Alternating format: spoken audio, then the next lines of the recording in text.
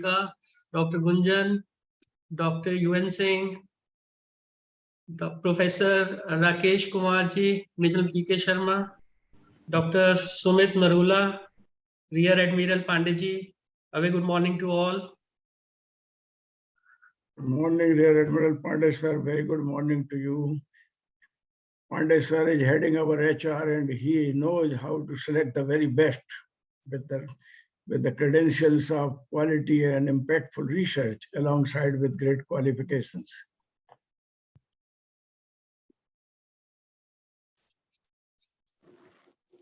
Thank you, sir, for the kind word. Thank you. Nisha, go ahead. Sanjana ma'am, you're on mute. Professor Devra has also joined us. So with your due permission, can we start the program? Thank you, sir. So Nisha, kindly go ahead, please. Yes, ma'am. Thank you. Good morning, everyone. I'm Dr. Nisha Tiwari, Assistant Professor from Amity School of Languages. Would like to take this opportunity to warmly welcome each one of you to our 5-day faculty development program on the topic Innovative Methods, Skills, and Eco-Friendly Technologies for Quality and Impactful Research, organized by Association of Indian Universities, Amity University, Haryana, Academic and Administration Development Center in association with Amity Academic Staff College. Good morning, everyone. I, Dr. Parijat Bhattacharjee, Assistant Professor of Russian, on behalf of Amity University, Haryana, feel privileged to extend my warm welcome to all of you present here. Prayer is an invocation of the heart, a calling forth of divine energies to be manifested in one's life. Time spent in prayer refreshes, renews, and strengthens our body and soul. Now, I would request all the participants present here to spend a moment for prayer. I would request Dr. Nisha to please play the video, Saraswati Vandana. Thanks.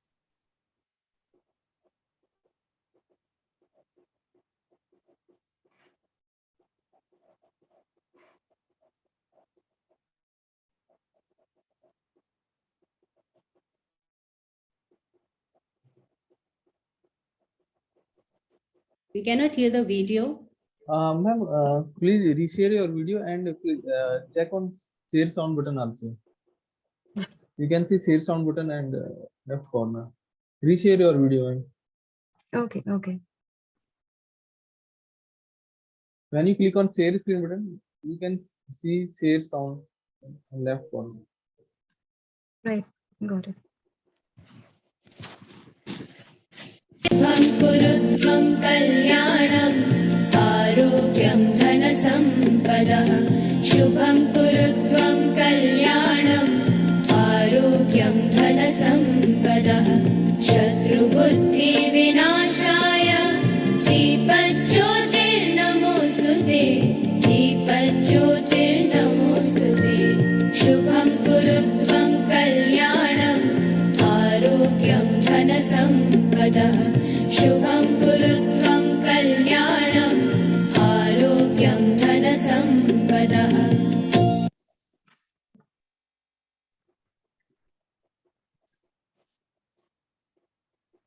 Thank you, Dr. Nisha.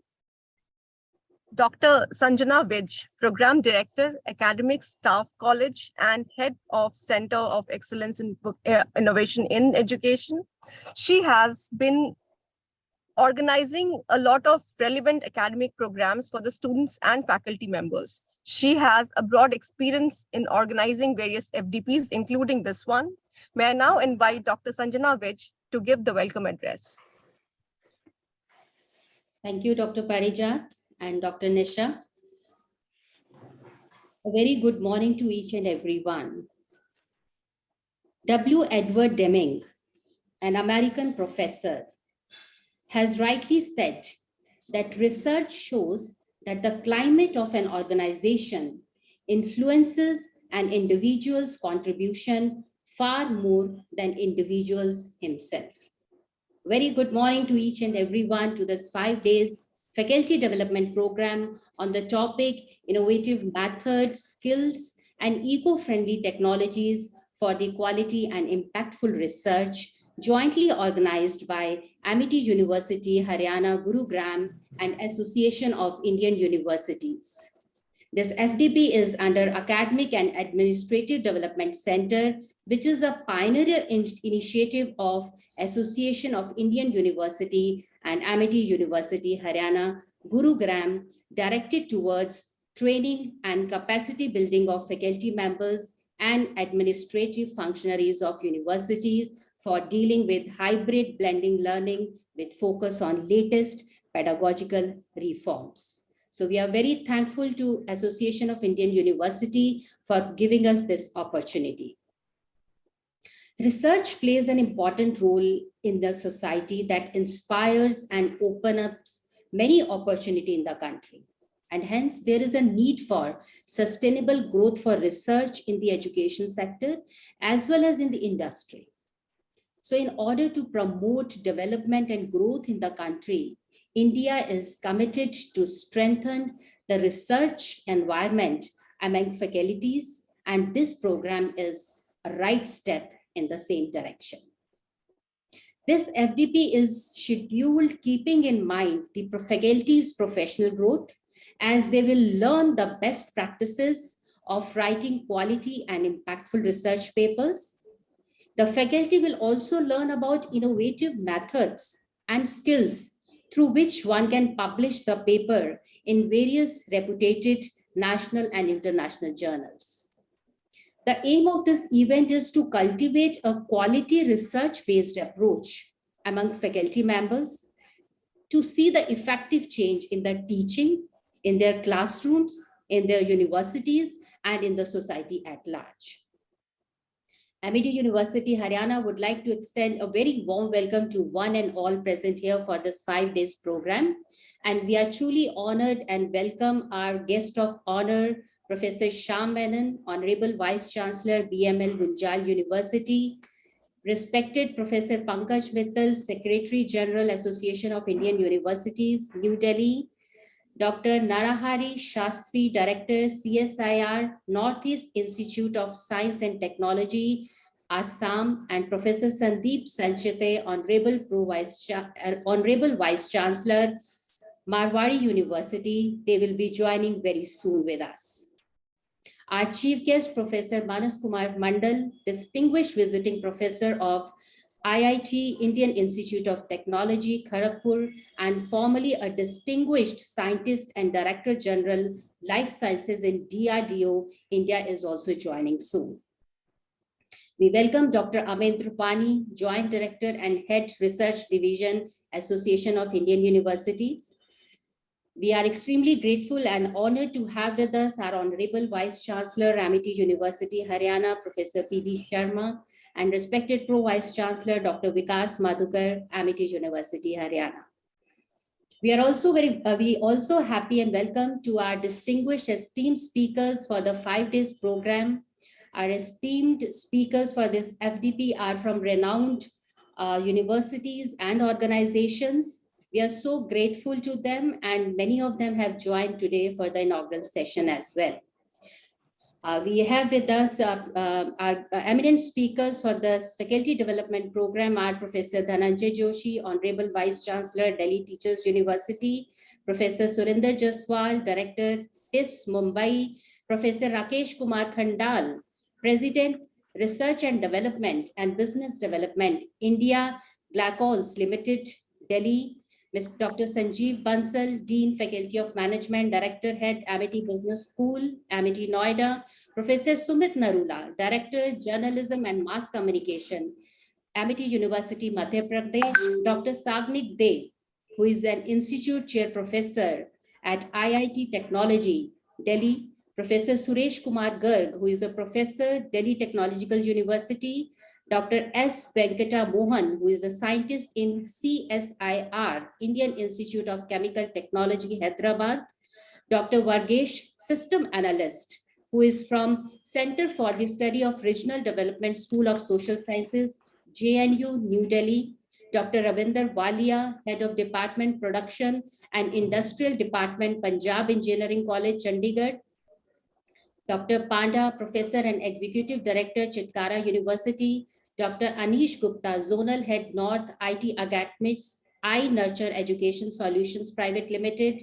Dr. A.V. Senthil Kumar, who is the Director, Department of MCA, Hindustan College of Arts Science, Coimbatore.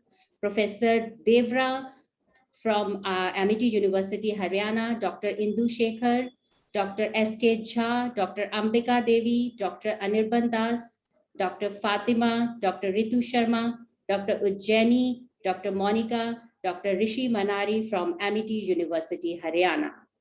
So a very warm welcome to each one of you. We also welcome our Dean, Directors and HODs from Amity University, Gurugram, who have joined us today for this inaugural session to grace the occasion. A very warm welcome to you all. We are very pleased and happy to welcome all our valued and enthusiastic participants who have enrolled with us for this faculty development program. A very warm welcome to you all. We are happy to have around 115 participants who have registered for this faculty development program from numerous universities, colleges, and institutes from multidisciplinary department of India. I would like to name few of the universities, colleges, and institutes who are participating for this program today.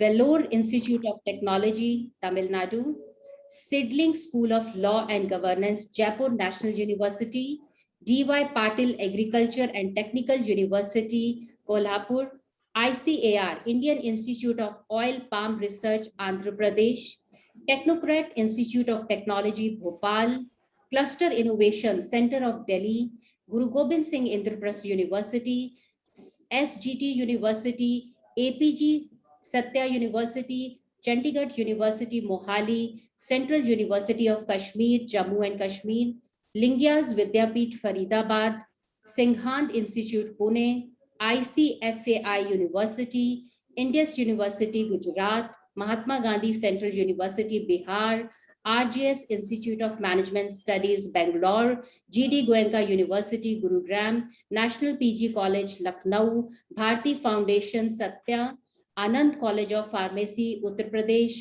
Career Point University, Hamirpur, Shri JJT University, Rajasthan, then Dr. Ambedkar Institute of Management Studies and Research, Nagpur, Chiristu Raj College, Tamil Nadu, Rabindranath Tagore University, Shri Sant Tukaram Shikshan Prasharak Mandal College of Education, Trinity Institute of Professional Studies, New Delhi, GL Bajaj Institute of Technology and Management, Greater Noida, Mohanlal Sukhandia University, Udaipur, Soumya Institute of Technology and Management, Hisar, Armed Forces Medical College, Pune, Government PG College for Women, Rohtak, Government College for Girls, Sector 14, Gurugram, Government College for Women, Karnal, CMP College, University of Allahabad, MIT World Peace University, Pune, Asian Academy of Film and Television, Noida, Tilak College of Education, Pune, GLA University, Mathura, the Maharaja Surya Jia Rao University of Baroda, Maharaja Global Vinayak University, Jaipur, Amity University, Uttar Pradesh, Amity University, Lucknow, Amity University, Gwalior, Amity University, Chhattisgarh, and Amity University, Haryana. So very warm welcome to each and every participant. So total 115 plus participants have joined for this program. So thank you and welcome once again to all the participants. And we are very confident that after completion of this faculty development program, each participant will act as an excellent research in their actions and in their thoughts to drive transformation towards fruitful qualitative results, as this is true that research is essential to advancing society, strengthening the economy, driving innovation, and addressing the challenging problems we face as a people, place, and planet. Thank you and welcome once again. Thank you so much, Dr. Vij. Now, I would like to take you on a short virtual tour of Amity University, Gurugram. Dr. Nisha, can I kindly ask you to play the video?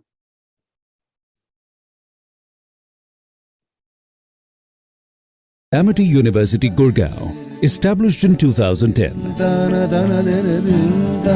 In a few years' time, it has surged ahead to be adjudged the top private university in Haryana by India Today as well as CMAI. Spread across 110 acres, it has won numerous awards like the Best Private University of the Year 2015 by SHM.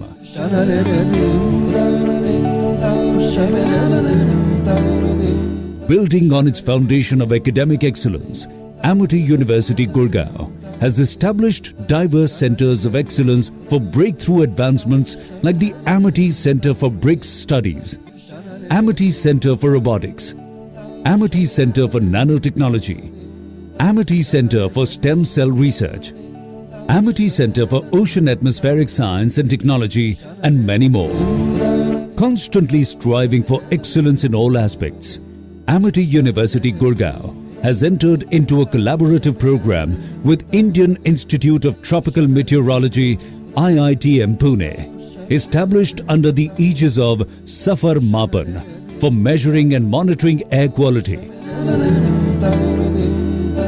The campus also has a unique military training camp where thousands of Amity students from all campuses go through military training modules that instill strong feelings of patriotism and hone strategic leadership skills.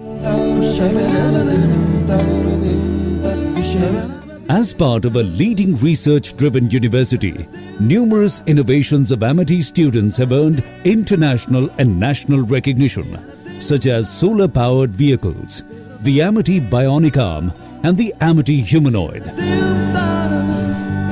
Extensive industry interaction initiatives have seen the likes of Sunil Bharati Mittal, Chairman Bharti Enterprise, that is Airtel, Paytm founder Vijay Shekhar Sharma, and eminent scientist Padma Bhushan Dr. Govindarajan Padmanabhan visiting and engaging with Amity students. A big thrust area for the university is creating positive social impact.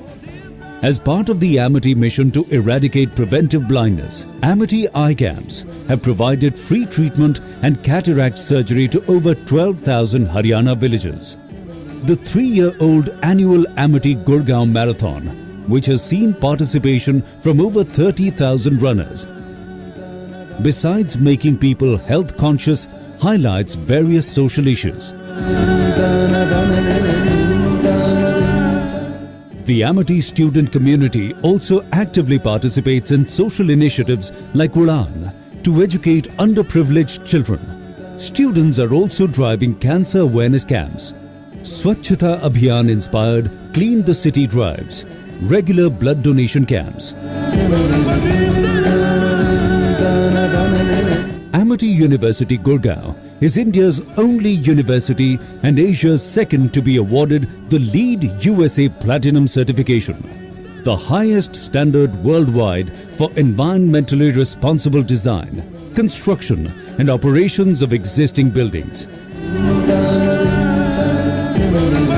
Amity also offers you a basket of career-focused disciplines in all streams of interest to Class 12 students like you. Let's take a glance.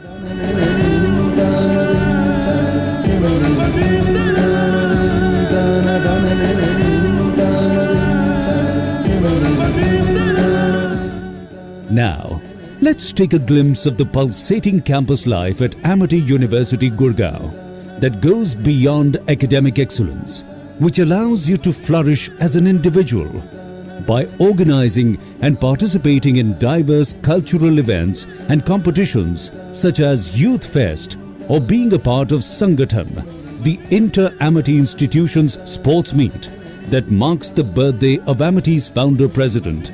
You get countless opportunities to enhance your organizational, teamwork and leadership skills. At Amity University Gurgaon, you follow a learning and development curve that is designed to help you stay ahead of the future by empowering you to dream and carve out a vision. It has been conceived to help you optimize your true potential. So if you see yourself joining the League of Indian Visionaries shown earlier, then go ahead and envision a better tomorrow for yourself and for India.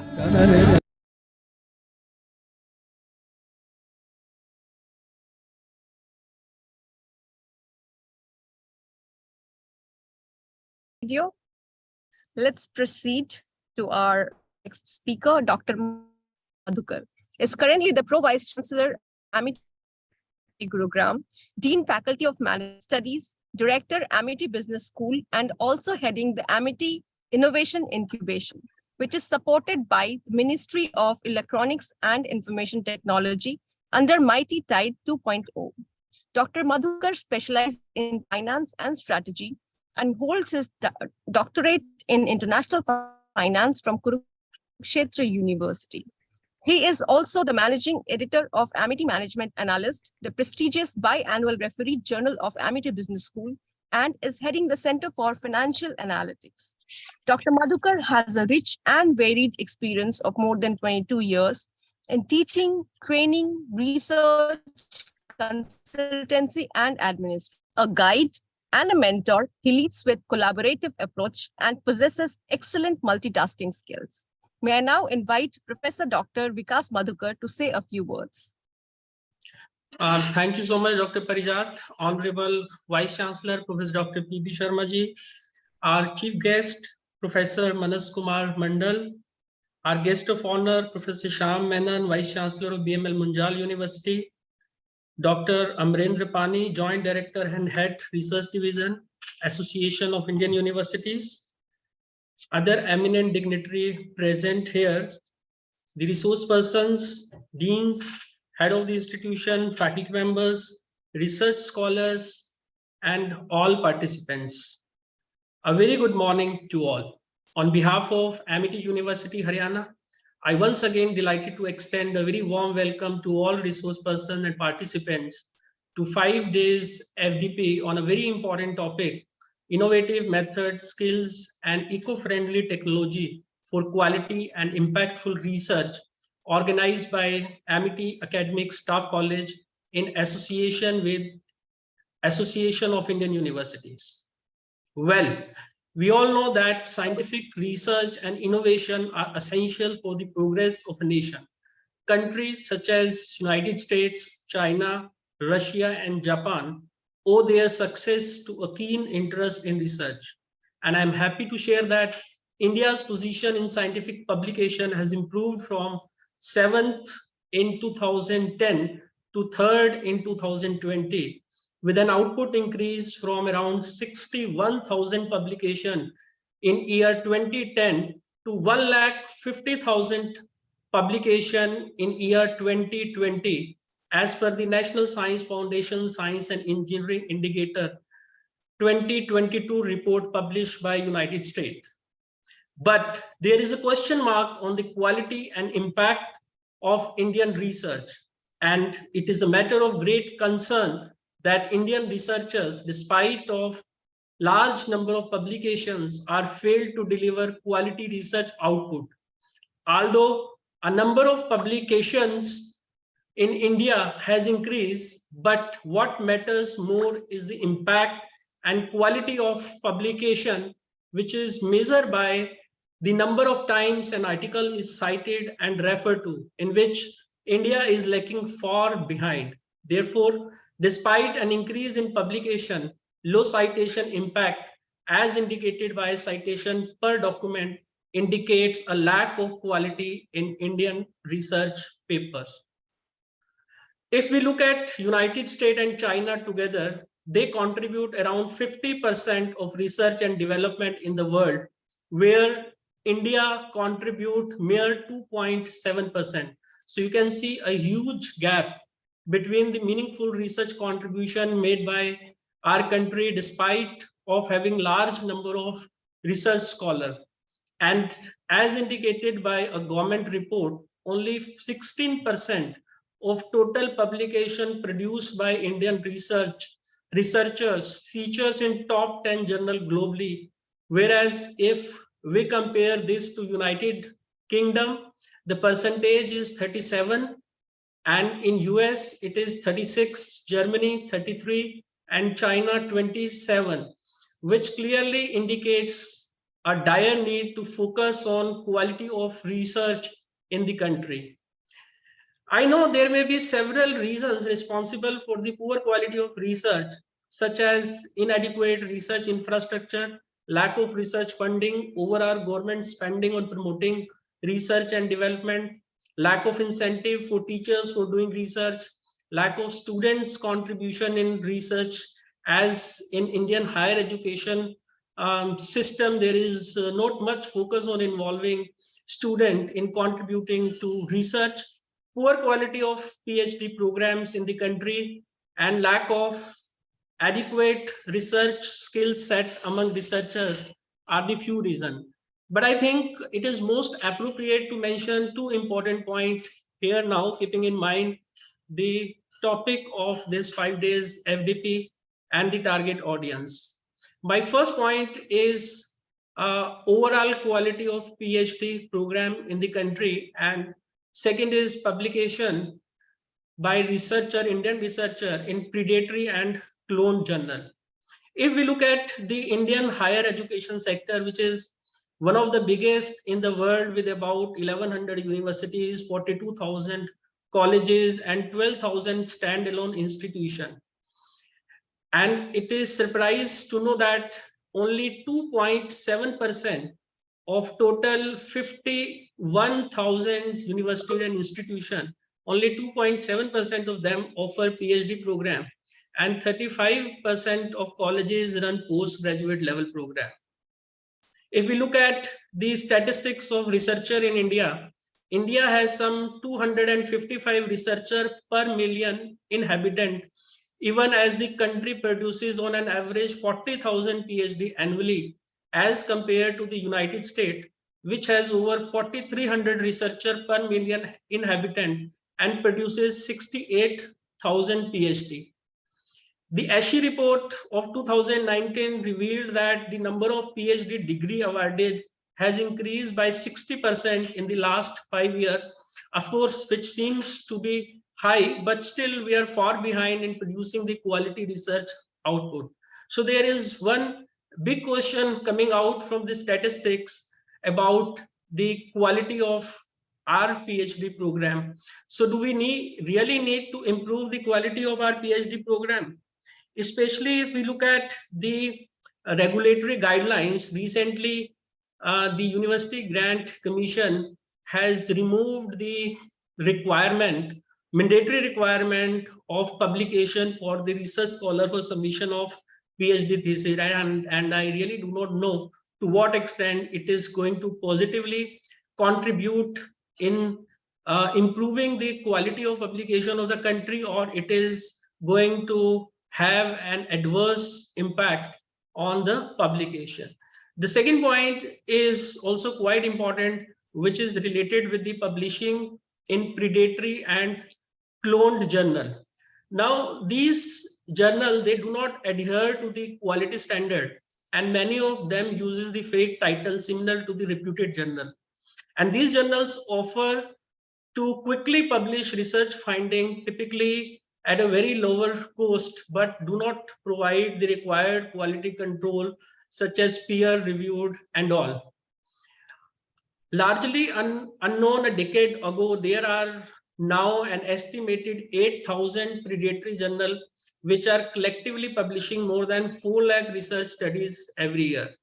Although this has affected the quality of research world over, but India is the top country globally to get low quality research published in predatory journal, as it contributes 27% of the scientific studies in bogus publication.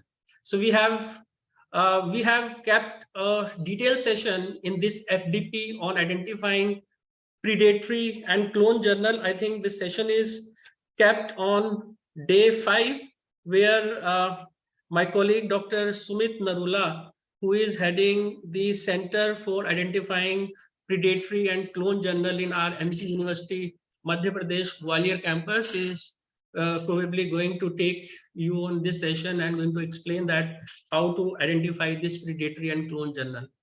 I think these two issues are quite pertinent, not taking, Dr. Sanjana has just explained the current FDP is expected to cover a wide range of topics, and particularly going to be focused on enhancing the research skill set of our participant, and will improve so that we can contribute in improving the quality of research output. My advice to all participants to be very active during these 5 days of FDP program and ask maximum question to make this FDP more productive. With these few words, I once again extend a very warm welcome to all participants and expect that the current FDP will make a useful value addition in the research skill set and aptitude of the participant. Thank you and best wishes to all of you. Thank you, sir, for giving such a brief overview on the quality of research worldwide in the present scenario.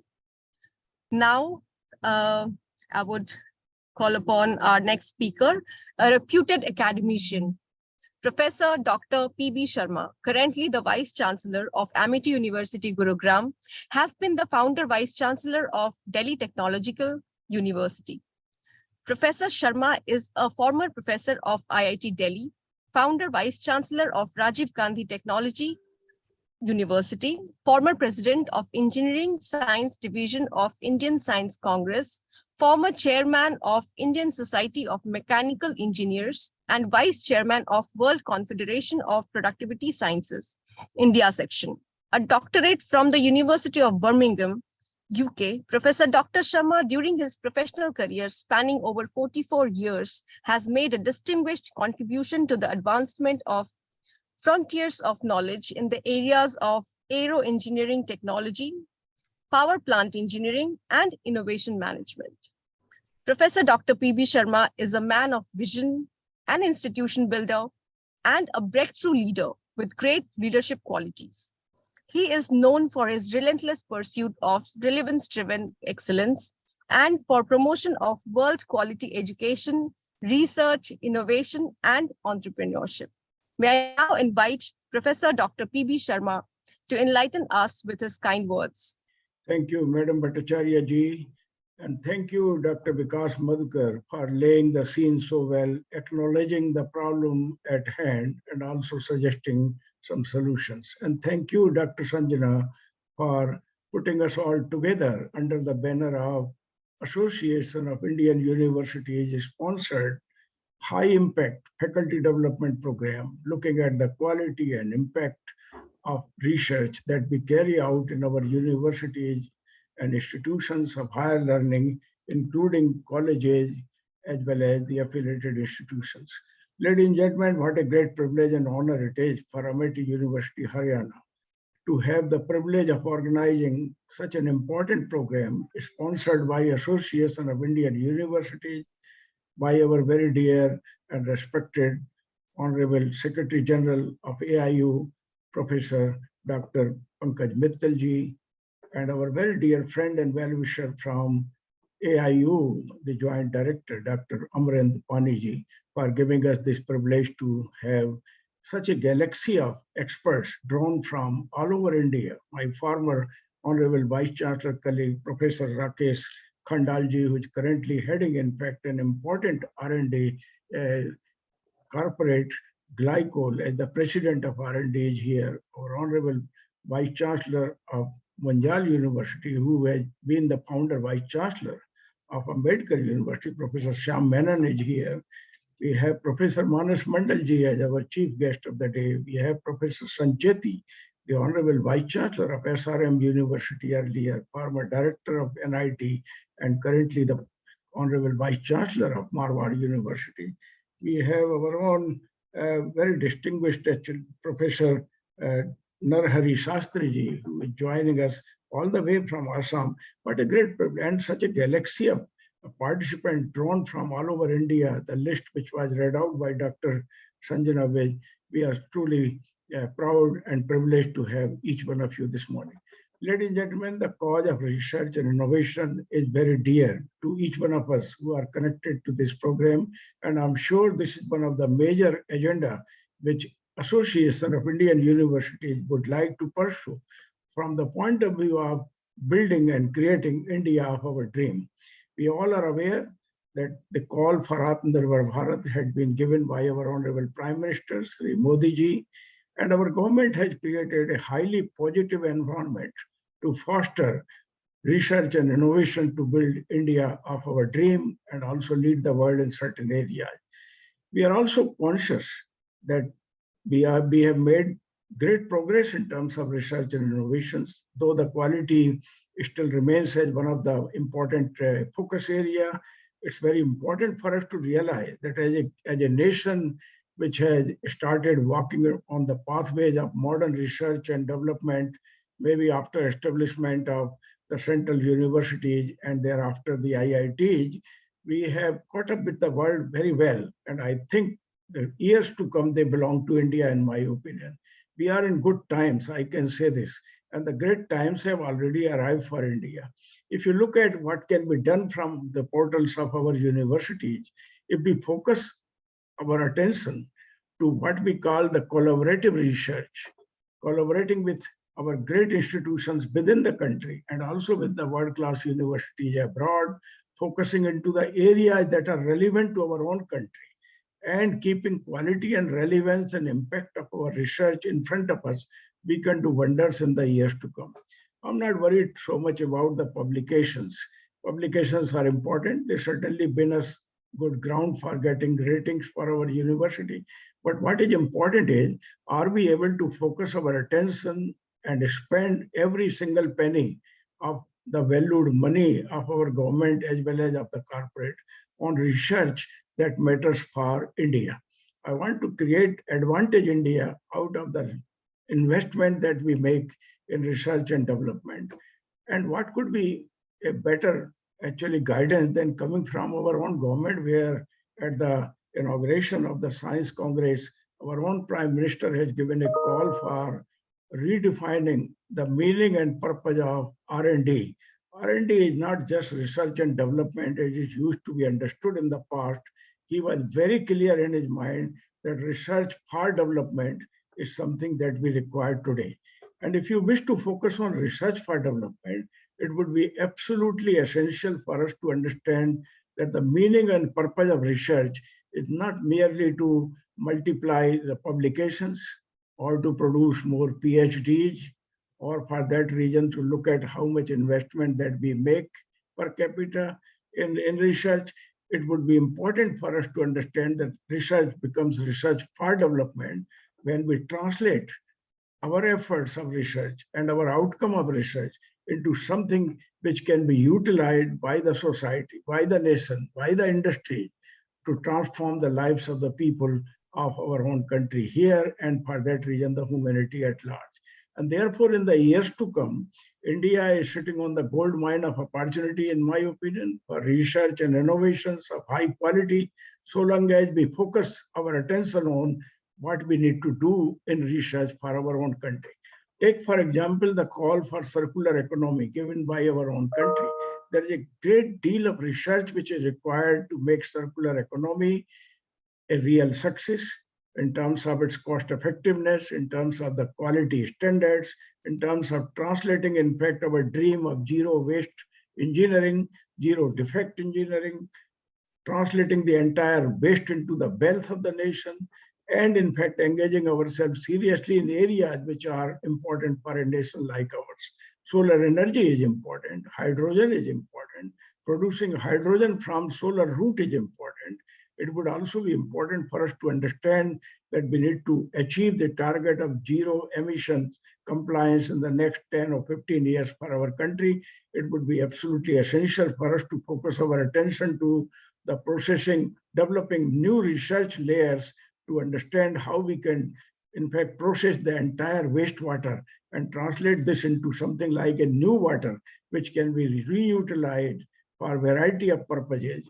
And it is here, I think, the attention of the minds engaged in research in universities and institutions of our country is required to be driven into. And that is where we shall focus on quality research alongside with its relevance to our own country. Quality and relevance go together, in my opinion. We need to talk of relevance-driven excellence, relevance-driven quality. Quality has no meaning unless the work is of relevance and it can be applied for solving the current and future problems. We need to redefine the meaning and purpose of research as solution research for our country. We need to engage seriously into collaborative research. We need to engage seriously into consortia research.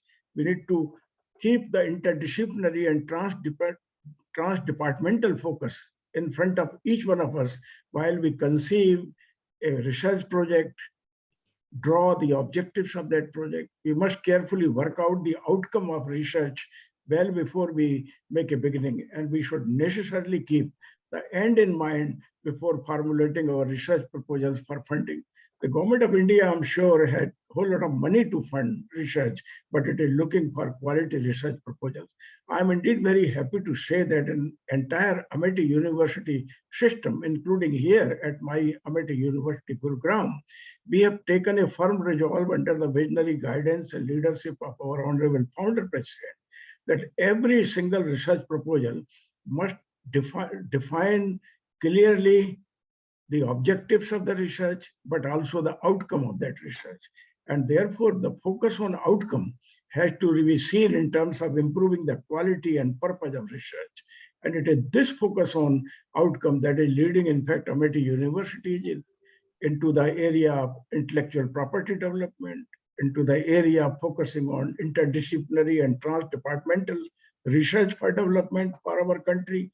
And it is this being, in fact, the added grounds for our university to rise in high esteem nationally as well as globally.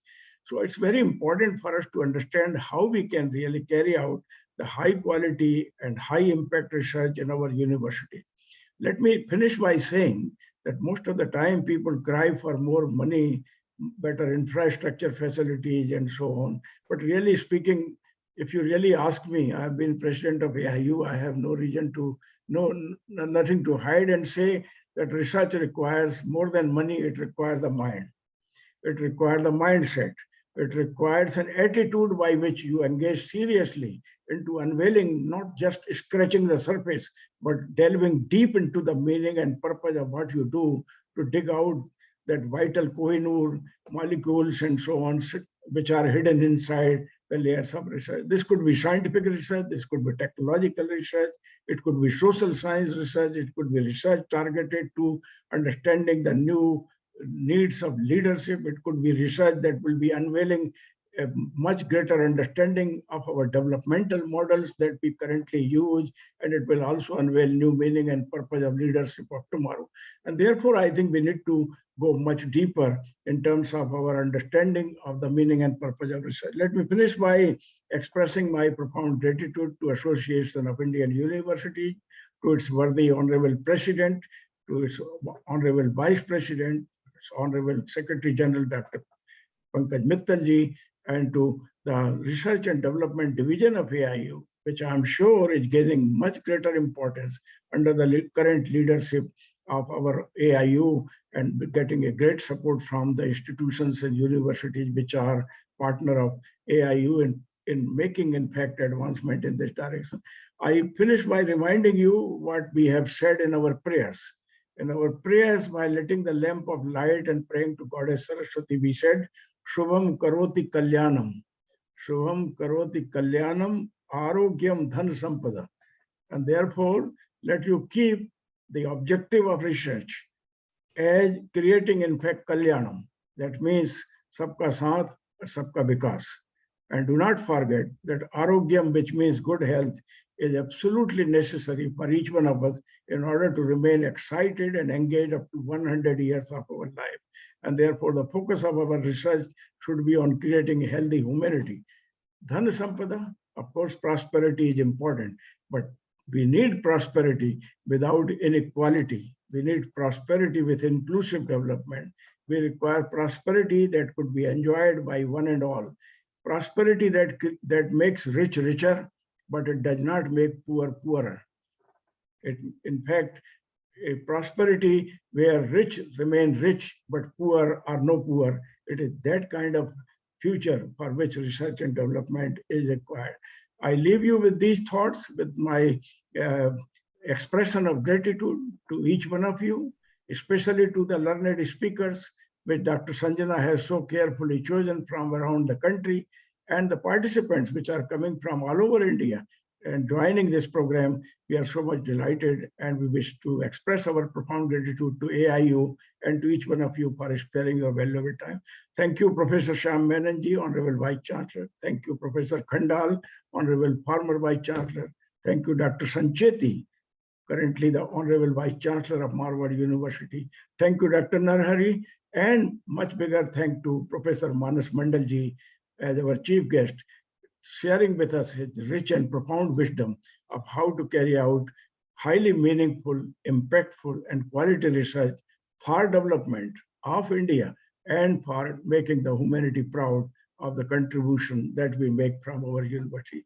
Thank you, ladies and gentlemen, for giving us this privilege and honor to host this very important program. And thank you, Dr. Sanjana, once again for putting us all together. Thank you. Thank you, sir. Thank you.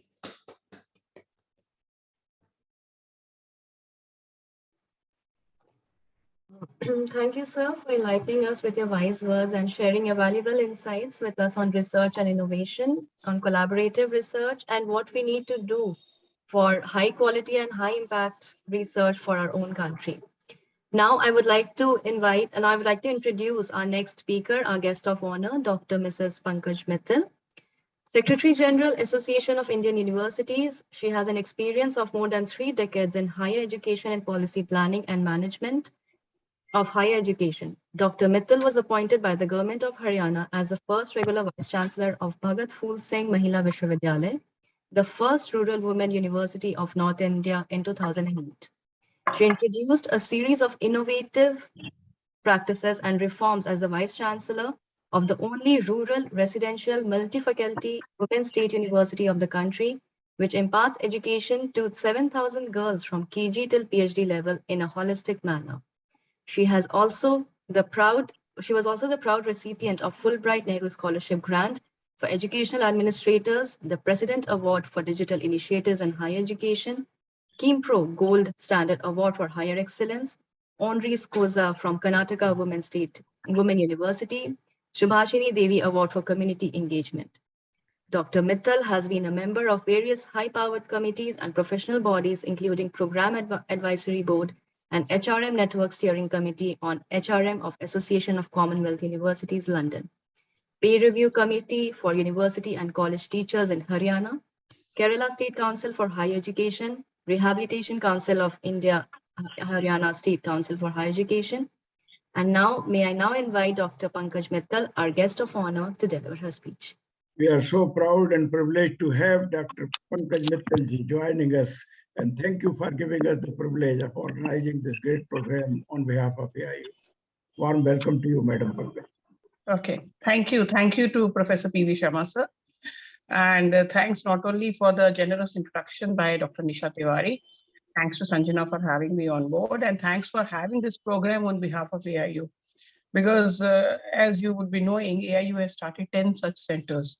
So MET is one of those centers, and under the stewardship of Professor P.V. Sharma, I'm sure this center will be doing very, very well. So I'll just tell you, I'm right now in Visakhapatnam. I'm here for one South Zone conference of AIU. So I'm hurriedly taking part in this conference. Maybe for 5 minutes I'll be here, and after that I will have to leave for the conference. So sorry for that. So the objective of having these centers, I would like to mention.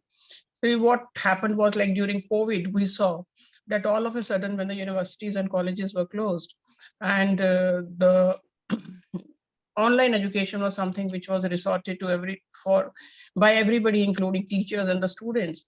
And the teachers who were not used to using technology so well, they were suddenly starting using technology. And hats off to our teachers that in no time they adopted technology and they started teaching online.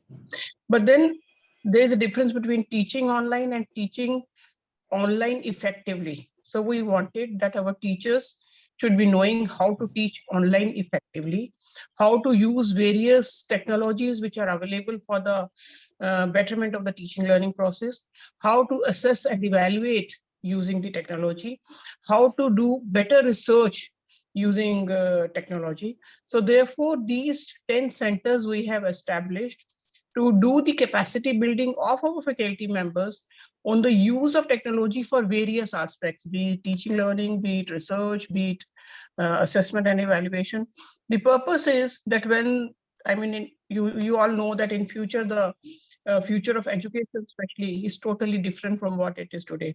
It is going to shift from classroom teaching to flipped classroom model, where the teacher will be working like a facilitator rather than a informer, which is generally done in the lecture method of teaching. So if that has to happen, the teachers should be knowing how to use the OER, how to create the OER, how to do the flipped classroom model teaching, how to do the personalized learning, personalized teaching in the sense using AI. Right now, if there's a class of 100 and every student is at a different level, so how do you ensure that every student is learning at the pace at which he or she is required to learn, or he or she is able to learn? So therefore, personalized learning using AI. But all these tools, use of all these tools, many of our teachers are not knowing. Therefore, use of technology in education is not happening to the extent it should be happening. Therefore, we are having 10 centers, and these 10 centers, each center will be having 10 courses per year. So that means there will be around 100 courses, and in each course, there will be around 30 to 40 participants.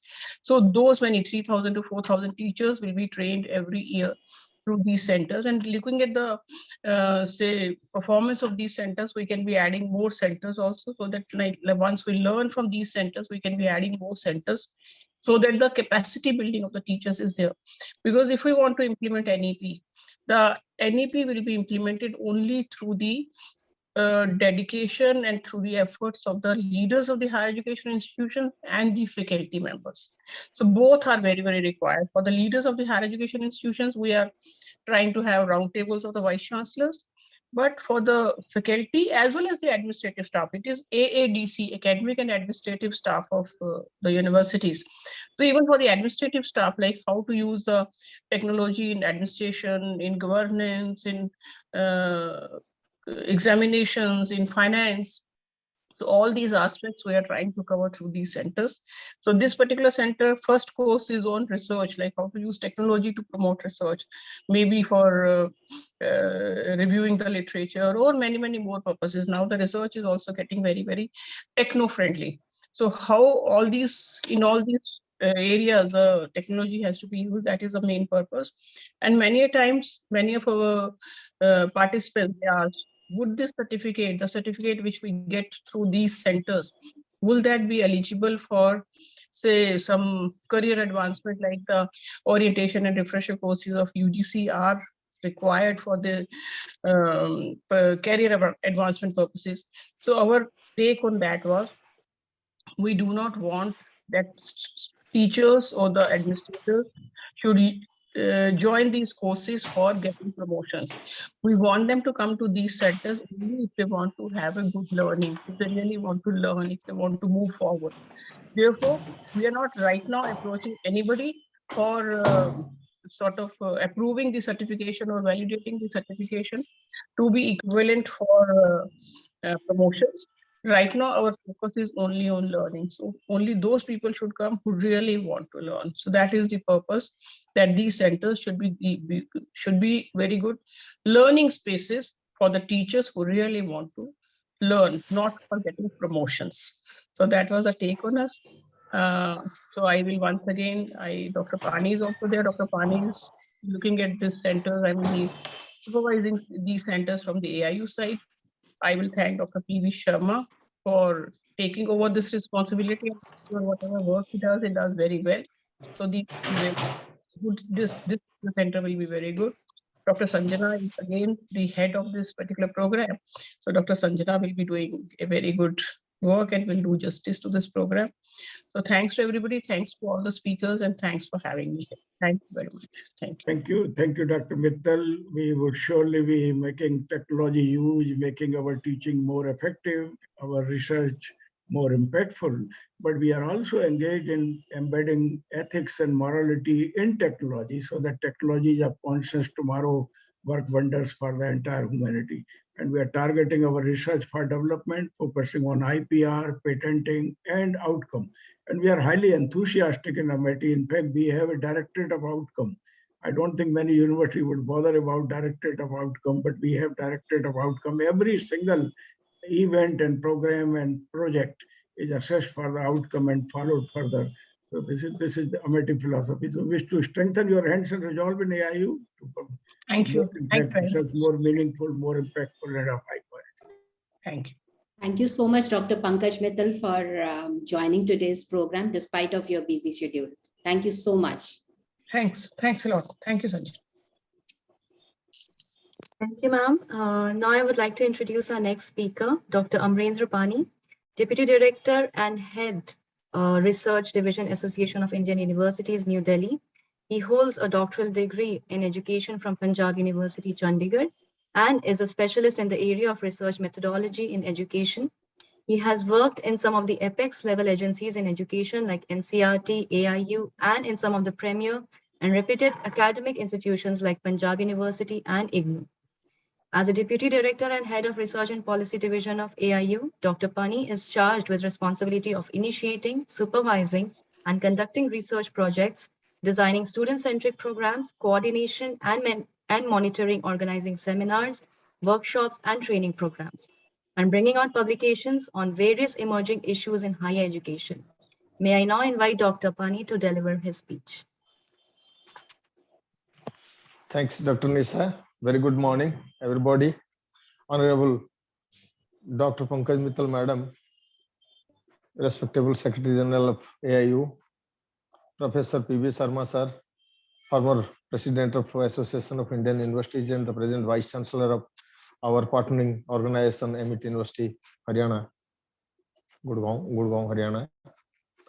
Professor Sandeep Sancheti, Sir, Honorable former President of AIU and the present Vice Chancellor of Provost of Marward University, Professor Shyam Menon, Sir, Honorable former Vice Chancellor and a very eminent academician, Dr. Narahari Shastri Sahab, Professor Manas Kumar Mandal, Dr. Vikas Madhukar, Dr. Sanjana, and respected delegates, those who have logged on to this program, inauguration of this program.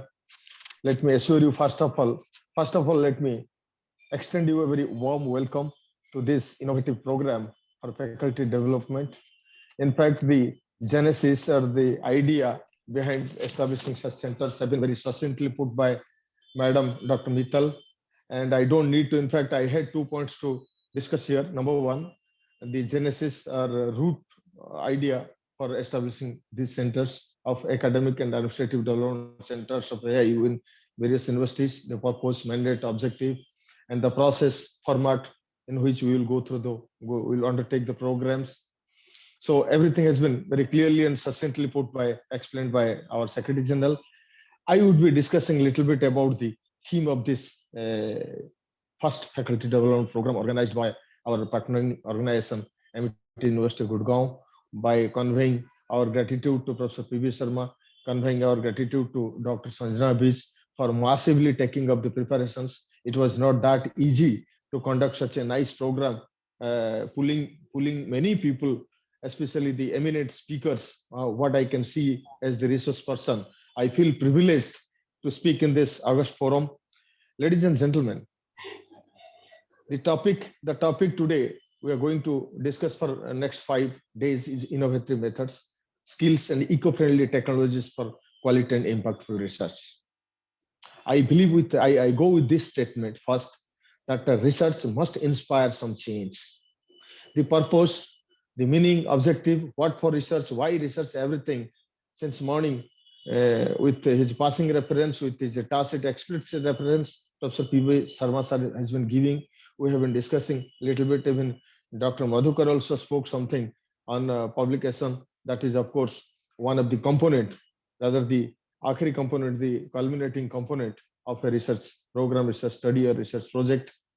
But I believe the entire research ecosystem of our country needs to be given a facelift. The entire research ecosystem needs to be revisited. what I have found so far in many of the forums, of course, we understand we had a very strong legacy of education, research, and everything for which we once upon a time were the Vishwaguru with our ancient seats of learning, Nalanda, Takshila, Vallavi, Bikramshila, so many institutions were there. And later we became weak so far as education, delivery, research, pedagogy, and all things. We didn't have a very good position. But of late, at least last 1.5 decades, in my various connections and various engagements with different forums, as you understand, we deal with very elevated forums where vice chancellor, roundtables, and ministers, and we policy makers, thinkers, eminent social thinkers, they all we engage all of them in different kind of programs. And so far as the experience I have got, that any decision on our higher education and research ultimately degenerates into criticizing it. We should not do it because Dr. Madhukar told, Dr. Sharma already has given enough indication that over the years, our publication, our filing of patents, our quality of research projects, our teaching, learning, everything has been improving, and we are in the process of continuous improvement of our educational delivery and system. So therefore, with this statement, I begin that research must inspire some change, and the research basic purpose. Number one, there is a system, doesn't work. We need to make it work. So therefore research. Number 2 point, research, there is no system at all. And we want to make one for making our life smoother, for understanding our life better and a quality living. So therefore research. Third one is application oriented. All these are application oriented research. And the last one is that research must contribute to add to the existing theory of knowledge. It must revise to the knowledges. The old concepts has to be revised. New order has to be adopted, accepted. And for that, we need some preparation. And we need to train our teachers to deal with such kind of thing. Teachers are the largest professionals, largest group of professionals engaged in human development activities.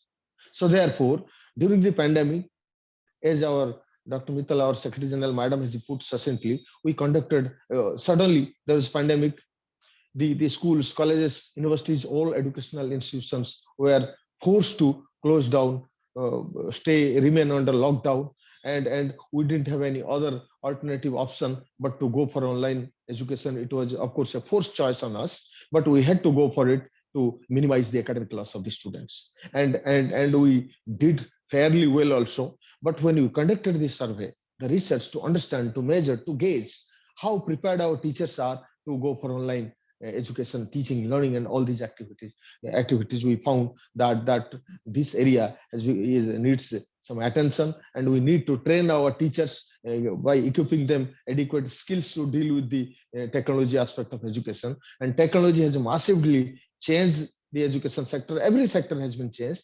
Of course, it has got more impact on education and system. So therefore, the idea was conceptualized that we will establish the 10 centers in different universities. And of course, as Madam said, we are very clear about this, that these programs are not simply getting a certificate that will help us in our promotion, nothing. As we are talking about impactful research today, when in case of these centers, we are very much concerned and sure, and we focus on impactful learning of the teachers. And our target is to capacity build among so much, a large number of teachers, capacity building of teachers should be there. So therefore this program. Coming to some aspects of our research, of course, there are a few factors that is ailing our research in our country, maybe because of funding, maybe because of misplaced priorities, maybe because of training of teachers, and there are so many issues. But beyond everything, those issues have to be addressed in a particular organized and systematic manner. Therefore, the teachers, they have to play a very big role, and they have to sell through this crisis. They have to sell through not this crisis or this period of time. We have to make them future ready also, because they are the people, those who will be preparing the future's leaders of engineering, politics, economics, in every area. They are the people, those who are going to provide the leaders. So therefore, I'm expecting this program is going to be quite impactful, giving lots of effective and impactful experience rather joyful experience to our delegates, to our teachers, those who have taken interest, those who have shown their interest and participated in this program. So let's improve the research, not only at our individual level, but also collectively, because I understand when all the musical, in fact, it was very short time. Otherwise, my condition is that I'm always ready with my boot, half pant and t-shirt, because I was a footballer. Whenever I saw any football field, I'm ready to move into. So therefore, this is about research. So I'm excited to speak more, but we have lots of eminent speakers. We want to listen them. And therefore, just speaking about this research ecosystem, giving one finest example, I'll conclude my talk. That is, when all the musical instruments, they play in a unsynchronized manner, that makes a cacophony. But when all musical instruments, they are played in a synchronized manner, that makes a symphony and smooth for listening, and it's good.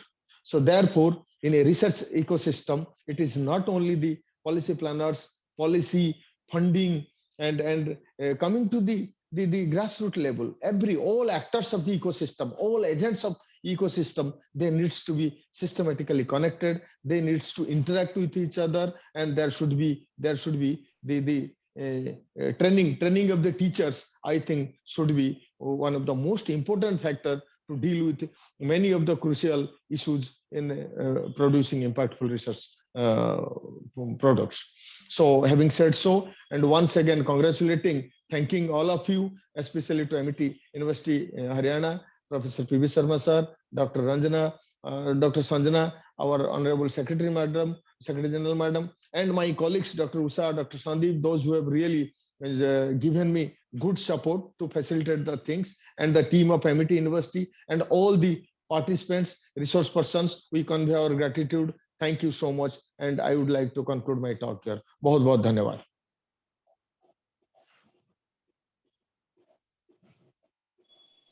Thank you, sir, for such wise and valuable words.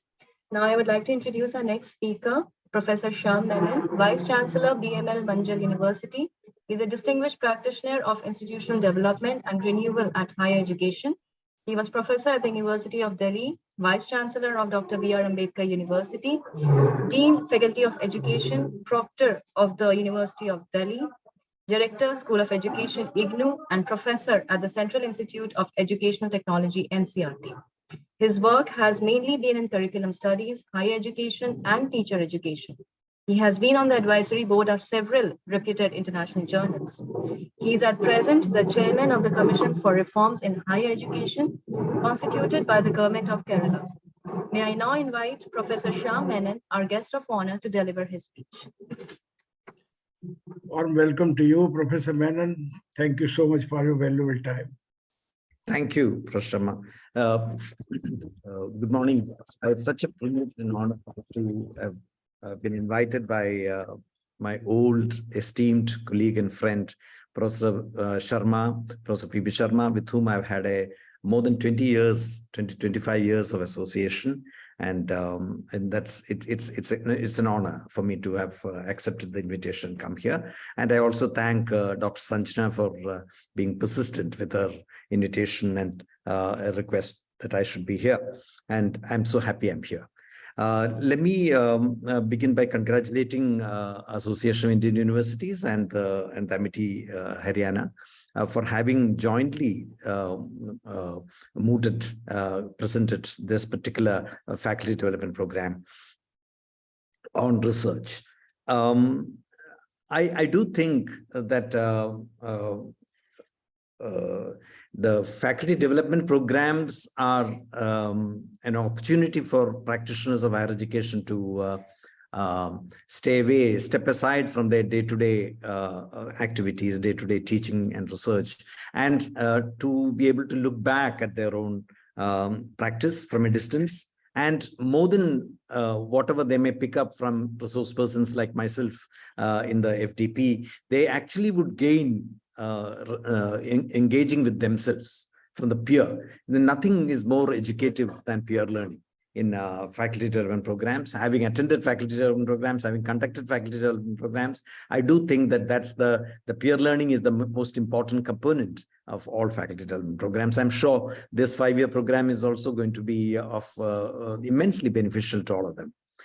Something they will carry and integrate in their practice all their lives.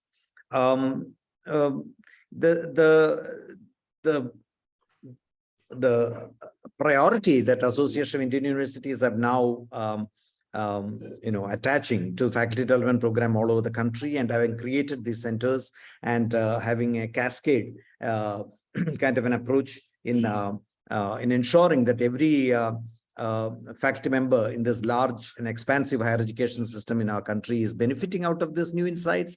It's really, really admirable, and I congratulate once again Association of Indian Universities for this.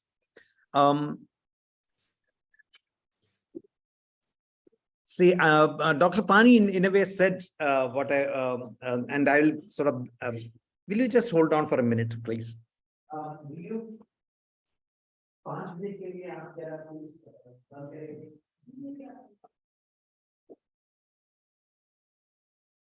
I'm sorry, I'm working from home and there is a lot of kitchen noise. I'm sorry about that. This is the pleasure of online communication, as you can see. See,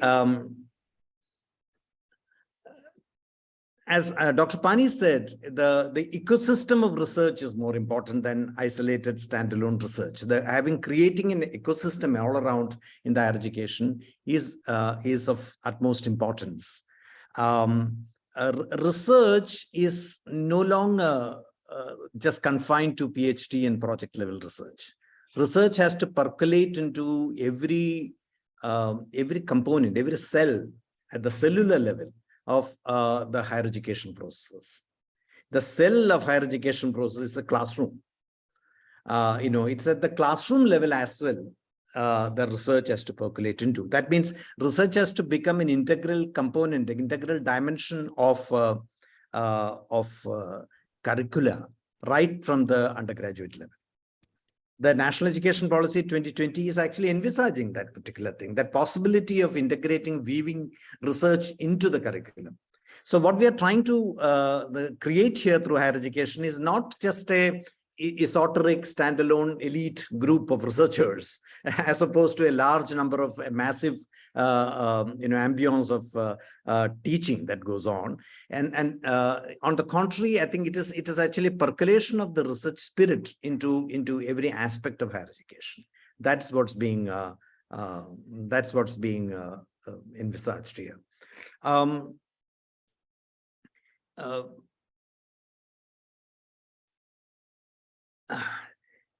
Actually, research and teaching, particularly at the frontier level, gets integrated in a very interesting manner. The structure of disciplines are such that there are some core canonical principles and the canonical set of knowledge that is integral to the core of the discipline, which is usually contained in textbooks. So undergraduate level traditionally was textbook based, and it was essentially transacting. The teacher's role was mediating between the text and the test, as you say, the text and the test. The teacher sort of oscillates in between these. But in a new and vibrant higher education system, the teacher's role is not just as a mediator of a text. On the contrary, the teacher's role is as a liberator for the learner to transcend this textual knowledge into the very frontiers of knowledge generation. And the knowledge generation need not have to wait till the PhD level. And the new knowledge gets generated as a part of the undergraduate program itself. This 4-year undergraduate program and the research component that's built into it is actually making that possible. And I have a feeling that this is essentially meant to change the culture of higher education institutions as a reflective community which is essentially looking at themselves in a reflective angle, and research becomes an important tool of reflection. So it's not just a standalone activity set aside and above the normal curricular practices.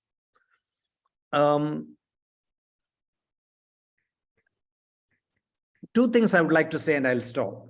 One is this, that there is an integral relationship between research, policy, and practice. It's like a apex of a triangle. Research has to address policy and practice, and policies will have to be based on research. And actually, the policy will have to be research-based, because evidence generate insights, and insights are lessons which are going to be integrated into policy. And practice essentially is the object of both research and policy. It is essentially to change and transform practice that both research and policy endeavors. I was talking to Professor Kasturirangan, who was the chair of the National Education Policy Drafting Committee and the Commission. This was a few months back. When I was the chair of the Higher Education Reforms Commission in the government of Kerala, I had visited him and had a long conversation with him. At that point in time, what he said was very important. He said that, we think that now research has to lead to incubation, translation, and applications. But for X number of research which reach that stage, you need to have about 100x number of research projects that has to be initiated.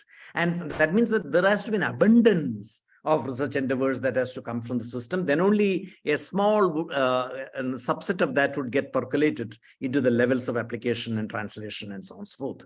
I mean, application translation doesn't happen automatically. Only when it actually percolates into the very fabric of higher education will such a thing likely to happen. And so this is an important aspect that we might want to say. And in social science and humanities, where I come from, we find that research, particularly when it is responding to policy, I find that research is usually based on policy. I would rather have policy, I would rather have research-based policy than policy-based research, because research has to be the kind of leader to policy formulation. And, the research cannot be a kind of a appendage to the policy formulation. So the research has to bring out evidences and present, and in some sense, it has to be advocacy it has to be an instrument of advocacy for new policies. Practice, on the contrary, has its own inertia. It goes on in its own trajectory, largely unconnected with both research and policy, but that connection, that nexus has to be very, very deliberately forged, and that is probably the necessity for the new, in the new higher education setup, where it's when we say that the research component is there right from the undergraduate level, it's not that all the graduates are going to, all our graduates are going to become researchers. It only means that even if they get into the world of work or other kinds of professions, wherever they are and whatever they do, there will be a component of research, a process of research that would actually inform their day-to-day practice. It's actually as though reflective practice, which is basically research-based, would be the integral part of the way in which they are going to function as professionals, function as consumers, function as citizens of a country, of this republic. And the final thing, and that's again a caution as a social scientist, I must mention this. If you analyze the network relationship between Indian researchers and researchers abroad, you find by and large there is what may be called a metropolis periphery relationship between them. It's often the case that the theories are built in the West, and evidences are supplied by us through our researchers. I would rather that I think we would in our country, be addressing, our research should address our contextual problems and should be able to sort of value them for what they are. not just getting a publication in international, getting an opportunity to publish in international journal would actually make our researchers address issues, problems which are raised elsewhere. And particularly in applied sciences and in humanities and social sciences, it becomes very important for us to have this a platform of our own in which we determine what is of priority for us. And I think that the relationship between research and practice would then become that much more strongly established. And this is something which we need to constantly address, as particularly when we are growing as a research oriented nation and in the frontier of the knowledge, as becoming a knowledge society in that sense. I once again thank Professor Sharma, Professor P.B. Sharma and Dr. Sanjana and for having asked me to come here. And I congratulate Association of Indian Universities and Amity Haryana for having taken this initiative. I enjoyed being part of this deliberation. I learned a lot by listening to others. Thank you very much. I wish this program all success. Thank you so much, Professor Menon. I really picked up the punchline that what they call research-based policy.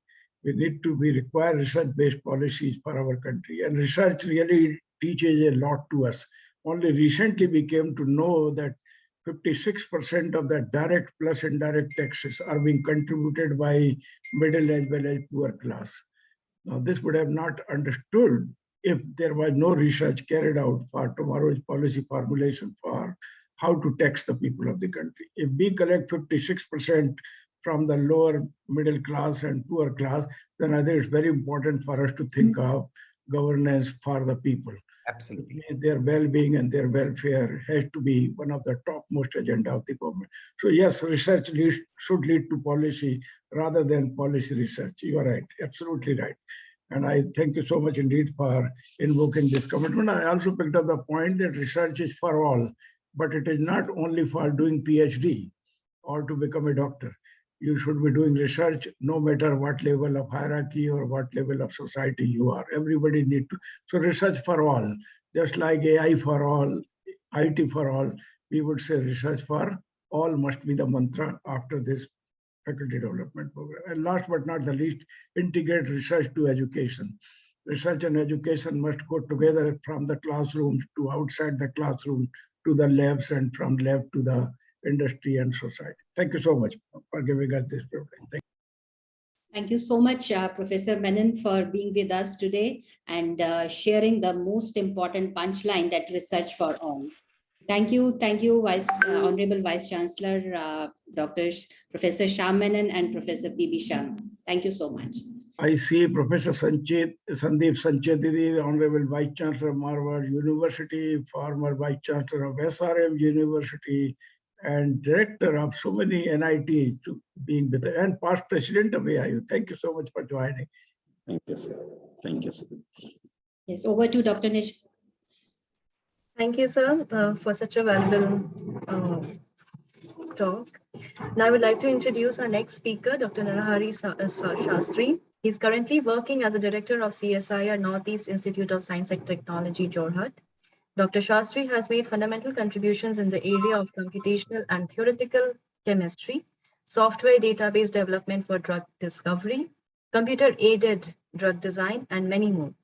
He has established centers of excellence in Minister of Chemical and Fertilizers. Professor Shastri was awarded with Shanti Swarup Bhatnagar Prize in Chemical Science 2011, National Bioscience Award, Swarn Jayanti Fellowship, B.M. Birla Award. He was a visiting professor at IMS Japan, LMU Munich, Germany, Jackson State University, USA, and Kyushu University, Japan. May I now invite Dr. Narahari Shastri, our guest of honor, to deliver his speech. What a great privilege and honor to have Professor Dr. Shastri ji sharing his wealth of wisdom with us in this FTP. Thank you, Warm sir. welcome to you, Dr. Shastri Sahab. Thank you very much and good morning. Am I audible? Yes, sir, you are audible, and warm welcome to you, sir. Dr. Shastri ji, namaskar, welcome. You are very much visible, you are very much audible. Thank you. I am in a historic place called Konark and had a darshan of Puri Jagannath. So the discussion about innovative methods, skills, and eco-friendly technologies for quality and impactful research is a very well-conceived idea. And I really concur with the observations that were made by the earlier speakers that India has come a long way. And there's no reason for us to be unhappy or overly critical about the progress that we have achieved in the last 75 years of the independence. The capacity and capability to do things have become manifold higher. However, we need to see that there are so many gap areas that we need to be the inventors, discoverers, and innovators, rather than following a particular idea that was conceived by some. But everything will take time. I just wanted to tell you that now the number one country is China. And it took a very long time for this country to come to this stage. And there was always a saying that progress is always increment. And people like Professor Sharma would have seen the phenomenal raise in the capacity and capability of our country to have the universities and things like all the private universities, whether it is Amity University or Ashoka University or Shivanadar University or SRM University, and many private universities are playing a very formidable role. And as has been discussed by one of our earlier speakers, that only 2.3% of the universities or the higher education systems are offering the PhD degrees. But more importantly, we need to ask the question that are these PhDs are really making a difference? Are these PhDs are asking the right question and relevant questions which are important for the nation? And I also, Professor Sharma has mentioned that we need to see that every single penny that we have spent should be useful for strengthening our country. This is a very important observation. But we also have to see that people are understanding what is research. Are they having a proper understanding? A faculty development program like this is absolutely important for the faculty to have a clarity in understanding what is research. Many of my colleagues think that research is producing PhDs, producing papers, helping them, and maybe when somebody reaches 50, 55, 60, they're just helping others. I don't think that research is helping anybody. Research is a very singular, passionate goal of an individual, and that should remain with them, whether they are 60 years, 70 years, 80 years, or 85 years. In fact, the younger people should be made in such a way that they should help you to realize the ideas that you have. Because always the strong minds discusses ideas.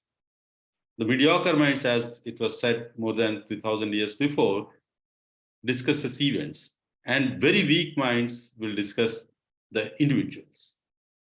Now, we have to really ask what are the right questions. The right questions is to feel good about the education system. The right framework is important for us to realize that the country is doing very well.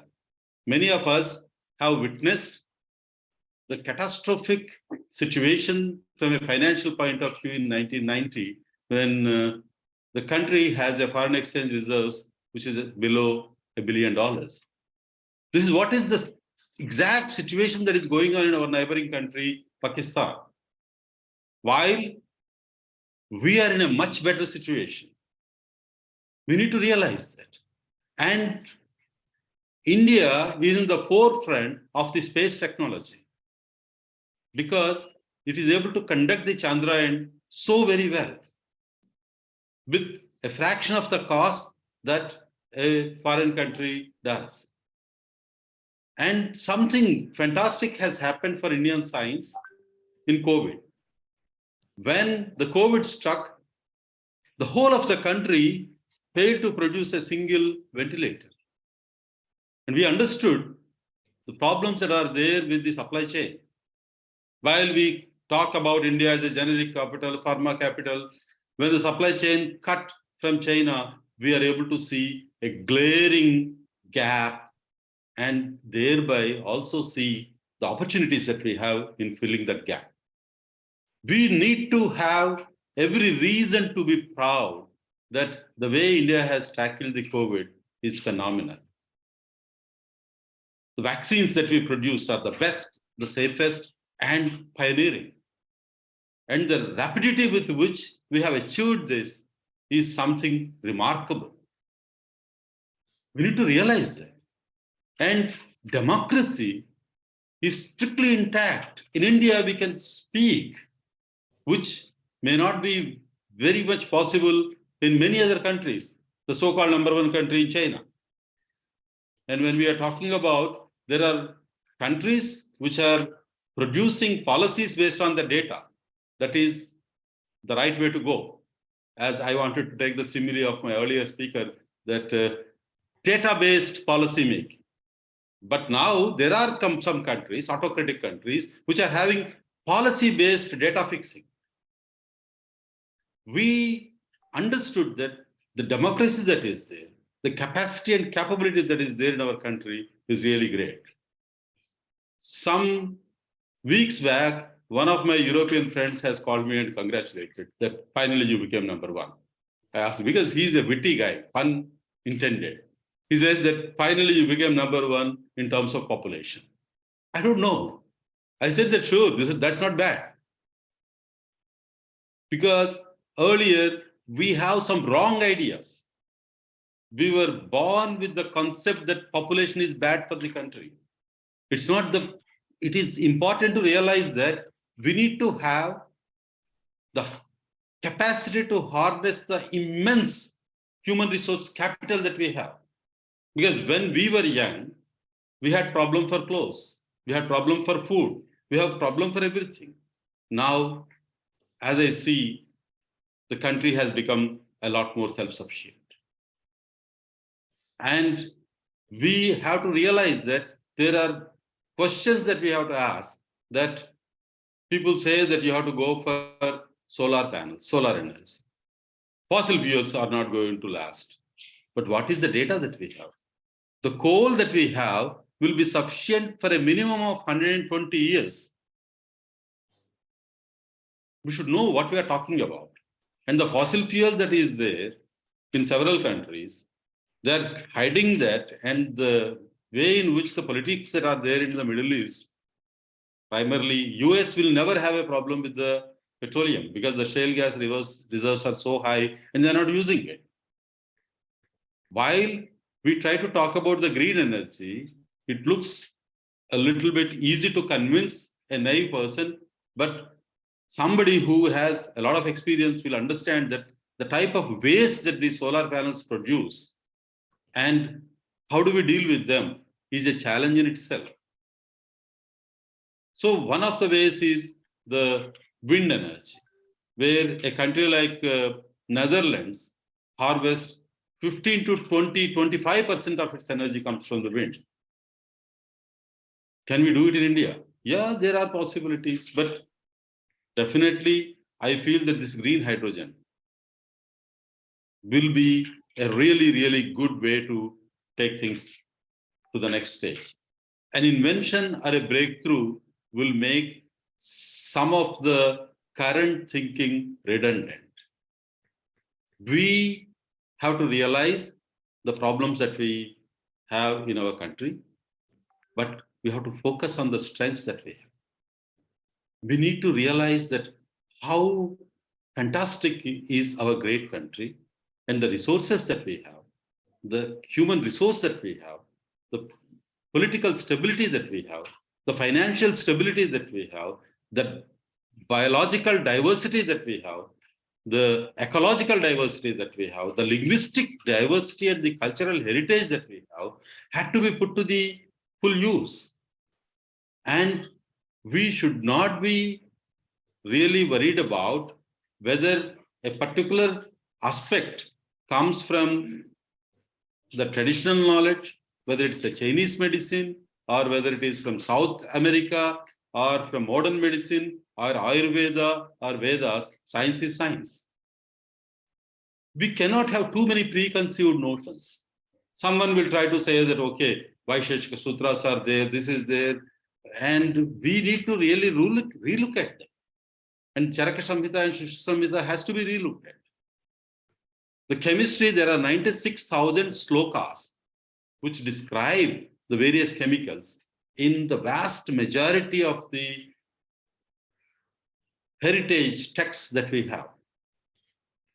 And many countries are looking at, and we also can look at. But the most important thing is how many of our scientists, we can be proud that somebody can give a number. I said that somebody was giving a number that India is number 3 in terms of publications, this and that. We're just very good in trying to reach some numbers, making a quantity. But most of the time, we think that this itself is an achievement. But this is not an end to itself. A good publication should be a result of a publication, results of a good research, but your research itself should not be focusing in producing publications. So we need to know the difference between that. And I have 2-3 points. The first thing is somebody getting retired from active research, whether it is 60 years or 65 years, is not really good. Because people say that the most, I see that a lot of enthusiasm is there with people who are 60, 70, 80. This is the data that we have. And this type of an enthusiasm is probably statistically it's a little bit less in younger population. I'm not saying anything, but younger population, no doubt they are more intelligent than the older population. It's not the intelligence that matters. It's the attitude that matters. It's the passion that matters. It's actually the desire to enjoy what you want to enjoy is very important. And I feel that people perform the best in the field that excites them the most. So we need to ask what excites us. I'm not sure. What excites is getting a publication or making a discovery. What excites is to get a promotion or to make a contribution which will make a difference to your institution and your country. So these are some of the things that we need to really have a very serious consideration during the faculty development program. The faculty development program is given to the teachers, and it is an absolute must for these teachers to have a clarity, because without a clarity, if a teacher goes to the class, it will be a much more disastrous. And I'm sorry, with all humility, I say that in a number of cases, people don't have clarity. What is research? And with such eminent galaxy of people today with very noble thoughts, it should create an atmosphere. It's a collective atmosphere. As in our constitution, we are Ambedkar in 52A, I don't remember. They say that it is important duty of everybody to inculcate the scientific temper. Fantastic. I was so thrilled when we get into it. It is not that we are just doing a faculty development program because Amity University was interested, or Sanjana ma'am wanted to write in her yearly report that she conducted a faculty. It is an absolute duty of every single Indian to inculcate the scientific temper. As Sharma sir was saying, whether it is 10th class or BSc, or scientific temper is a part of every human being. But research is very important. Now, it is very nice that innovative methods, skills, and eco-friendly technologies. We have to talk about the sustainable developmental goals. I'm glad that we are talking about sustainable developmental goals, because about 40 years before, we have only roti, kapda, or makan. Very sustainability. Those type of sustainability will not live. We are really happy. Now, the challenge that we have is whether it is sustainable. And the danger that we have is, if you don't take measures, whether it's in a climate change or sustainable developmental goals or human thought process, because last week, every other day, there is a gun culture, which is glaringly coming up in the United States. So we need to, I also will be reflecting that if the whole world adopt the lifestyle of the United States, we require 5 times the resources that we have currently. In contrast, if the whole world adopts the lifestyle of India, we require only 50% of the resources for the entire world. So we need to know what is an equalizer. We need to understand what is the way forward. We need to understand what is growth and what is development. We need to understand what is richness, what is a knowledge society, how we can think in our own way rather than comparing that United States have so many aeroplanes or it has so many billions of dollars of economy. But these are not the only measures for us to show that a country is richer. I feel so happy because I visited 25 countries. As you can see, I was a visiting professor in many countries. But I feel so happy working in Assam. I spend a lot of time in going there, and I come here into Bhubaneswar, fantastic.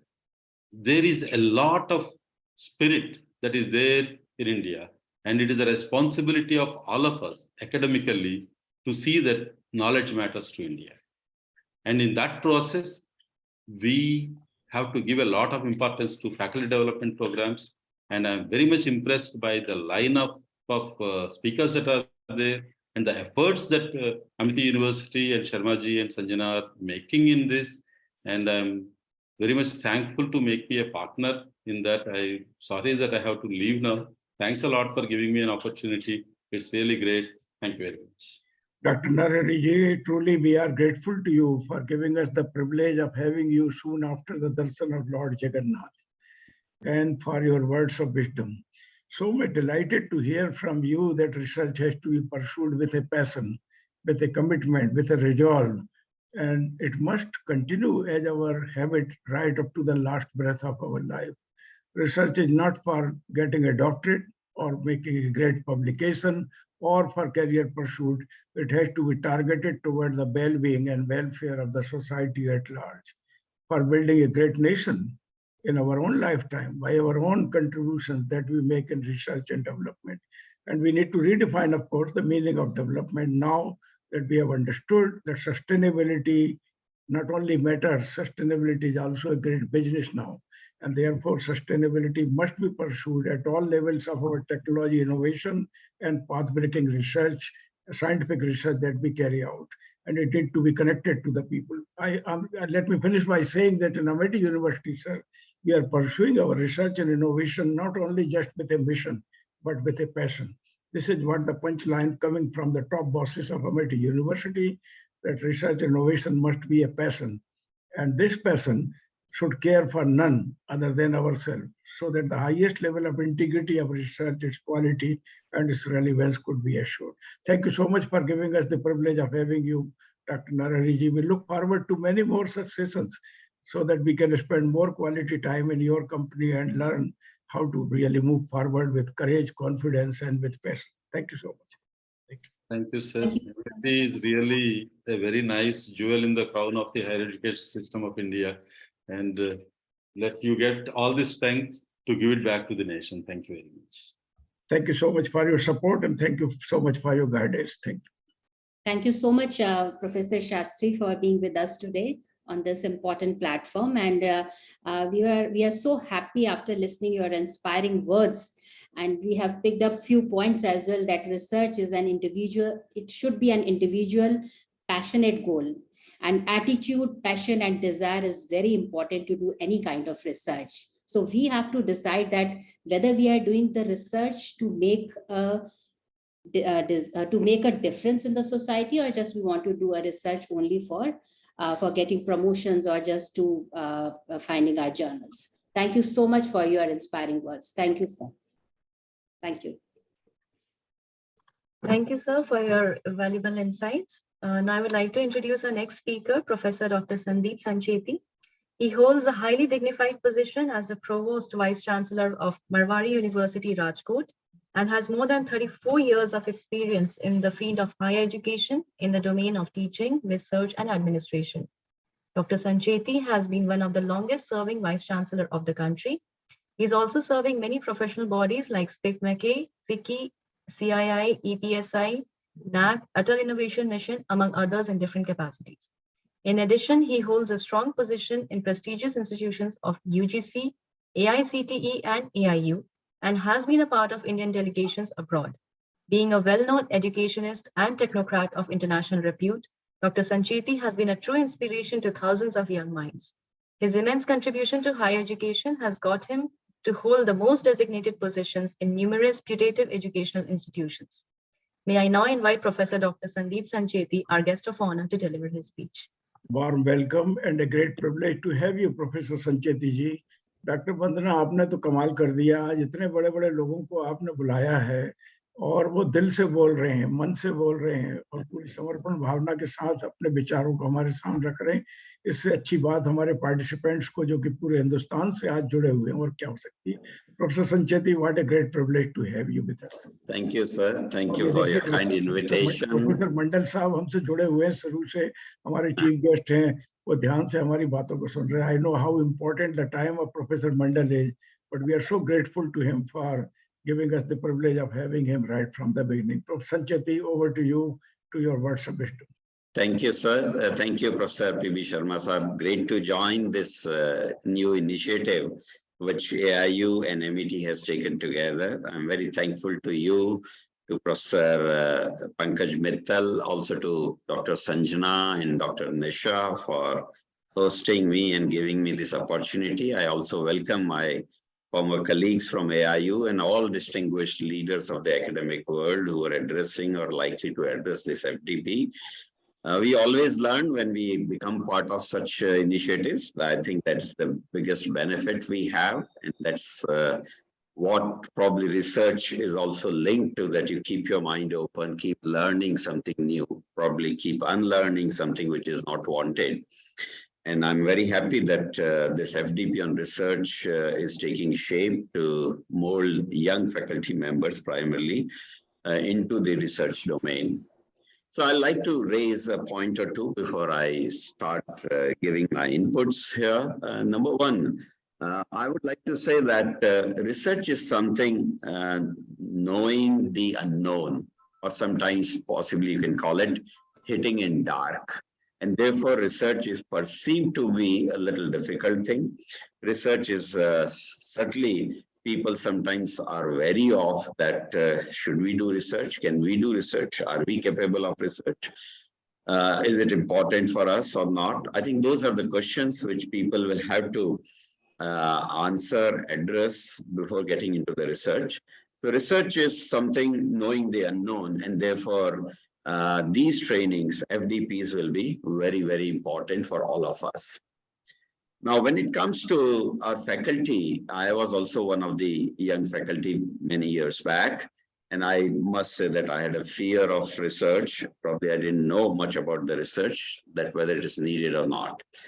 We in India have around 45,000 colleges, as we say, and many large number of universities who are primarily focused only on teaching and learning and maybe examination.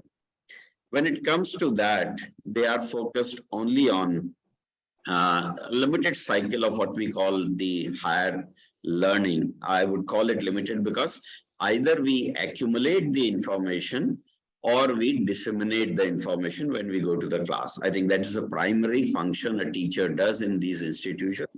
Accumulate the information and disseminate the information. Anything can come first, doesn't matter. But we hardly generated the information or the new knowledge. And that generation of new knowledge is what I call as research.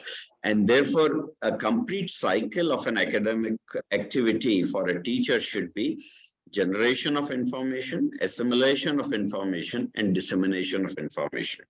Which one would come first? I'm not really bothered. It's not important for me. Depending upon where I want to start, I can start. I can be a teacher by accumulating information from books, journals, and then teach. I'm teaching already, and therefore I keep accumulating more. And while doing both, I should generate more also. I think that's the importance of the research.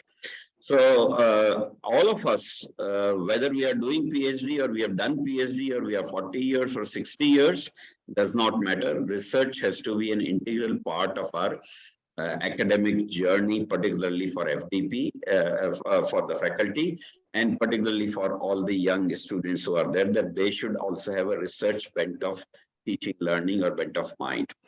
And for that, FDP becomes must. And why I say FDP? FDP is nothing but to recharge your batteries. FDP is to make sure that you know the nitty-gritty of the changes in that particular domain.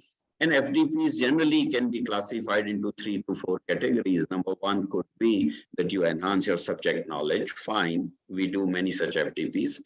A lot of things go on the philosophy of teaching, learning, or the methodologies involved in that, how to teach well and things like that.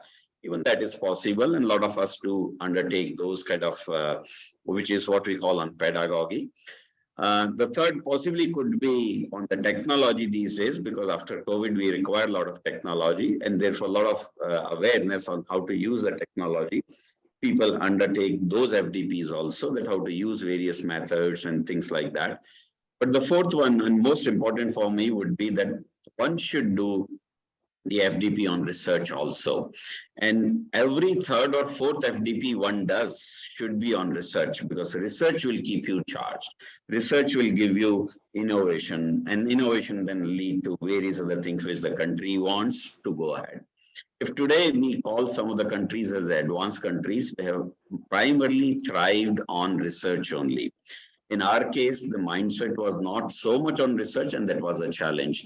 And therefore, research is something very, very important. So my strong suggestion would be 1 in 3 to 4 FDPs one does as a part of their requirement, whether it's for promotion or whether it's for knowledge acquisition or for something else, it should be primarily on research.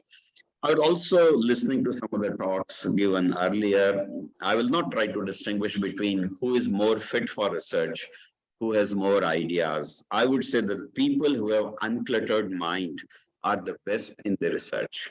They can be a 10th classer, they can be someone who's in the higher education just entered, and there can be someone who's 60 years old also, doesn't matter, provided they develop a habit that research is their bent of mind. Everything which they see, they find what is right and wrong with that. What were the assumptions made in that? Why is it like this and why not like that? I think that will possibly lead to research. And therefore, I would say that, in my opinion, an uncluttered mind is more amenable for research. And I would say that as we grow in terms of age or other things, we have a lot of cluttering. There's a lot of things which are residing in our mind. Cluttering happens. And therefore, young people are most fit. And in that case, I want to make a statement that, remember that we are talking about the methods, the skills, and the technology, and how to promote research in this FDP. So my one take, which may not be liked by some of us as seniors sometimes, would be that a young mind is least cluttered and therefore more amenable for research. And therefore my take here for all our administrators and promoters is that give a young PhD person who has become a faculty the first chance to undertake the further research. Unfortunately, in Indian higher education system, they say, no, you have to have 5 years of teaching experience and 6 years of PG experience and 2 years of this publication, so on and so forth. Those are fine. Those are anyway coming, because today there will be hardly any PhD without proper publications. But an uncluttered mind, raring to go, having more time, having more energy, ready to make a position for himself or herself, would be the best person to undertake research. It is called catch them young. I think some of the Western countries where I've been, I've worked and I've partnered with them and I've been there, have followed this policy of catch them young for research. And therefore, the day one gets a PhD degree and he's a faculty or she's a faculty, he should be allowed to guide the research. We create a lot of hindrances that should go away. That's my suggestion. The second suggestion would be to the seniors like us, like vice chancellors or HODs, that if there is only one candidate available for 5 people for doing PhD, let's say for whatever reason it's less, then the youngest one should be given the first opportunity to guide that. I think that is the nature of decision I would like to take to promote the research in our own institutions which are there. However, talking about the theme of the FDP itself, I'd like to say 1 or 2 points, and those points possibly would be, most of us do not undertake research because of the fear of failure. I'd like to challenge the panel here. I'd like to challenge most of those who are attending this particular FDP, the young faculty members. How many of us have dared to report what has not worked? All of us only write papers where we go gaga about what we have achieved and how we have achieved and why we have achieved. We thump our chest and say, I've achieved so and so. I think that's a misnomer about research. Research is a lot to do with what cannot be done and should not be done. Research is a lot about failing also as it is about succeeding. And therefore, we have to teach to our students, we have to teach to ourselves also that in research we can fail and there is nothing wrong. Unfortunately, that does not happen in India, and that does not happen in Indian academic world very, very easily. Someone should take plunge in promoting these things. I must say that telling people which route to not to go to, which methods to not to attempt, which policies or which frameworks which will not work for research, or which materials or which applications will not work for a given set of research problem are equally important. I would like to know, is there a journal which publishes the failures of research? No journal wants to like to do that, and none of us like to do that. So if you are to be into research, I think we should be readily accepting the failures. Only going gaga about good things will not take us to right kind of a research. And I have seen many people in my life, young people, when I've guided them, they always had this misconception that if they don't succeed, what will happen in research? I've seen life of many of my colleagues becoming miserable that they went into research and they were not told that you can fail also. And then when they encountered the failure, they were completely restless with themselves and with the entire system. And therefore, this fear of failure has to be taught. Not only that we are talking about the academic world, I would say that even society has to be told, my dear, if I fail as a researcher, please accept me. Don't ask me that, oh, I've not got a job. Let's say a young student wants to do research, doesn't get a good thing. People will curse him. People will say you are not successful, you neither got job, nor did research, and so on and so forth. So society should also accept the research. So something should go back to society saying that research is 50% success, 50% failure. It's the two sides of the same coin. Can there be good without bad? Can there be white without black? Can there be success without failure? Can there be what you call noise without signal, or signal without noise? All those things are the similar connects, as I'm saying about the research is success and failure. I think that's something which I passionately believe, and I would like to drive through this DP, that talk them about failure. And for that, I would say that there are various practices one can do to analyze research, analyze failure.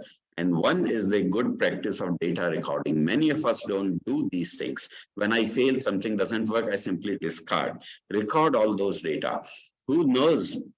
Someone can mine diamond out of that particular coal mine once you have the properly recorded data, and then you keep discussing with other experts and other people in a different context, you may get something very, very special thing out of that. You probably know that most of the inventions were accidental. Most of the inventions were because of you are failing in something, and then suddenly you find that this can work in that condition.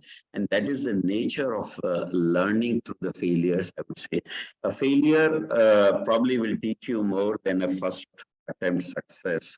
I would say generally, most of us probably would agree to that, that I try to do something new, I get it in the first attempt, I will not know it deeply, but I fail 4 times, 5 times, and then I get the answers. Probably I'll be much more knowledgeable, and I'll be much more, you can say, competent in that particular area. So that's the nature of failure, which is what I would try to promote that, how it is useful. I'd like to also say that once again, without challenge, nothing comes out. So I'd like to challenge once again our Indian system. Tell me a team, a significant team in last 50 years, which has emerged out of academic world, which has resulted in something new fundamentally, or created some inventions or impact making in more innovations. Even from the best rated institution, no need to name those institutions here, we all belong to them. But tell me a team which has done wonders for the country, a product which that team has brought out for the country. I think answers may not be even on countable fingers right now, or may not be there at all. I consider Nano as one which was done as a teamwork. Unfortunately, it did not succeed commercially, is a different thing, but rest of the answers are not available with me right now. And therefore, my challenge is, where are our teams? Why are we so individualistic in our research? Why are we not accepting other people as our partners in research? I'm saying this to the academic world, to the faculty who are getting trained, and to the people who are training, that where is team making happening? Why can't I accept something good from my team partner if he or she is good, whether he's younger or senior does not matter to me. Team is not there. I'll give you an example of that to convince you, and with that I'll close my address, because with that I'll complete my time limit as well. When I was doing my research, I know that I wanted to solve a problem, and I tried to work on that because that was my problem. And I spent 2 full days doing that particular part, and I succeeded in some way modeling those things. And after 2 days in the evening, I was rejoicing, and I was trying to tell my fellows in the research lab that, hey, I have achieved so and so and so and so and so forth. And I was trying to explain that how I have achieved. And all of a sudden, amongst those 10, 20 people who were there in our electrical engineering group, who were listening what I was to share, ended up telling me that, Sandeep, what you have done, for that already tools are available. And someone in the other groups of the electrical engineering specialization have used those tools. Why don't you talk to them? I immediately went to them and talked to them, because I wanted to see whether my results are good or not, or whether the commercial tool is going to give good results. And I'm saying in 1993. And suddenly that gentleman was there. He shared the tools with me. And what I achieved in 2 days of effort was achieved with much better success in another 15 minutes once the tool was there with me. And I found that I had dozens of answers to what I was trying to do for the last 2 days, and much better than what I was trying to do. Just when I did, I learned a lot. But when I had a tool or something support from the other, I probably had much better answers. What I'm trying to tell you is, once you have a team, you can share the problems. Once you have a team, you can share the answers. Once you have a team, you can share the resources. I think most of the Indian top-notch institutions, all of us are very individualistic. If I have a 1 crore equipment in my lab, my next door competitor in the same department will have a similar set of equipment in the next lab, because we all get funded projects from the government, and we all want to buy and create an aura that I'm doing research, but rather than sharing and making teams which are there. So there, when I teamed with them, I found that I was much more successful. When my chips are down, I think my friends can rise my level and help me. And when others are facing the same music, probably I can do something in the teamwork. So I think as a part of this FDP, I would suggest that if there are, let's say, 100 people who are doing FDP, there should be a team of 4 people, possibly with 25 teams. Each should be given a task at the end of the day or at the last day, that you have to find out or choose a problem between 4 of you. Maybe you're from the same background, but not necessarily from the same institution. And find out how and what kind of problem you like to solve, what kind of research you would like to do, what kind of a student background it has to be, in case it has to be solved as an interdisciplinary problem. Team making is something very, very crucial for cutting down the cost, cutting down the time, cutting down the difficulties one faces during the research, and also reaping the fruits out of research you have done. If 4 people have been partner in that particular research, each one of them will further try to take it into a different direction immediately, or maybe in different applications. And that's how research will multiply, in my opinion. So, my dear friends, there are so many other things which one can keep talking. I'm sure Professor Sharma, Professor Mittal, Professor Shastri, Professor Mandal, everyone, Professor Menon, everyone has already given some critical inputs, and all of you already have many critical inputs which will be making research more vibrant in the country. Make sure that research is not for sake of it. Research is not for degrees. Make sure that research is not only for promotion. Research should be for your mind satisfaction, for heck of it, for saying that, yes, I can do it, I'm doing it, it will be useful, if not today, tomorrow, or maybe after 30 years, does not matter. But that sort of a bug should be sitting in your mind to research. But in any case, for academic world, as I said, the cycle of teaching, learning would be complete only if there is a information assimilation, generation, and dissemination. And that generation is nothing but the research. And therefore, let's do our best to promote research. Thank you so much for this opportunity, Professor Sharma, MET, and also AIU. I look forward to more interactions and the feedback from you. Namaskar. Thank you. Thank you so much, Professor Sancheti ji. Research surely for enriching our mind, but also for creating those layers of welfare and well-being and development for the society, for the nation, absolutely essential. You are absolutely right that it is not for career per se. We need to remove that fear of career and fear of failure, in fact, while doing research. But let me finish also by saying that today we are in better times, rather good times, achhe din hai, because now apart from our own mind, we have artificial intelligence and virtual reality around us, and the connect with the high and mighty, including God Almighty, and therefore the pursuit for truth that the research is can be far more meaningful in today's environment than perhaps people like me and you had at that time, when artificial intelligence, machine learning, and the layers of connectivity connecting great mind together perhaps were far less compared to today. So we are in good time. Thank you so much for your wise counsel. We'll organize another FDP looking at how this fear of failure can be taken out from those who pursue research. Thank you. Thank you. Thank you. Namaskar. Thank you so much, Professor Sandeep Sanchete, for your inspiring and fruitful words. Thank you so much from the bottom of my heart. And sharing the live examples to work on research in collaboration is absolutely the need of the time. You have rightly highlighted that FDP means to recharge yourself to your new thoughts, for your new energy. So research is all about failing and succeeding like two sides of same coin. Absolutely, very, very beautiful thoughts you have shared today. Thank you so much, sir, for being with us today.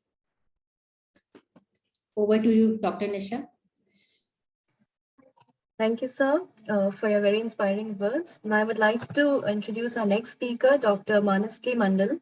He's a distinguished visiting professor at Indian Institute of Technology, Kharagpur, and adjunct professor at National Institute of Advanced Studies and at Allahabad University, and as emeritus professor at Rashtriya Raksha University, India.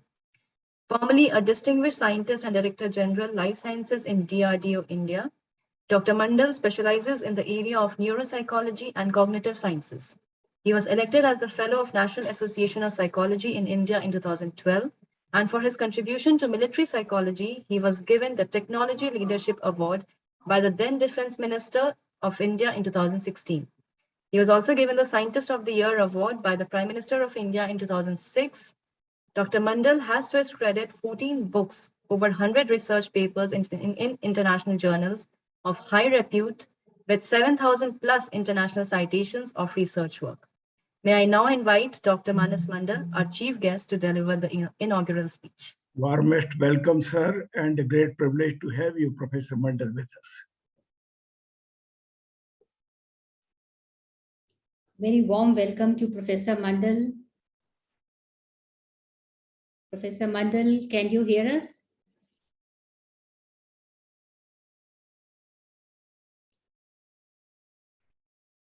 Can you hear me too? Yes, yes, we can hear you now. Go ahead, yes. Well, thank you so much for inviting me, and very good afternoon to all of you. Now that we have listened to all of us, I knew that there are so many stalwarts who have been speaking to us. All of us will get the essence of what we are going to do. So I thought I would like to do two things. One is that instead of trying to give some answers, I would like to raise a little more questions. And also, I would not like to, give a talk or lecture to someone. Rather, it is better that if I can share my experience. Of course, the time may not permit with live examples, as Professor Sancheti has just mentioned. It was just wonderful. I would like to tell you three things, in that way. That, well, you see three universities. One is Banaras Hindu University. One is where I spent 14 years. One is IIT. I spent here also 14 years, all as faculty. And one is DRDO, which is the premier R&D organization of the government of India, where I also spent 14 years. So altogether 42 years. Why I'm saying not about me.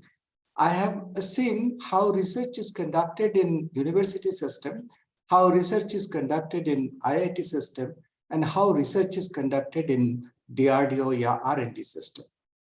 So at the end, actually, I would like to tell you that if you belong to any three different kinds of organizations in this country, I had the privilege of actually being there almost at equal time period for each of these.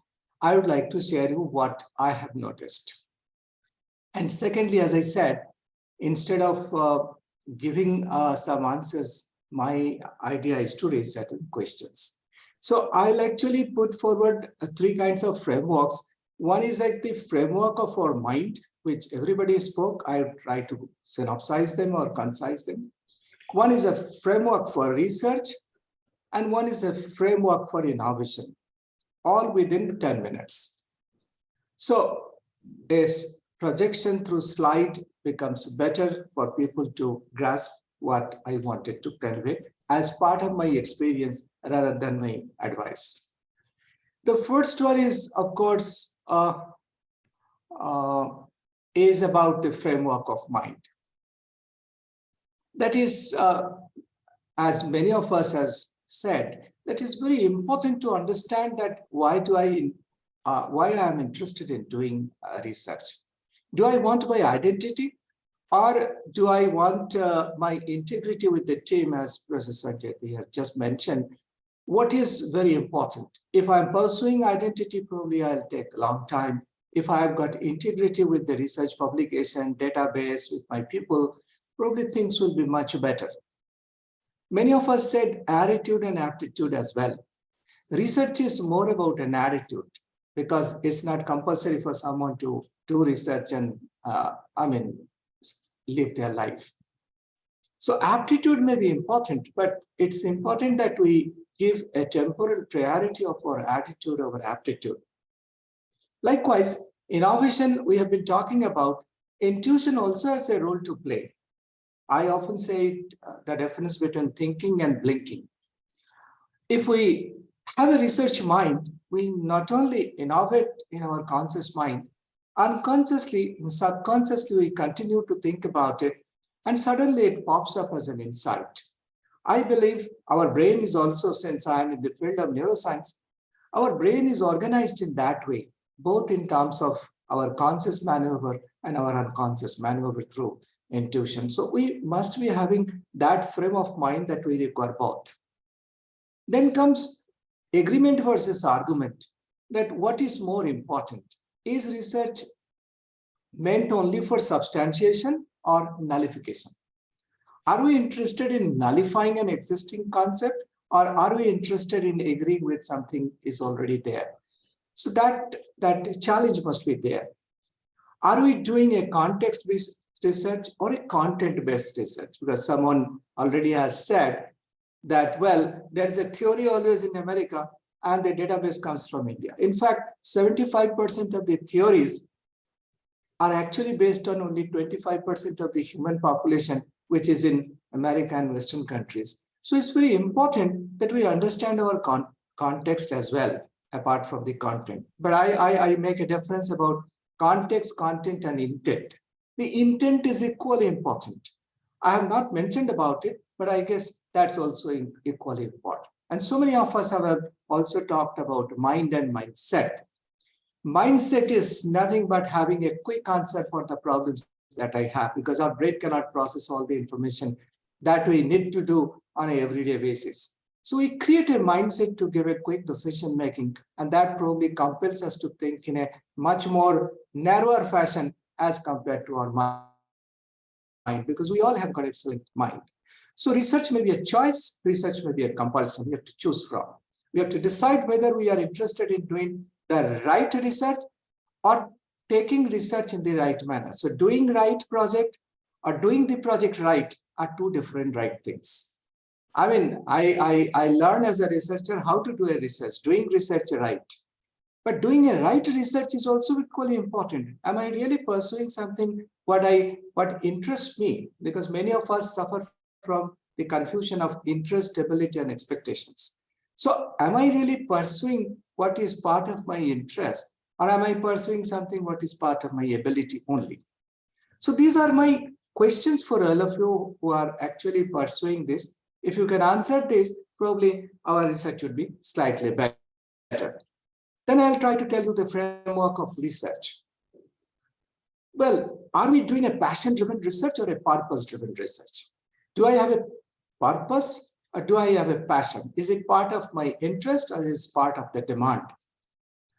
Am I going to create a product or am interested in developing a process? That is outcome versus process. Many of our research are actually process-oriented, theory-oriented, rather than product-oriented. Are we doing a structured research or an autonomous research? Now, those who, I mean, all of us have a root in the villages. If we go to our villages, we'll find that a lot of innovations are coming every day with a non-expert based knowledge system. People are not aware about the formula. People are not aware about the theory. But every day they come out with some idea and they create something. If you go to Cherrapunji, you will find the government could not create a bridge for them, but they created a bridge with the live roots of the rubber tree. And it's a double-decker bridge and a truck can pass through that.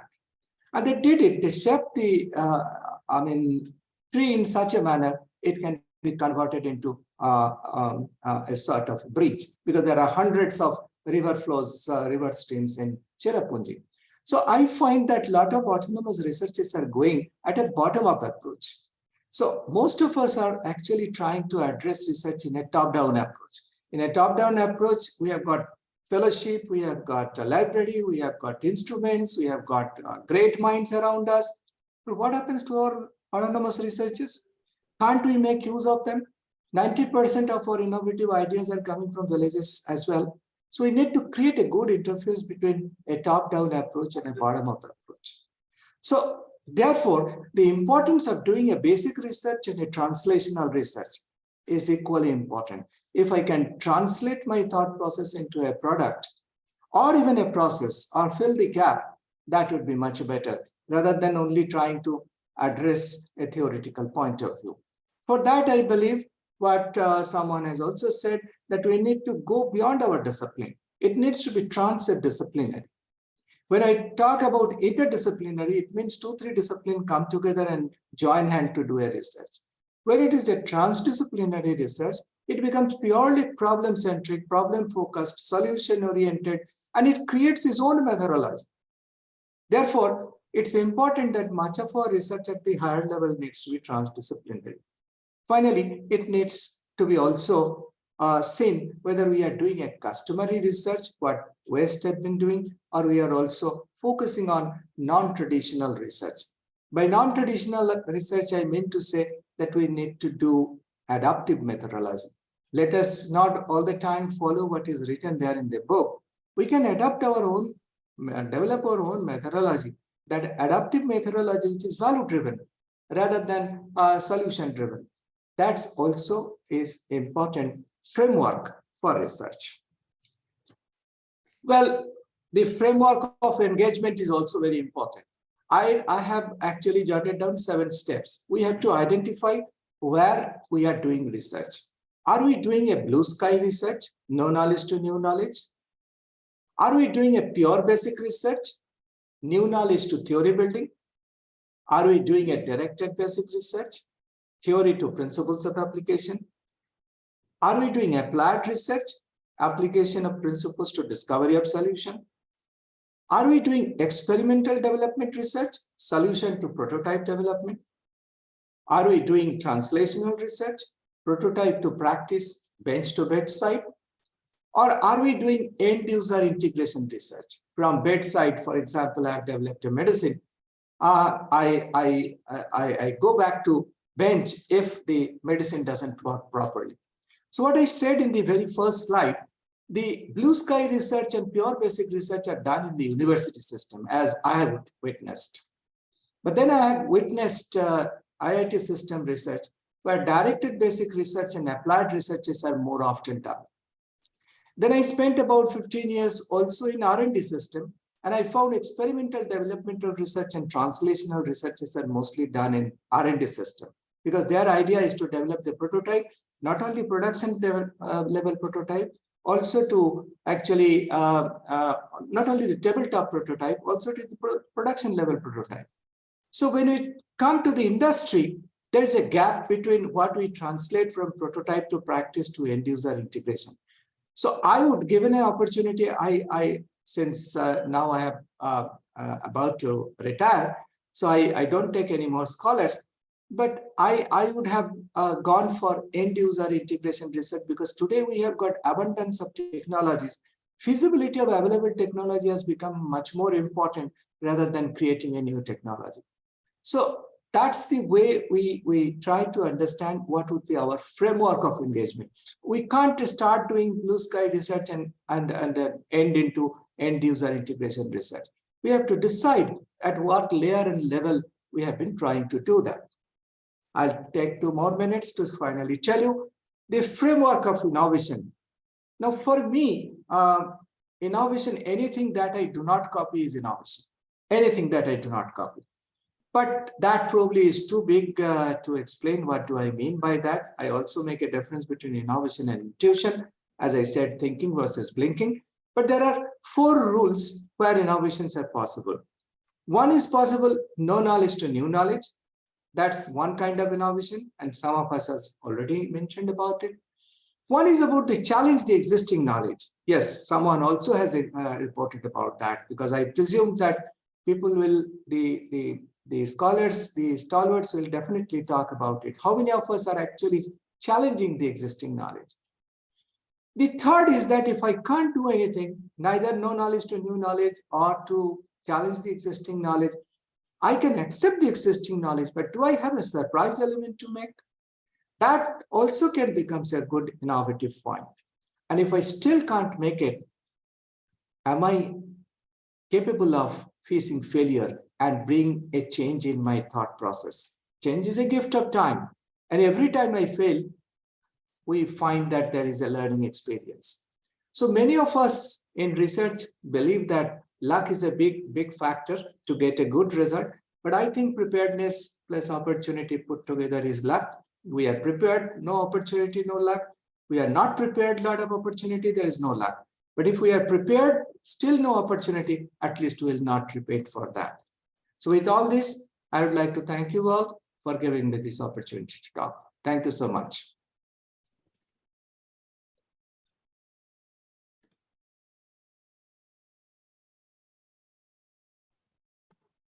Thank you so much, Professor Mandal, for your inspiring words and explaining very well through excellent made PowerPoint presentation. Your PowerPoint presentation was so informative that it's very hard to say in words. You have highlighted many important points, that how important it is to doing right kind of research and framework for research, framework for innovations. So we are so thankful for explaining this particular topic in such a beautiful manner. Thank you so much. Professor Mandal, truly delighted to hear and watch every single slide that you have presented. really you. speaking, your guidance for patient-driven research, keeping the purpose in front of us, keeping the end user and integrating it at all level of research to enhance the value and worth of what we do as research. You're highlighting the importance of integrity. It's very, very important actually. In fact, I've been saying this, that simplicity, sustainability, and integrity. These three are the holy trinity of the new age in which we are living. And integrity of what we do, whatever we data or analysis we do, what integrity at all levels, sustainability of our actions and our work, and also simplicity of our life that should devote to cultivation of truth. So I'm sure your valuable guidance on integrity and also on integrating the end user in mind and keeping the purpose and focusing on the context, but also on the purpose is very, very important. And contents have to be certainly rich, but mere content would not have a meaning unless the purpose is well. That's true. That's true. Thank you so much. I'm sure that the youngsters attending this FDP must have been greatly benefited by your matured guidance and wisdom. We thank you on behalf of the entire Amity University and on behalf of AIU for joining us. Thank you. Thank you, sir. Thank you you, so and, much. thank you, Dr. Rajesh Nair, for making us listen to Professor Mandal. Professor Mandal, I just wanted to say that Dr. Nair has suggested your name to me, that you are an excellent orator and excellent researcher. Thank you, Dr. Nair. Thank you. Yes, Dr. Nisha, over to you. Yes, ma'am. Now I would like to introduce our next speaker, Professor Rajesh Nair. He's a director, Amity Institute of Behavioral and Allied Sciences, Amity University, Haryana. He is a fellow of the Royal Society for Public Health, UK, member of Faculty of Public Health, UK, and member of UK Public Health Association. He is also a member of John Snow Society and Indian Public Health Association. He is also an editorial board member of International Journal of Medicine and Public Health. May I now invite Professor Rajesh Nair to deliver the vote of thanks. No one could be more suitable than Dr. Nair to propose a vote of thanks. He is one of the most sincere, highly devoted and committed individual I have in my heads of the institution here. So proud of you, Dr. Nair, of your level of sincerity and purpose for research. Thank you so much, sir. Thank you so much, sir. Good afternoon, ladies and gentlemen. It is my proud privilege to present this vote of thanks before the India's eminent researchers, scientists, and academicians on the occasion of inaugural ceremony of 5 days faculty development program on innovative methods, skills, and eco-friendly technologies for quality and impactful research being organized by Association of Indian Universities and Academic Staff College, Amity University, Haryana. It was indeed very fascinating and engaging addresses presented by the eminent scientists and researchers, whereby they have set the tone of this 5 days FDP program and also shared their expectations from this FDP. I would like to sincerely thank respected Professor Vikas Madhukar sir for his setting the tone of this 5 days workshop, followed by Honorable Vice Chancellor Professor P.B. Sharma sir for presenting the keynote address, and not only the keynote address, but also summarizing the key points of each and every eminent presenters, and also highlighting the importance of research in our day-to-day life. I would like to thank Dr. Amrendra Pani sir, Joint Director and Head Research Division, Association of Universities, for his passionate and most energetic presentation during the inaugural session. I would like to sincerely thank the guest of honor, Dr. Mrs. Pankaj Mittal ma'am, the Secretary General, Association of Indian Universities. I would like to thank guest of honor, Professor Shyam Menon sir, who also presented, who is a Vice Chancellor of BML Munjal University, and provided his insights in such, I would say, simple words, that what exactly research would mean to all of us in improvement of quality of life of people, and also the content what we are generating. I would like to sincerely thank the guest of honor, Dr. Narhari Shastri sir, Director CSIR, Northeast Institute of Science and Technology, followed by the guest of honor, Professor Sandeep Sancheti, the Vice Chancellor of Marwadi University and co-founder Edurer.com, who not only presented the importance of research, but also challenged some of the aspects related to research and also the thoughts of people who are indulged in research practices. And finally, I am indebted to the inaugural address presented by Professor Manas Mandal sir for the insights provided for the conducting of meaningful research for the benefit of human beings living on this planet.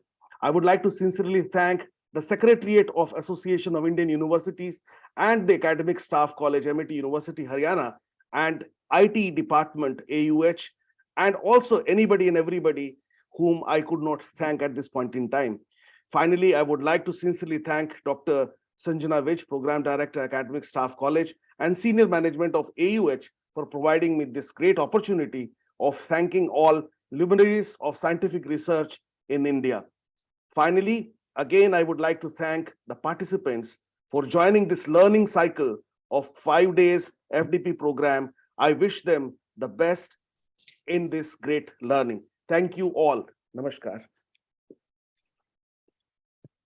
Ladies and gentlemen, before we close the inaugural session that the vote of thanks has already happened, I thought it fit and fine just to give a minute or so to the Sahitya Kala Academy Professor UN Singh, who is our Dean of Humanities and Social Sciences, to tell us what he really means by impactful research and quality research. Professor UN Singh. So thank you very much to ask me to speak at the end. But I was mesmerized by the various points of views of eminent speakers who spoke today. And I think this is very crucial that an FDP in this area is being thought about.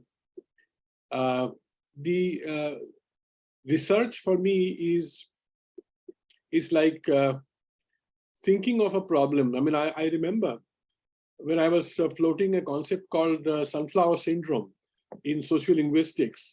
That's the time when I was going from Mysore to Bayalkuppe, the Dalai Lama's residence there. And on the valley on my right, I saw a huge valley of sunflowers. And that kindled my imagination as to what's happening to the 49 varieties of dialects of Hindi. Why are they not really threatening Hindi? Why are they not being competitive to Hindi? Because they're all looking toward the sun, toward the epicenter, for their own growth, for their own development. And that's when I floated the concept of sunflower syndrome, which became very popular. A lot of people have quoted that world over. So how the ideas come up in research, it could start from very small things, with negligible things, but the idea and imagination gets kindled in a way. And I think that's what is very important, that when the Indians, particularly, I'll talk about social sciences and humanities, whoever has made a mark, whether it is Amartya Sen or Abhijit Binayak Bandyopadhyay or anybody else, whoever has made a mark, or somebody like, Namita Gokhale in the recent times. A lot of people, creative writers and thinkers who have come up in this entire area, they need to be seriously researched. They need to be seriously thought about. And their ideas need to be talked about. In fact, at this point of time, we only have whatever the agenda of the Western researchers are on the social science and humanities. But enormous amount of new ideas are coming up in Indian languages, and they are not really somehow getting floated into the world of academia. So I think that is something which somebody has to sit down and look at those ideas and talk about them. And I would definitely be very indebted to all those fiction writers, all those poets who have come up with something new. And many of those new ideas need to be talked about now theoretically, so that they become research ideas for the future. That's how we will be able to contribute something original to the world of knowledge. Thank you. Thank you so much indeed, Professor Singh. I know that Guru Rabindranath Tagore meant research to be highly impactful. and impact of his work and his research continues to impact our mind till date. Today is also the day to remember and pay our homage to Mahatma Gandhi ji, who understood the value and worth of engagement with the society for the nation, utilizing tools which otherwise were not least understood at that time, that is the power of truth and power of satyagraha, power of non-violence as one of the strongest weapons of that day. And also that it's important for us to recall the impactful research made by Nobel laureate Amartya Sen ji, who talked about developmental economics, which becomes far more relevant when we think of governance for the people. So I'm sure the social science research has a much bigger meaning to create much bigger impact and create that mindset of the society tuned to the well-being and welfare of people. Thank you so much indeed. Over to you, Dr. Sanjana Bej, please. If at all we have forgotten, just as a reminder that at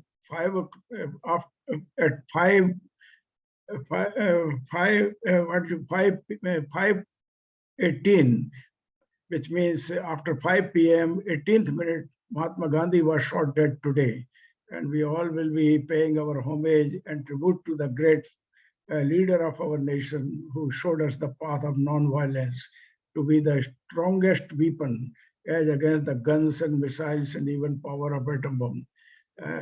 So at 5:18, if our FDP continues, all of us would please stand in silence for 2 minutes to pay our greatest respect to the man who walked on earth to show us the path to non-violence. Thank you. Thank you so much, Honorable Vice Chancellor, sir, for your inspiring words. Now, I would request all the panelists to just open their cameras so that we can click photograph. All the panelists are requested to open their cameras so that we can click the photograph. Dr. Ambika Devi, Real Admiral Pandey, Libby, kindly open your cameras. Dr. Isha Jayanti, Dr. I.S. Thakur, request everyone to open their cameras so that we can click one photograph. Dr. Madhukar, Dr. Vikas Madhukar, can you open your camera, please? Some of our learned people may be busy. Vikas is here. Yeah, that's a great idea. Just have a smile, please.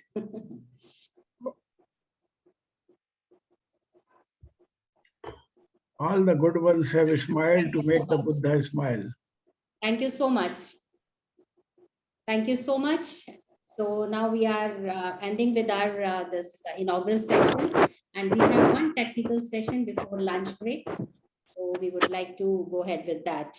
Sanjana ji, I was there. I was listening everything, what you people are talking and what you are discussing. Dr. Indusekhar Thakur is among the top 2% scientists of the world in the area of microbial biotechnology, and he is working in the area of biohydrogen as well as green hydrogen. Dr. Thakur, just quickly, 30 seconds. Yeah, so sorry, it is not the biotechnology, but the overall, you can say total science, in fact, not only science, but social science also. All the science, you can say, everything. So it's a 2% among, so my name is within to 1%, 0.6%. And recently I told you that the JNU has also sent me this new, in fact, 100 scientists from JNU. My name is on the 6th. Earlier it was in 2nd, but now it has gone down because I have not published much paper in two years. That is why my name has gone down to 7th position. It is from the JNU.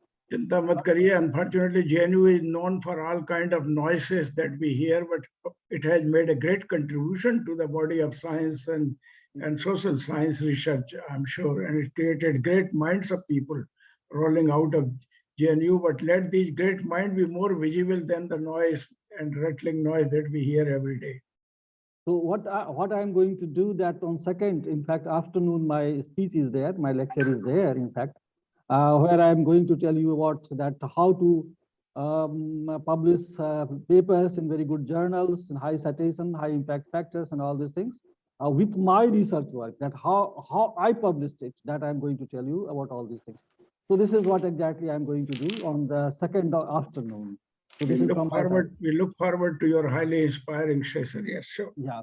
Okay, sir. Looking Yeah. forward to see you and listen to you, Dr. Thakur. Thank you so much. So now we are starting with our plenary session 1. Dr. S.N. Panda is with us.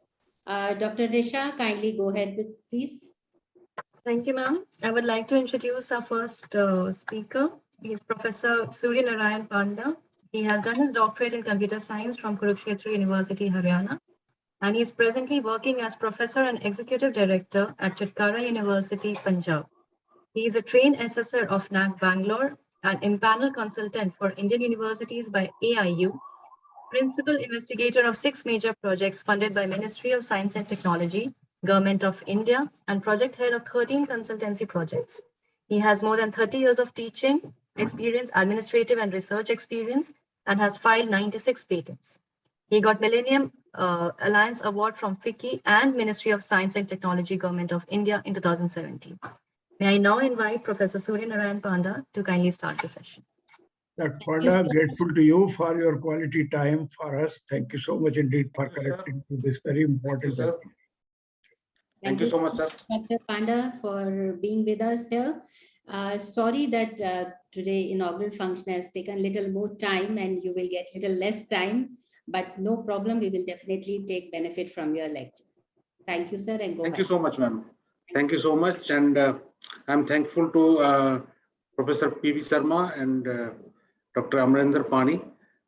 Dr. Amrinder Pani is one of my close friend, and we are working together for more for the consultancy programs and the consultancy projects, even the research conventions. Thank you so much, sir. Today my topic is, can I share my PPTs? Yes. Okay. Just my topic is innovation to IPR.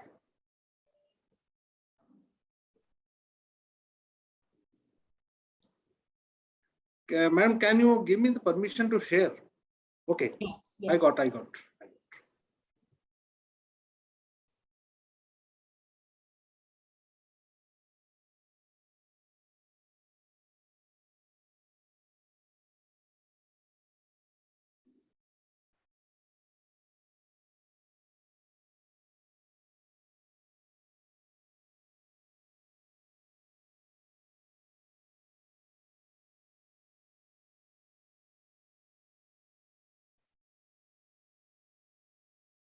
Yes, we can see your presentation. Can you make it little large? Yes. Yeah. Now it is visible? Yes, visible. Yeah, okay. Now, today we'll discuss about the innovation to intellectual property protection. I have already heard about the research and innovation from various dignitaries in this conference. So here we will discuss about what the innovation is and how we convert the innovation into IPR and how we polish the innovations before converting into the IPR. It is purely practical work, what I will explain. So first of all, I would like to explain about the innovation, what the innovation is. Whenever we generate an idea from the commercial world or from the society, we are also thinking for the solution. So the combination of idea generation, the problem identification, and solution, if we combine, it will be converted into the innovations. So in case of innovation, we are using inventions also. So invention is different from innovations. We are using inventions in our innovations. Sometimes we are using the innovations in our innovations, some other innovation in our innovation, and we make the innovation novel, and we create the inventive steps in those innovations. So here you will find 4 kind of innovations generally we are doing. That is the technological innovations, product innovations, process innovations, and management innovations. if I speak about the technological innovations, these are associated with the use of technological knowledge and research and development activities. Any innovations due to an industrial application of scientific knowledge in a technological is a technological innovation, right? Next is the product innovation. Product innovation involves the introduction of new goods and services which are significantly improved in terms of design excellence, core characteristics, technical specifications, etc.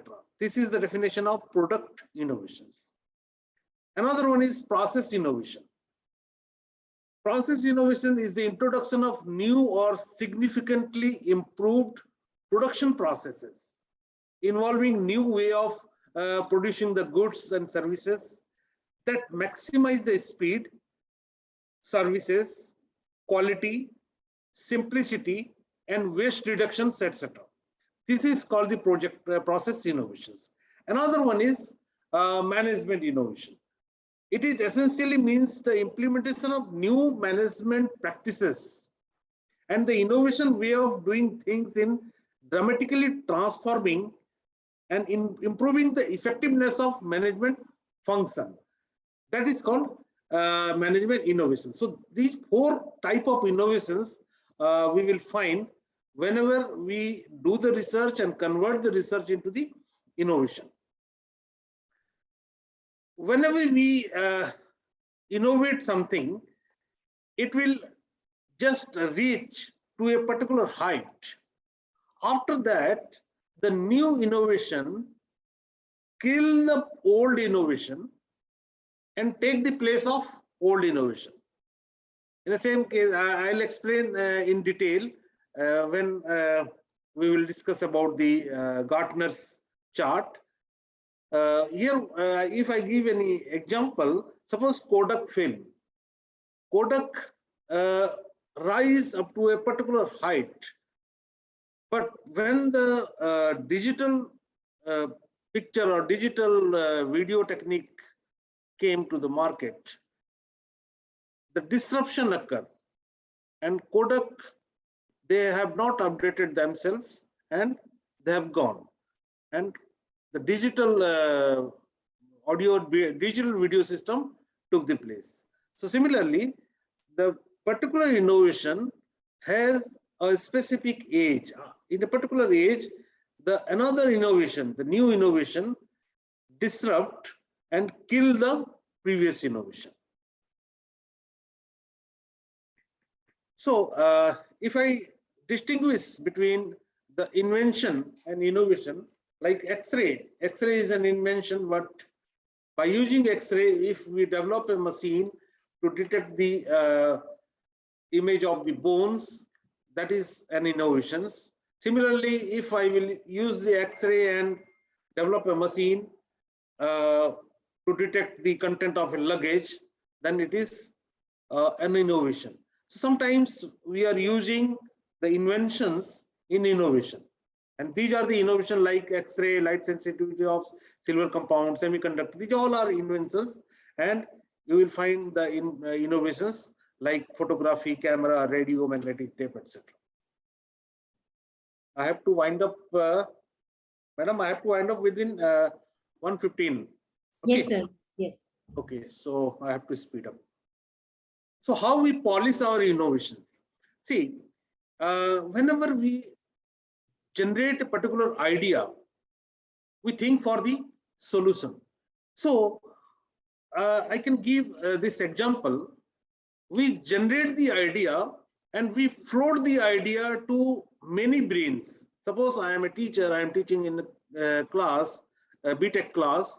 Suppose I get one idea how I will give the medical assistance to the patient, those who are in transition in ambulance. If the ambulance is stuck up in the traffic, then how the doctor will give the services or give the treatment. So this is the problem. If I float this problem to 50 to 60 students, they will provide the solutions, right? And I'll accumulate all the solutions. Then I have to see which is feasible, which is good, which can be implemented in an effective way with the low cost, then all those innovations, ideas, I will just put in a funnel and I will extract the best one, right? And then I'll do the finishing. How I will do the finishing? I have to check I have to do the prior art search. I have to check the previous patents. I have to check the previous papers, and accordingly, I'll polish that particular idea. Then I'll develop, then I will execute, then I will commercialize. This is the way. This is called the divergent thinking and convergent thinking. What is happening in divergent thinking? You just send the informations, the idea to many persons. Then convergent thinking, you are just shrinking those ideas by selecting the best ones. I have to skip some of the points. Now I'll come to the Gartner's hype cycle.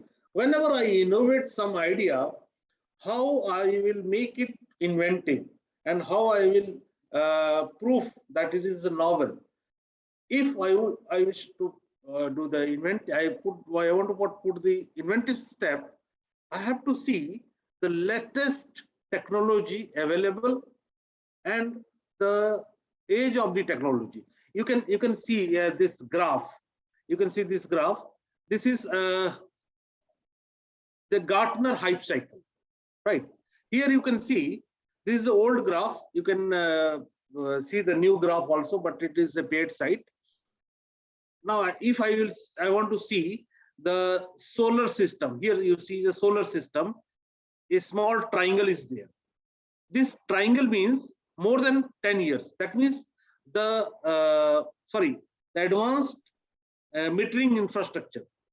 The advanced metering infrastructure, you can see it is a small triangle. That triangle, the age of this triangle is more than 10 years. That means if I develop any innovation and if I use the advanced metering infrastructure, in such case, my research, if I started today, and if I assume that this graph is of this year, then my research will last for more than 10 years. So I can make more strategies and I can do more work on this particular technology. And whenever I will use this technology in my innovation, I can prove that my innovation is having the inventive steps, right? So similarly, you will find this round circle, blue circle, and you can see the age. Suppose I'll take the example machine to machine. Machine to machine, here the position of this technology is here, and the age of this technology is 5 to 10 years. Sanjana ma'am, is it visible? Yes, visible. My cursor is visible, no? Yes, visible. Because, okay. So this blue circle, the age is 5 to 10 years. And where it is located now, this particular point of the Gartner's chart. So this technology can reach very soon to the peak. After reaching over here, it may get disrupted. So we are getting very less time, 5 to 10 years, and the work on machine to machine, you will find more in comparison to others. Suppose I will compare with the server power capping and machine to machine, then I'll find less work on server power capping and more work on machine to machine. So if I get the chance to choose these two techniques, then I will prefer this particular technique, server power capping, so that I'll get more time, same 5 to 10 years, but the work is very less over here. So I can put my own work and I can publish the papers and I can file the patents and I can prove my inventiveness. This is about the Gartner's hype cycle. You will find the Gartner hype cycle of each and every subject, even the emerging technologies, even chemistry, physics, and many more engineering subjects like mechanical, civil. in every subject, the Gartner Hype Cycle is available, and it is year-wise. It is available, so we can see the Gartner Hype Cycle. This Gartner Hype Cycle will help us to find out the suitable and perfect technology what we want to use in our innovations. Same thing can be used in our research also. When we do the PhD or we are selecting the topic, in such case, we can choose the particular technology. Even it is helpful for the projects also. Suppose I am applying for a project and I am using certain new technology over there, then I can justify my project over there, and even I can take the help of Gartner Hype Cycle, and I'll justify the worth of the technology. So this particular type of technique is very helpful for PhD as well as the project, as well as the patents, and as well as the publications. 4 Ps, right? And 4 P is very important nowadays if we want to do something for the good in research. These are different type of Gartner's Hype Cycle. These are the innovative products which are available, which we have developed in our Center of Excellence. This is the device. This is a machine we have developed in our Center of Excellence, which will provide the immediate medical assistance as well as the drug delivery system is associated with this particular machine, and it can be kept in ambulance, and doctor can provide the medical assistance to the patient remotely. Virtual presence of doctor is there.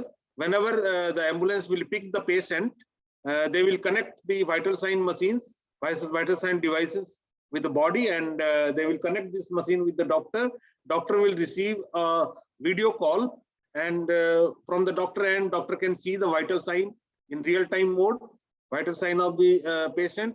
Doctor can talk with the patient. Doctor can see the magnificent view of the body parts from the high-density camera, and even doctor can plan the drug, and doctor can just push the drug, quantity of drug and timer, and doctor will give the entry, and automatically the drug will be delivered inside the ambulance. So this is the remote drug delivery system. The entire system we have developed in our Center of Excellence in our lab only, and we got the national award for this. Similarly, we got the digital engine tuning device. We are using the latest technology over here to design tuning the digital engines. Similarly, e-divider is there. Without any using any pesticides, we can kill the weeds by using the microwaves. Smart care helmet. Even this is a device which can be used to just to detect the amyloid deposition in the body, so that we can predict the cancer.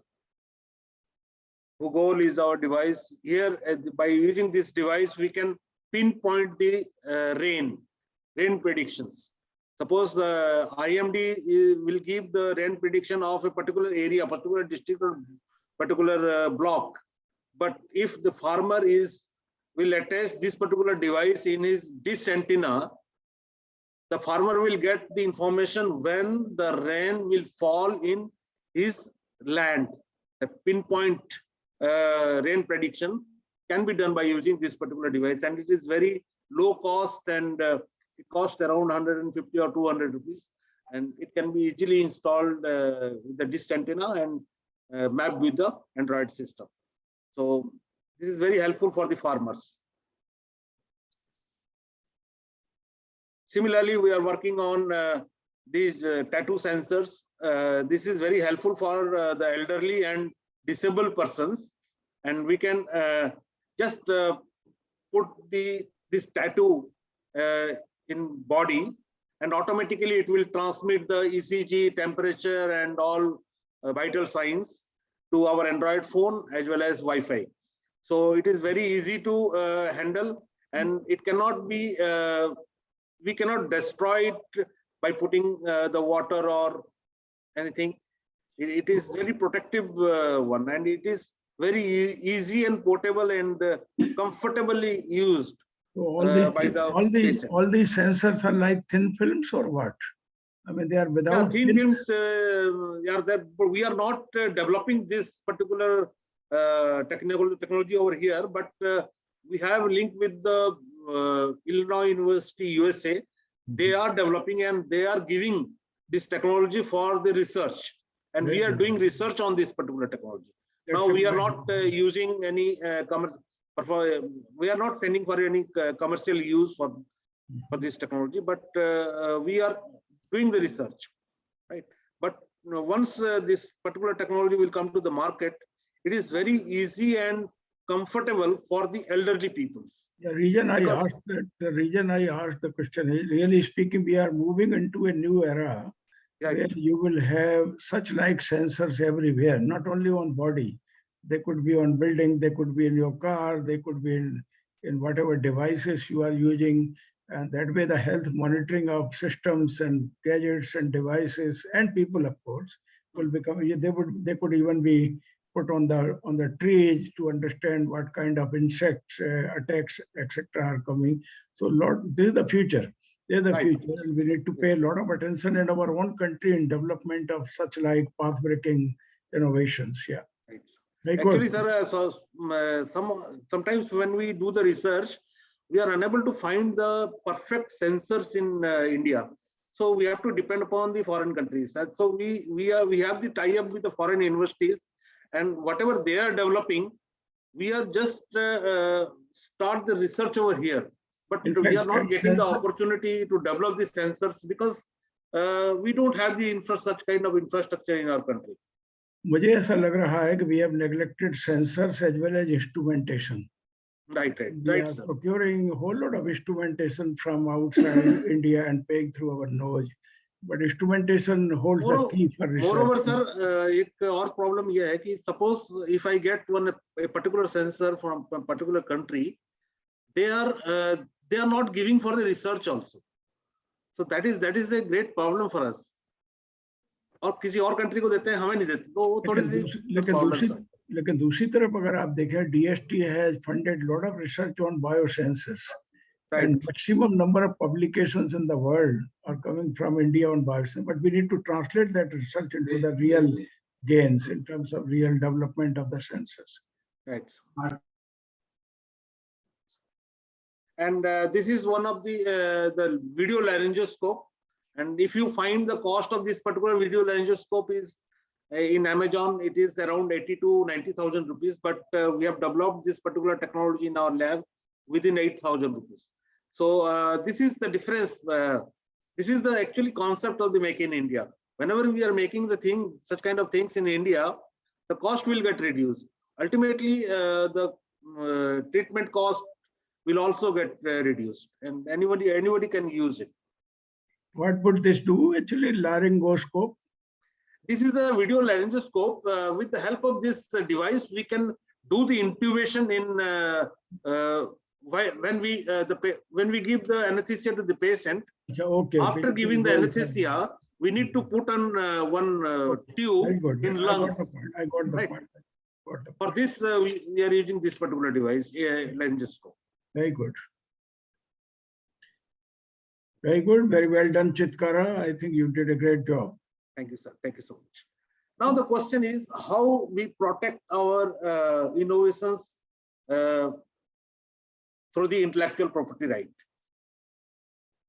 Here, I don't want to go into the depth, but just I would like to explain 6 things of intellectual property protection.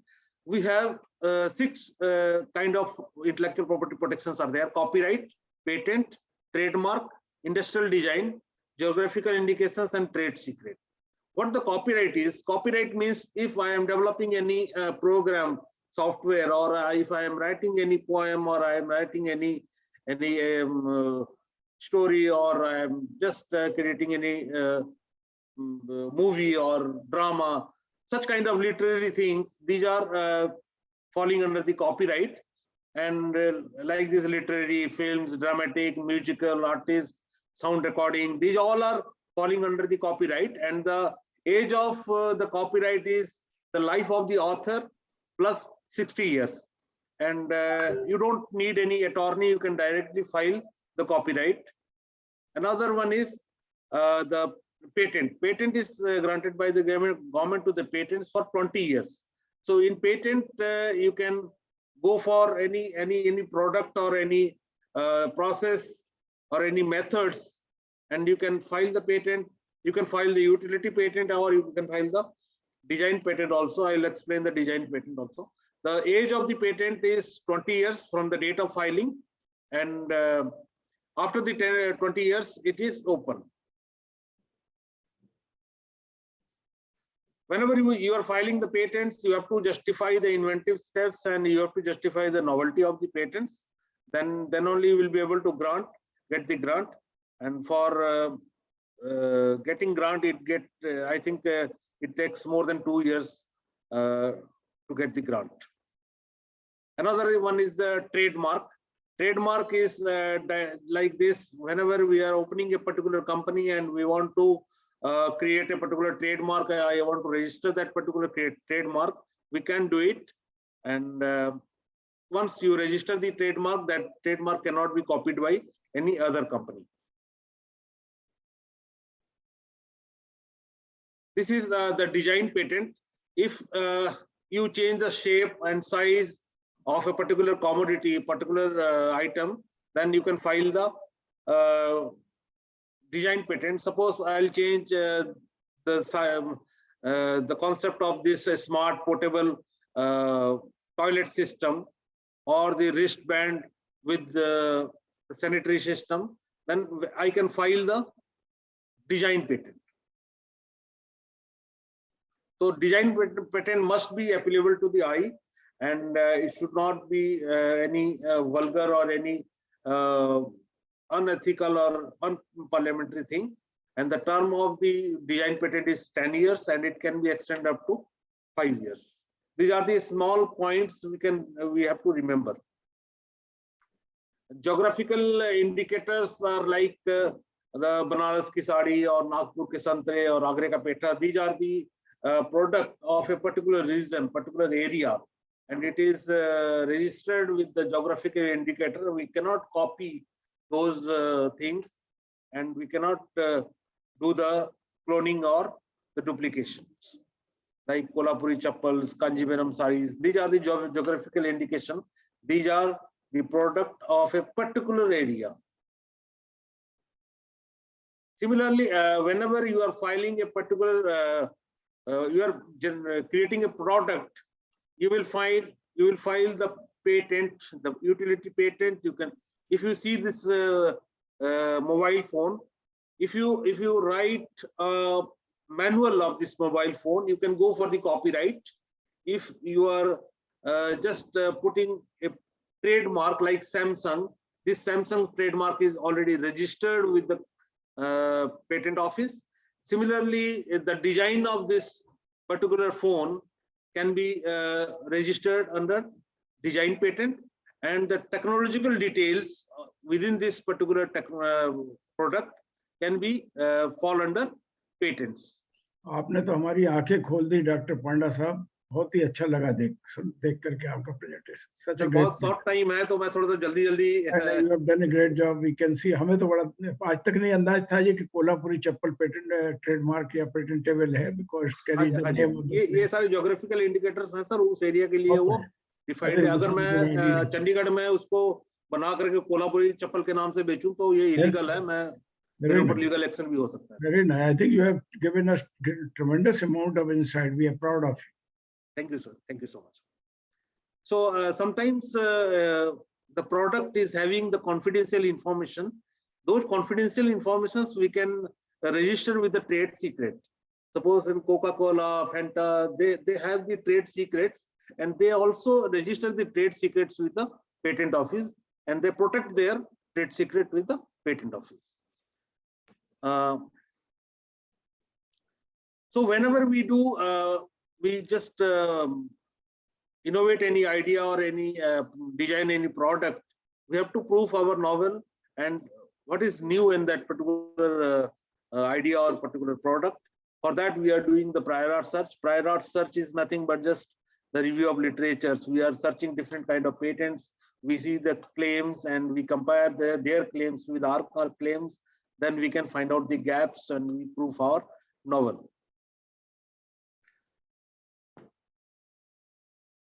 Now, what we cannot file the patents. An invention which is frivolous inventions. I can give the example. Suppose I am developing a machine for the gambling. I cannot file the patent.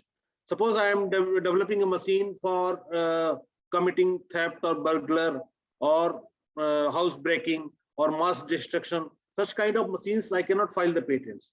Suppose I am developing a machine for duplication of currency. I cannot file the patents. Similarly, adulteration of food, any cloning of human, or if I develop any method to suicide, that I cannot file the patents. That similarly, some of the non-patentable things are there under section 3I. That is the medicinal and surgical systems, curative and prophylactic system. For example, the process of administering the medicines orally or through the injections. If I am developing any methods, I cannot file the patent. Similarly, stitching free incisions, I cannot file the patents. Similarly, the method for cleaning the plaque of the teeth, I cannot go for the patent. Similarly, the vaccination methods, I cannot file the patents. So these are the things which we cannot file the ये तो मैं सारी बात मान जाऊंगा, लेकिन ये आखिरी में जो है art of curing illness can not be patentable. अगर हमारी स्माइल से किसी का भला हो जाता है और उसका बुखार खत्म हो जाता है या हमारा उसके सिर पे हाथ रखने से उसका माइंड फ्रेश हो जाता है, तो उसको भी पेटेंट करने में क्या तकलीफ? सर वो अलाउ करते नहीं है अंडर सेक्शन 3I. आप इसको यूज कर सकते हैं लेकिन इसका पेटेंट फाइल नहीं कर सकते लीगली. देखना, we all know that smile has a great healing power. रोते हुए तो खुश कर देती है. लेकिन सर ये ऑलरेडी अंडरस्टूड है तो इसमें कोई नोवेल्टी नहीं बनती इसकी. We know that the magic touch exists. Right. We know that mere few seconds spent in the company of a great mentor make a big difference. तो इनको भी पेटेंट करने में कोई तकलीफ नहीं होनी चाहिए हमको. सही माने में हो सकता है वेस्टर्न वर्ल्ड थोड़ा इनका मतलब नहीं समझ पा रही हो और हमने इसलिए अडॉप्ट कर लिया हो. अब सर जो उसमें लिखा हुआ है उसको आगे लकीर के फकीर होता है गवर्नमेंट. मैं समझ गया, ये पुराना चल रहा है ना, इसको थोड़ा सा हम लोग कोशिश एक आधा. इवन आई एम नॉट एक पेटेंट आप तैयार of the method of the vaccination. Method of the vaccination sir we can change, we can do the एक ऐसा पेटेंट तैयार करो कि स्माइल दो और सामने वाले का बुखार खत्म हो जाए, उसको पेटेंट कराएंगे. क्या तकलीफ हो सकती है? Right. Dr. Panda, we are running short of time, so I will just request you to wind up because we have two questions also. Yeah. मैंने 2 घंटे के लेक्चर को मैंने स्क्वीज करके आधा घंटा कर दिया. आधा घंटा भी नहीं हुआ, आधा घंटे से भी कम है.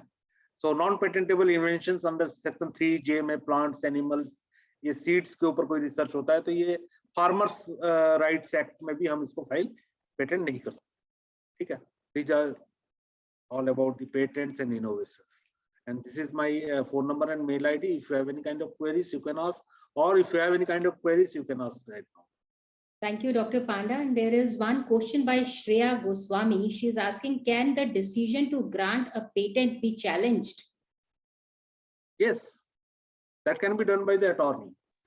You have to ask for ask to the attorney. Attorney can file the case. The latest example, Dr. Panda. Dr. Panda, let me come in to answer this. Surely it can be challenged by someone whose patent rights have been infringed, but also by someone, by anyone, if we think that the patent has been wrongly granted. Yes, challenging patent is possible. Sir, let me give you an example, one of the very bright and finest example. This patent was related to... Dr. Pani, your voice is very, very low. Can you increase your voice? 1 second. देखिए, पांडा साहब से बेहतर कोई और presentation हो नहीं सकता था इस टॉपिक के ऊपर. Such a great privilege. पांडा साहब, we are really grateful to you for sparing your valuable time, showing us the glimpses of the research, innovation, and patenting that you are doing at Chitkara University. Truly delighted. Thank you, sir. Thank you so much. Am I audible now? So your voice is Yes, very sir, but the voice is not clear. Voice is not clear. Dr. Pandya, there is one more question by Dr. Sanjeevni Sehgal that problem recognition and idea evaluation will be divergent thinking or convergent thinking process. That is divergent thinking. Okay. Can you little When we do the convergent, what we do, we just squeeze all the solutions, right? And we find the best solution. Okay. And best solutions का क्या criteria है? उसमें economical feasibility भी देखते हैं, technical feasibility देखते हैं, ठीक है? Operational feasibility देखते हैं. We see all kind of feasibilities. Then we find the best solution. That is called the divergent. Okay. In fact, ये वाला सवाल भी मुझे बहुत अच्छा लगा. Can innovation enhance our problem solving skill? Yes. Innovation, एक तो सबसे अच्छी बात innovation फोकट में होती है because it needs more ideas than anything else. And number two, सस्ते में experiment करके हम बहुत कुछ problem solving skill सीख जाते हैं. So I think innovation is a route to invention. Yes. Moreover, sir, to innovate the things, मेरा जो personal मतलब knowledge है, innovations के लिए हमें जो वैदिक knowledge है, अगर मैं कहता हूँ अगर हम कुछ उपनिषद को पढ़ते हैं, वेदास को अगर अच्छी तरह से पढ़ते हैं, then we can find out so many solutions of current problems, even technical solutions we can find. So ये वेदास and उपनिषद, इसके ऊपर मैं एक पूरा का पूरा लेक्चर बनाया हूँ सर इसमें. So that is much more helpful for us to do the research. जरूर देखेंगे कि मेरी मुसीबत ये है कि संस्कृत जानते हुए भी कल मैं ऋग्वेद का मंडल 10 अध्याय 3 को 20 बार पढ़ा मैंने. अग्नि के ऊपर 50 मंत्र हैं, लेकिन really speaking head and tail समझना इतना आसान नहीं. लेकिन फिर भी कोशिश तो जारी रहनी चाहिए.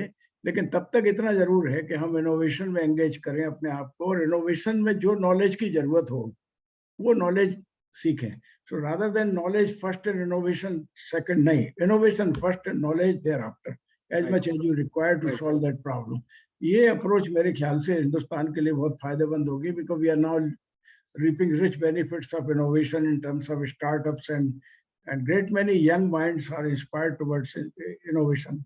So innovation must be a buzzword in all colleges, all universities, and even at schools in India. Right.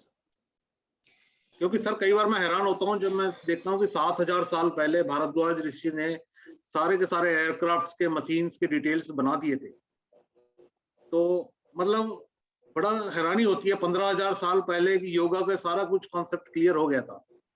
मतलब वहां से बहुत आइडियाज हमें मिलते हैं. हमारे पूर्वज जो है वो रिसर्च माइंड वाले थे, इनोवेटिव थे और इंटीग्रिटी के लोग थे. वो सत्य की खोज में लगे रहते थे. That is why they said सत्य में विजयते नानृतम. अगर हम सत्य की खोज में लग जाएं, पूरा हिंदुस्तान ट्रुथफुल हो जाए, सत्यवादी हो जाए, तो फिर तो हम दुनिया के राजा हो जाएंगे, गुरु तो हो ही जाएंगे. हाँ सर, बात सही है. Correct. Thank you so much. Pani sir, I think your Pani sir want to say something. Yes, बोलने में डर लगता है लोगों को. मुसीबत ये हो रही है. Am I audible? Yes sir. Yes sir. Now you can speak, sir. Am I audible? Yes, Dr. Pani, yes, you're audible. Yes, one example. We have a yes. Now, actually, today we have a larger audience, so I want to prove the point given by Dr. Panda through an example जो कि अभी recently हुआ है. बंगाल ने geographical indicator की जो धारा के तहत पेटेंट फाइल किया और उनको ग्रांट हो गई. ओडिशा ने उसको चैलेंज किया कि जब अनडिवाइडेड बंगाल था, rasgulla is really the creation of Odisha. It was challenge in the court and Odisha own that case also. Geographical indicator Odisha के पास फिर ट्रांसफर हो गया. Yes, this was yes sir, this is the, क्योंकि पूरी दुनिया जानता है बंगाली रसगुल्ला. जब ये मैटर आया sir, rasgulla belong to whole of India बाबा. Everybody likes rasgulla. You're true, sir. But as a matter of fact, in the legal parlance, the fight was something different, because everybody believes Bengali Rasagola. So it has a Yes. name. So they went to court and applied for geographical indicator patent, and finally they were awarded. And now Shreya Goswami. No problem. Credit should go to Odisha. Thank you so much, So Dr. Shreya Goswami problem is solved. Yeah. Okay. Actually, we are running short of time, and participants are with us since morning, and we are Thank not you. getting any. Thank you so much, Sanjana ma'am, and thank you so much, everyone present over here, for giving me the opportunity. Thank you so much, ma'am. Thank you, Dr. Panda, for your Thank you, wonderful session. Thank you so much. Thank you, Dr. Pani, and dear participants. Please join us at sharp 2 o'clock, because we have very vibrant speakers who are coming at 2 o'clock. Professor Rakesh Kumar Khandal, who is President, Research and Development and Business Development, India, Glycols Limited, India, would be joining us. And Dr. Ambika Devi, HOD, Amity Institute of Science, Engineering and Technology, Amity University, Haryana, who would be giving their sessions. So don't miss the sessions. Kindly have your break, have your lunch, and please connect at 2 o'clock. Thank you, Dr. आधे घंटे में थोड़ा खा के आ जाओ, ज्यादा खा के नहीं, लेकिन अगर हैवी अगर लंच लिया तो भी खंडाल साहब आपकी नींद उड़ा देंगे, ये गारंटी हमारी. Yes, sir. Thank you so much. Thank you, Dr. Sanjana. Thank you.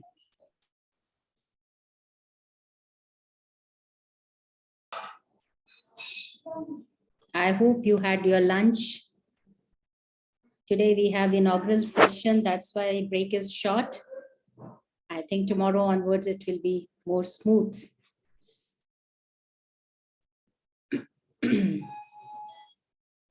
Good afternoon, Professor Khandal. Good afternoon. प्रणाम मैडम, प्रणाम. Good to see you, sir. Thank you very much. आपने ऐसे टाइम पे सेशन रखा है, लोग lunch कर रहे होंगे, मिलेंगे ही नहीं सुनने के लिए. But doesn't matter. They are quite enthusiastic about this program, and many बहुत अच्छा. what we joined. Yes. आपका संचालन बहुत अच्छा है, और प्रोफेसर शर्मा तो हैं ही देवतुल्य, तो उनका तो जितना कहा जाए उतना डिस्क्रिप्शन किया जाए उतना कम है. हाँ जी, बिल्कुल. ऐसे महापुरुष सदियों में एक बार जन्म लेते हैं. बिल्कुल साहब, हमें तो आपसे सीखना है कि रिसर्च को सही मायने में कामयाब कैसे किया जाए और किस तरह देश का और समाज का भला हो. सर, मैंने अपनी प्रेजेंटेशन बड़ी प्रैक्टिकल उसमें बनाई है.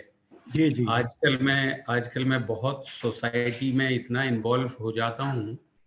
दिन में लंच समय में मैं यूनिवर्सिटी में घूमने चला जाता हूँ, एमिटी यूनिवर्सिटी में, बिना बताए किसी को.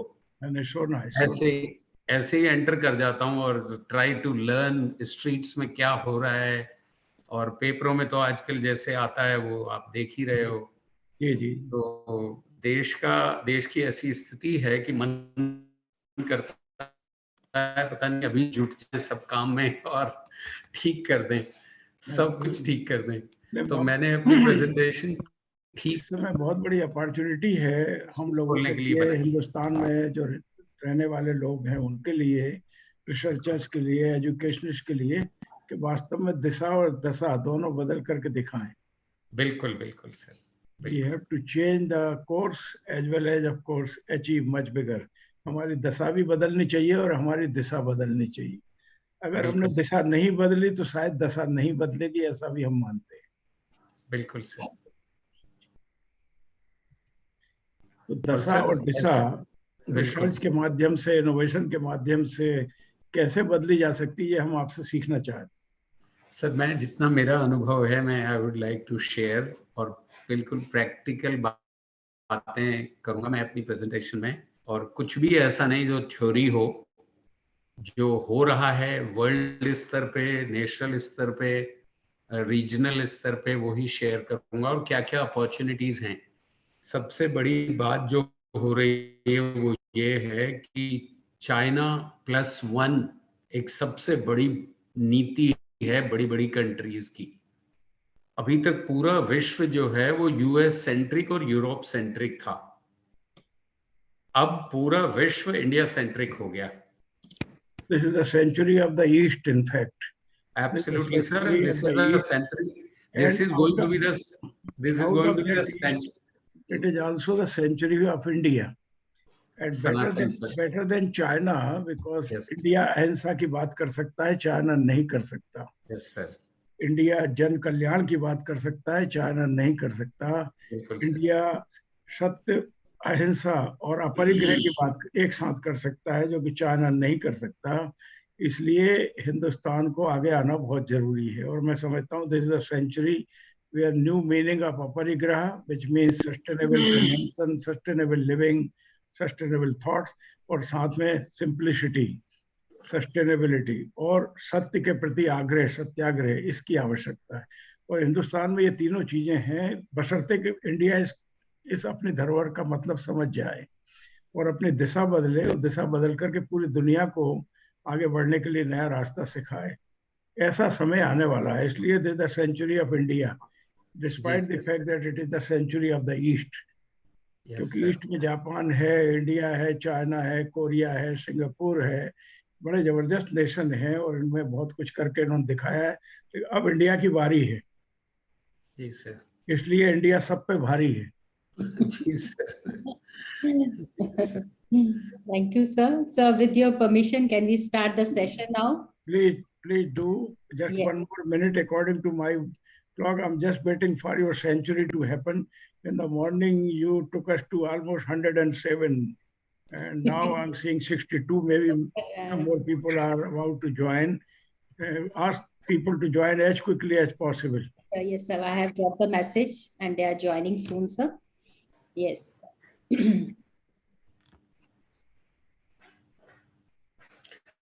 Time you can begin. आपको सुनते ही रहो बस. You can begin just in time. Yeah. Yes. Dr. Nisha, over to you, please. I would like to introduce our first speaker of post session, Professor Dr. Rakesh Kumar Khandal. He's a President, Research and Development and Business Development at India Glycols Limited, former Vice Chancellor, Uttar Pradesh Technical University, Lucknow, and former Director, Sri Ram Institute for Industrial Research, Delhi. He is an unanimously elected President of World Association of Industrial and Technological Research Organization and an expert member of High-Level Committee of Government of India, such as Ministry of Science and Technology, Ministry of Child and Women Welfare, DRDO, and many more. He has been a recipient of numerous notable awards, such as International Award for Innovation, R.G. Deshpande Award for Radiation Processing, Amity Academic Excellence Award, Lifetime Achievement Award by the World Environment Congress in Food Science, Eminent Engineers Award by Institutions of Engineers India, and many more. May I now invite Professor Dr. Rakesh Kumar Khandal to kindly deliver his speech. Thank you, Mr. Khandal, for being with us today. Thank you so much for giving us your valuable time. And we are looking forward to listen to you now, sir. Thank you very much. It is an honor. And in fact, Sadar Charan is first to Professor P.V. Sharma ji. He has been mentor to so many people like me. And I am really grateful that I have this opportunity to be sharing my views on such a august occasion of faculty development program. And let me assure you, I have prepared my presentation to let the faculty open up their horizon of thought process. So this presentation is basically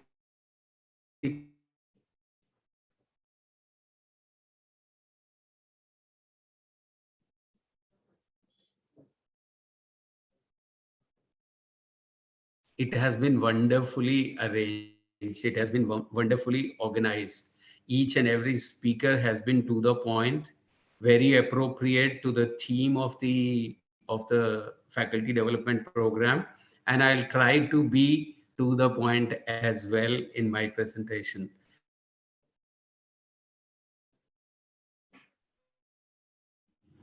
Hello. So yes. Before I start my presentation, I thank Professor P.V. Sharma once again. And with his permission, I would like to share my screen. Sir, इतना मन करता है कि बस आप ही को सुनते रहें और ऐसा न कहिए, मेरी पत्नी ने मुझसे कहा है कि मुझे सुनने की आदत होनी चाहिए। So, but as far as academic fraternity is concerned, they all love to listen to your thoughts. Kindly share your screen, Professor Khandal, and also unmute your microphone.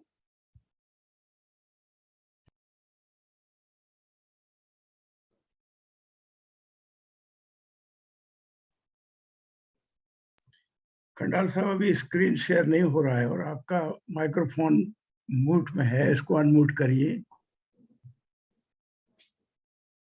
एक शेयर का बटन होगा, शेयर स्क्रीन, कहीं ना कहीं green.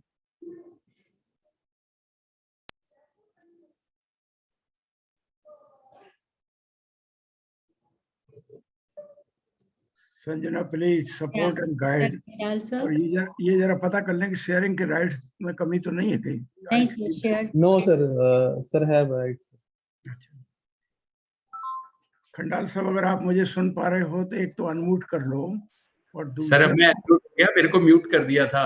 अच्छा, अरे राम राम राम। अब देखिए शेयर स्क्रीन शेयर का बटन होगा, वो दबा दिया सर मैं ऑलरेडी। और अभी मेरा अभी दिख रहा है मेरा। एक और तरीका है, ये हिंदुस्तान में एक टेक्नोलॉजी काम करती है। एक बार आप लॉग आउट करके लॉग इन हो जाओ, हो सकता है उससे बन जाए काम। सर वही मैं स्टॉप शेयर हमारी करके आईटी, दोबारा हाँ, share now it should be working now. Just press the share screen, जरा करके देखना। शेयर स्क्रीन एक बार आप क्लिक करो। यस सर, मैं कर लूंगा। मैं ग्रीन वाला बीच में होगा कहीं। हाँ, ये आ गया। That's very good, very good. Now I can see your screen. अब आप अपने उस पे, अरे ये क्या आ गया? अब आप अपने उस पे जाओ जहां आपके स्लाइड्स हैं, पीपीटी, उसको क्लिक करो। प्रोफेसर खंडाल, आप अगर अपनी पीपीटी शेयर करें हमसे तो we will be able to share. नहीं, वहीं से हो जाएगा, मैं समझता हूँ। खंडाल साहब, आप एक बार लॉग आउट करके लॉग इन करो। क्या हो रहा है कि मैं तो शेयर कर रहा हूँ, आपने कुछ मेरे को डिसेबल कर दिया था। मैं पुनः स्क्रीन शेयर पे जाता हूँ। Mr. Maqsood, can you help sir? Maqsood, are you there? Yes, ma'am, I am here. Please help sir to like show his presentation. Sir, first open your PPT, sir. हो गया my dear, don't worry. आपने पहले मुझे अब ठीक हो गया, disable कर दिया था। अभी मेरा स्क्रीन आ रहा होगा। हाँ जी सर। ओके। वो कंफ्यूजन हो गया था। So first of all, I would like to say thanks to you all. This is the picture of India Glycols Limited. This is, sir, am I audible? Yes sir, you are audible. Sir, कुछ कह रहे हैं? नहीं sir, वो I think he's talking to someone else. Okay. So this is the picture of India Glycols Limited in the background. It's the plant, one of its kind plant in the world, the only plant, the first plant and only plant which manufactures products out of renewable resources, mainly sugarcane molasses. So I'm really pleased to speak here. And the theme of the faculty development program really touches my heart because it's very close to my heart. Innovative methods, skills, eco-friendly technology for quality and impactful research. And I'll try to bring in all aspects of impactful research in this presentation. The content of the presentation has been prepared in such a way that I will begin with a preamble of 5 slides. And then we'll cover about leadership, teaching, learning, creativity, invention, and innovation, approaches that we adopt to resolve and the global scenario of global risk, and what the innovations for the next generation we are supposed to be undertaking that I would like to share. So total slides are 49, and I would try to complete it within 3 o'clock. The time given to me, even though I began at 2:05. So let us see first preamble. In India, those who are in teaching, they don't do research. They do research only for promotion. If assistant professor has to become associate professor to professor, he conducts research, takes students and shows that this is how he has or she has done it. So those who are teaching, they actually don't do research. They only do things for their promotion. Those who are doing research, they don't teach. They say we are high five fellows. We are working on research and we don't have time to teach. Those who are in research, they also are not in a position to develop technology. We have seen the speakers in the morning session who have talked about how much percentage of research is converted into technology. And even those who are working on technological research, they are only talking of theory or showing some of the prototypes, but actually they are not producing something at the industry scale. And that is in spite of the fact that we have done so much. We have done during the COVID, the vaccines, produced so much. Still, there is a big gap, in my opinion, that the researchers are not in a position to develop technology. Those who are involved in technology development, they have no time for innovation. So first preamble of my presentation is that we need to bring them all together to pursue convergence research. एक उसमें और add कर दो कि those who innovate they only cause disruption. Sir, actually, of course, yes, I will add it. Sir, actually, this term disruption, somehow I'm not comfortable because this term is used by the fellows who believe in disruption. We Sanatani fellows, we believe in innovating with transformation, with construction rather than disruption. So you're right. I will add that, and we are supposed to bring all together to converge for convergence research. The next preamble is teaching profession is by default, not by design. We do not have the culture in this country where the 10th standard, 12th standard boy or girl says that I would like to become a teacher. They will talk about everything. They will say we will IAS, IPS, or maybe engineer or doctor. But rarely you would see a student telling that his or her goal is to become a teacher. So it's by default. The research profession is mainly for livelihood. How much you are able to lead life, and nobody is bothered about sustainability.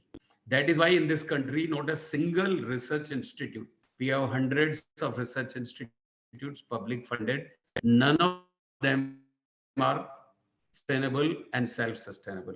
In fact, Shriram Institute for Industrial Research is the only one which is self-sustainable in this country. And in fact, Professor Chauhan, who is the founder of MET, he has always been having in his ideas that they should build an institute like Shriram Institute in MET University, which is self-sustainable. Focus in our institutions, either research or academic, is on publication, patent, and getting a position. If you are an assistant professor, you are very keen to become associate as early as possible. In fact, we have a time-bound promotion scheme. Even if you are not worth assistant professor, if you have spent that much time, you will become associate and you will become a professor. Output has been the driving force. How many publication, what is the impact, and nobody is bothered about what publication value. I myself have published 150 research papers. What is the value? I only know. Outcome is being talked about. Okay, everybody is talking about outcome. In fact, I was pleased to see that in MET you have director who is evaluating outcomes. This is a very good idea, but unfortunately we are still talking about it. The reason for that is because those who are teaching, they are doing everything. They are setting the paper, they are evaluating the papers, they are preparing results. The real outcome will come when teachers will focus on making the students learn, and somebody else let them do the rest of the things.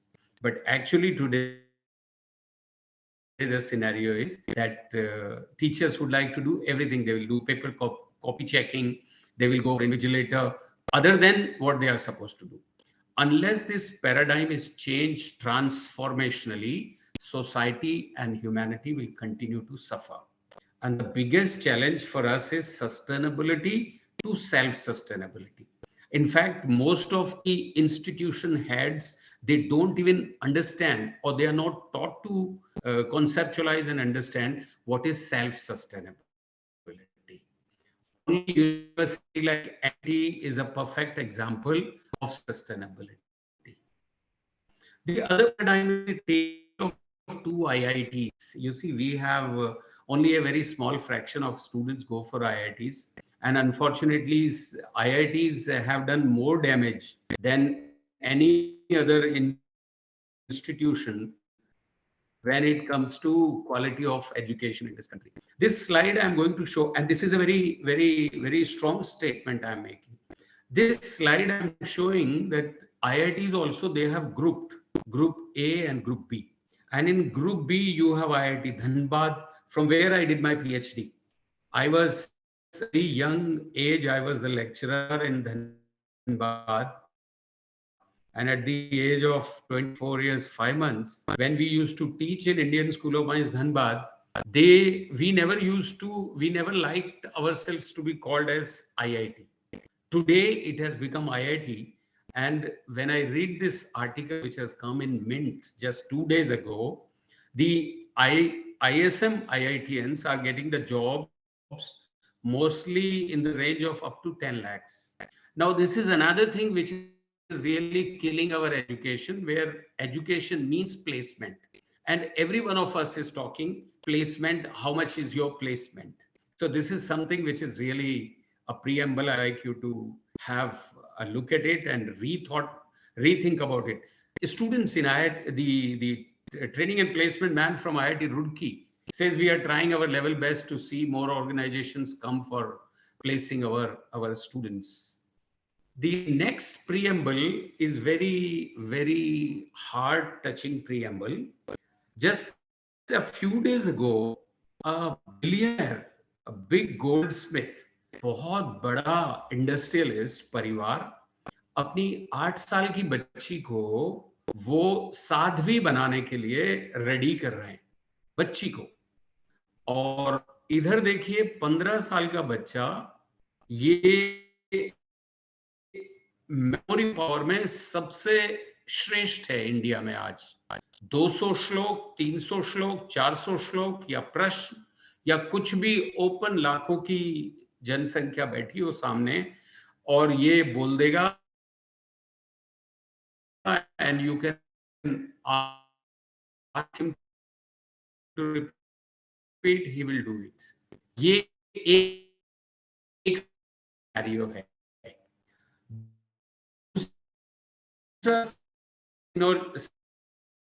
Scenario है कि हमारे यहाँ Noida police ने अब school children, मैं ऐसे ही आजकल mobile van के बच्चों से इंटरेक्ट किया, मैंने उन्होंने इतना अच्छे से राष्ट्रीय गान गाया सब बच्चों ने। और ये पेड़ के नीचे ये जो वैन है, ये HCL ने नोएडा पुलिस के साथ मिलके किया है।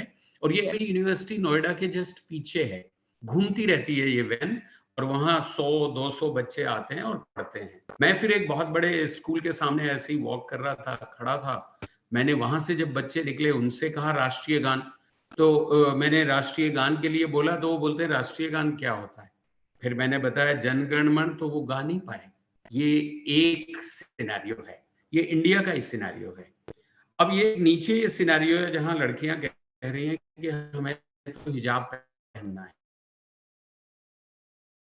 ये एक सिनेरियो है जहां पे सारे स्टूडेंट्स यूनिवर्सिटी में, हायर लर्निंग में, जो so called JNU, Hyderabad university ranking में बहुत ऊपर आते हैं, और वहां बच्चे किस चीज में मस्त हैं, वो इस बात के लिए जोर दे रहे हैं कि PM मोदी के विरुद्ध जो मूवी है उसको वो स्क्रीन करेंगे। और ये देखिए, ये एक पैराडाइम है जिसमें JNU में NCC कैडेट्स किस तरीके से नारे लगा रहे हैं। अच्छा, एक न्यूज ये जस्ट कल की है कि एजुकेटेड यूथ लीडिंग ई-सिगरेट्स यूज। आप कभी, मेरा निवेदन है सारे फैकल्टी मेंबर्स जो सुन रहे हैं मेरे को, कभी यूनिवर्सिटी और इंस्टीट्यूट्स के बाहर जाके आप देखिए आपके बच्चे क्या कर रहे हैं। आप देखेंगे कि almost so much. 70% of students are smoking outside your institutes. एक दिन मैं ऐसे ही एमिटी यूनिवर्सिटी में घूमने चला गया, मैंने देखा कि their language is abusive, most of them are smoking, and education outcome उससे concern केवल तभी है जब checking होगी, else than that this is the preamble. Now let's see, this is another preamble. Noida authorities, they took out a tender that they are producing 60, they are getting the waste of 60 tons per day of flowers. और उसका क्या करें?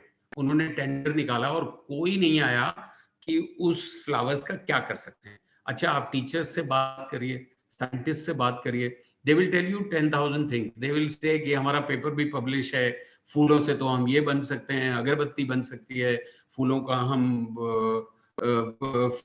Fragrance निकाल सकते हैं, ये कर सकते हैं, but this is a scenario. ये सोसाइटी की प्रॉब्लम है. एक न्यूज आई 2 दिन पहले कि उत्तर प्रदेश में जो हिंडन रिवर है वो गांवों में, शामली के गांव में और गांव में रोग फैला रही है. That is the reason for diseases. तो मैंने देखा और नोएडा अथॉरिटी के क्या, तो मुझे दिखा कि अब जैसे टेंडर है नोएडा अथॉरिटीज के, उन्होंने मांगा एक प्रपोजल कि स्वच्छ भारत अभियान के लिए जो एजेंसीज काम करेंगी उनका एनजीओज का इवैल्यूएशन कोई कर दे. Almost 1.6 crore they are ready to give, but they are waiting for somebody to come. अब मैं ये सब इसलिए आपको दिखा रहा हूं कि ये कौन करेगा. Should it not be the responsibility of we teachers? Is it not the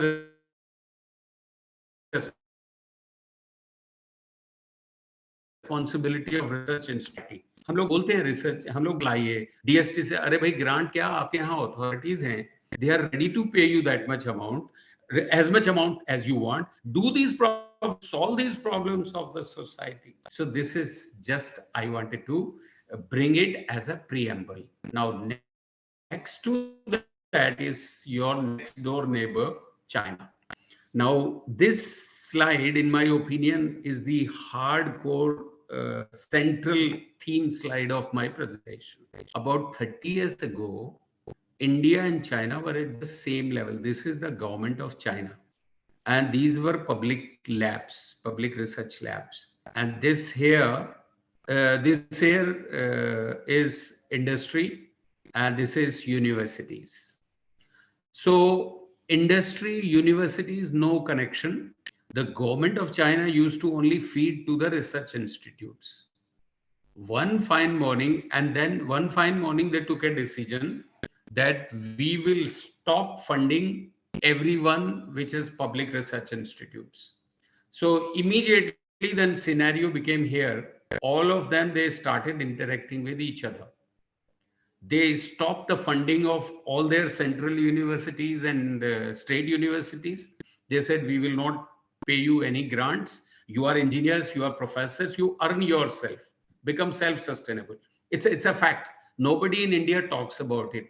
But this, I learned it only when I used to go there in China. After I went there and interacted with their professors, there each department is dedicated to work for self-sustainability. So thousands of teachers became jobless overnight decision. And at the end of the day, you see here, in the center has come, instead of government, it is the industry.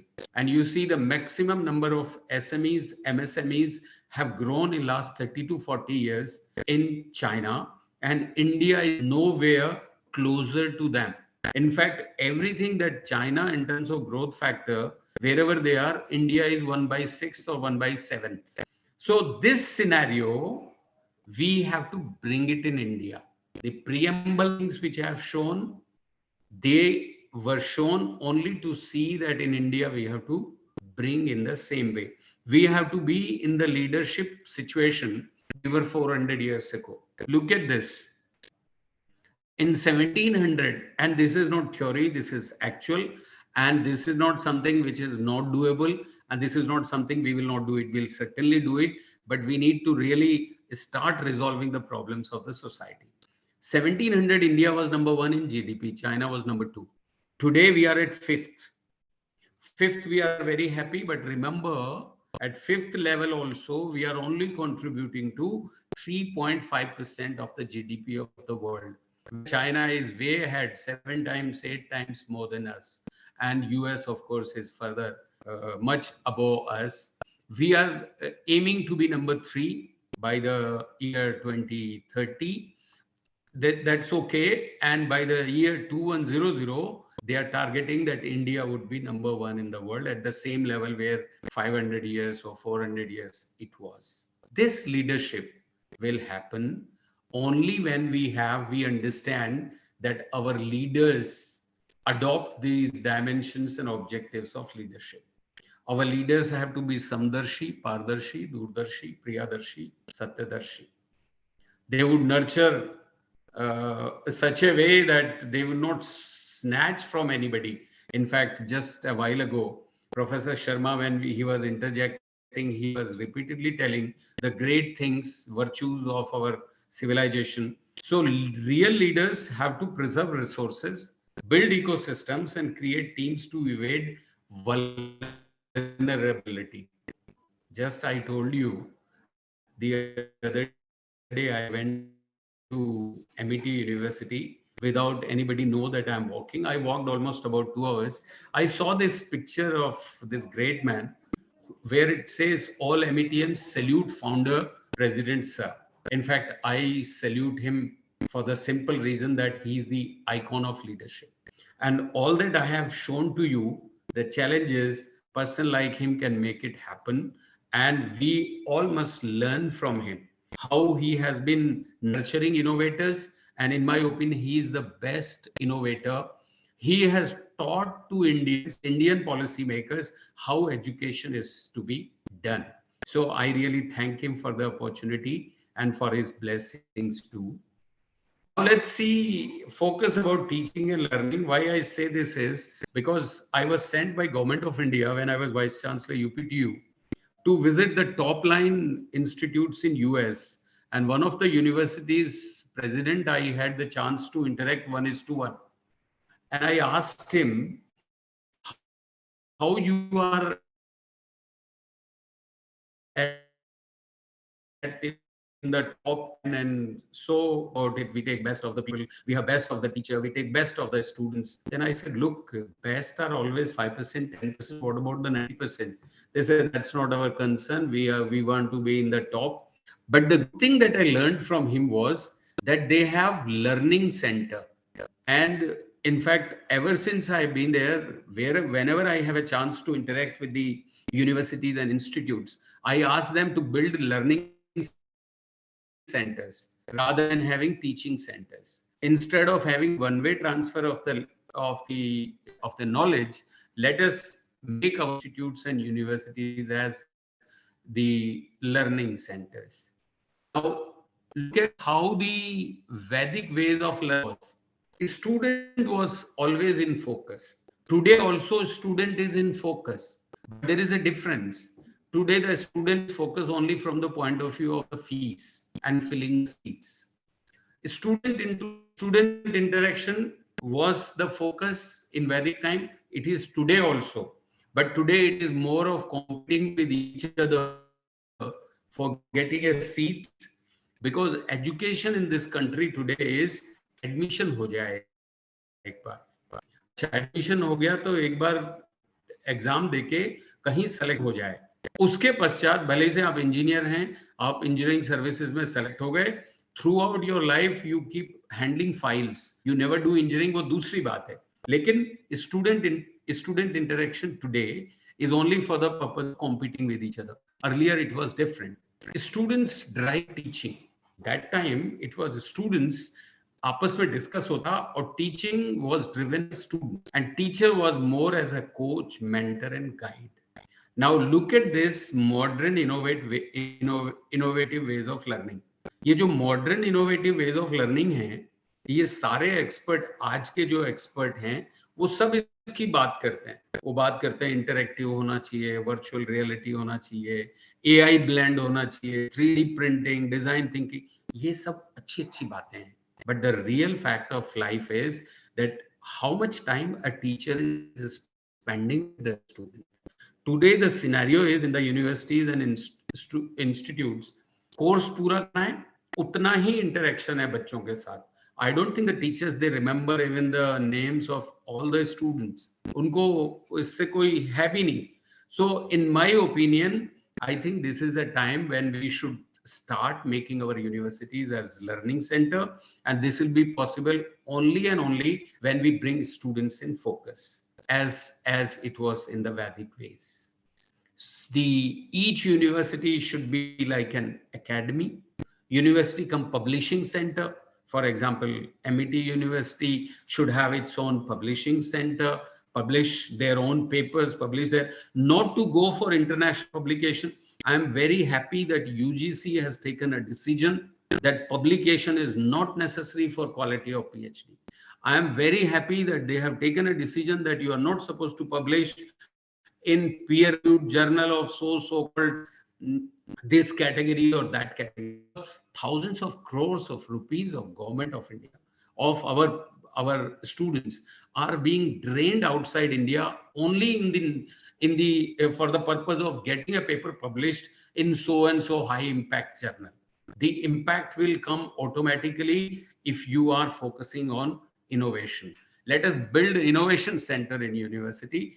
And when I talk about innovation, I think I must emphasize that these days, for the last 20 years, it is the open innovation which each one of our universities have to start participating in. Japan is #1 in the world, which is actually focusing on open innovation center. All their university teachers, they are focusing on open innovation. What is open innovation? They look for problems in general. Each industry they contact and they say what we can do it for you. And they do outcome oriented R&D through open innovation. Now, look at this. This is a slide which really I make it for, I propose it to the teachers to follow. Invention is you need cash to ideas. And I think India is not supposed to be worried about inventions. Our forefathers have done so much of inventions, and this is what Japanese did. They never bothered on invention. Today they are doing that is different, but they focused on innovation.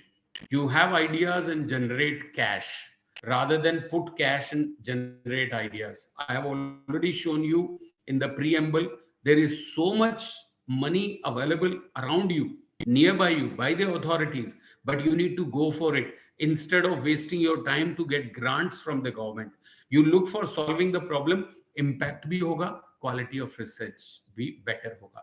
Now, what is innovation? This is something which is my lifetime, experience. I am sharing it with you. Innovation necessarily is a new idea, but not necessarily that you are not heard about it earlier. It is necessarily a new product, but not necessarily that you have not seen it before. You might have seen it, but it never got noticed, never got picked up. A new method, but not necessarily that it has not been tried before. Necessarily innovation is creative, but not necessarily innovation would be done by educated people only. The other day, last week, I was there in one of the gurukuls in Greater Noida. एक छोटा सा गुरुकुल, वो उन लोगों ने 100 वटुक, the word वटुक, आजकल कोई बात ही नहीं करता, वटुक ब्रह्मचर्य ब्रह्मचारी बात ही नहीं करता.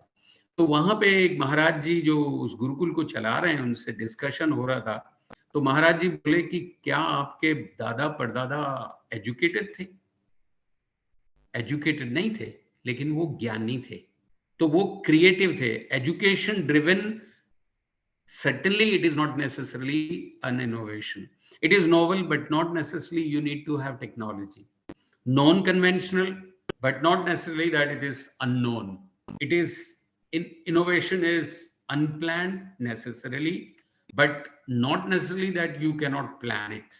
It is instant. It happens instantly, but not necessarily it is accidental always. It is appreciated necessarily. Not necessarily it is diffusible. It is a seed necessarily, but not necessarily that it will bear fruit. Unless it bears fruit, it will not be the real innovation. So this definition, in my opinion, all our teachers should focus and imbibe into the students. This is about disciplinary approach. I don't want to gyan on this, and this I show it because the company like India Glycols, we follow this approach.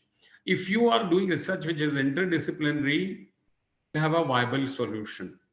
If you follow the convergence research, you will develop competitive edge.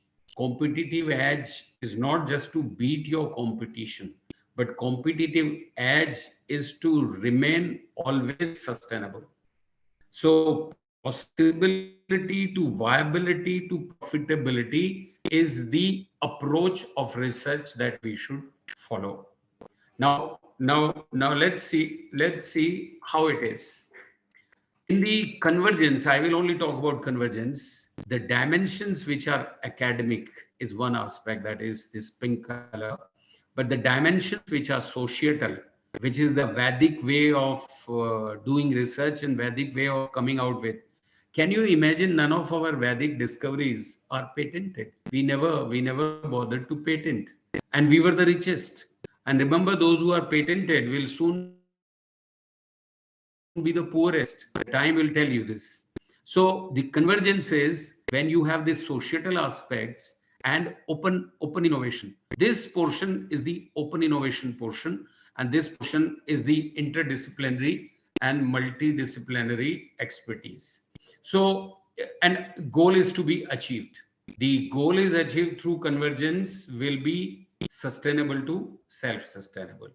You see here, you will get technology. If you have multidisciplinary research, interdisciplinary know-how to innovation and convergence. Now, this slide, I want to show it to you, how company like India Glycols has become 5,000 crore company within a span of just 30, 35 years. And this is one company where the visionary idea was, that we will make things interdisciplinary. For example, this is the plant, okay? This plant has a distillery. Distillery generates waste.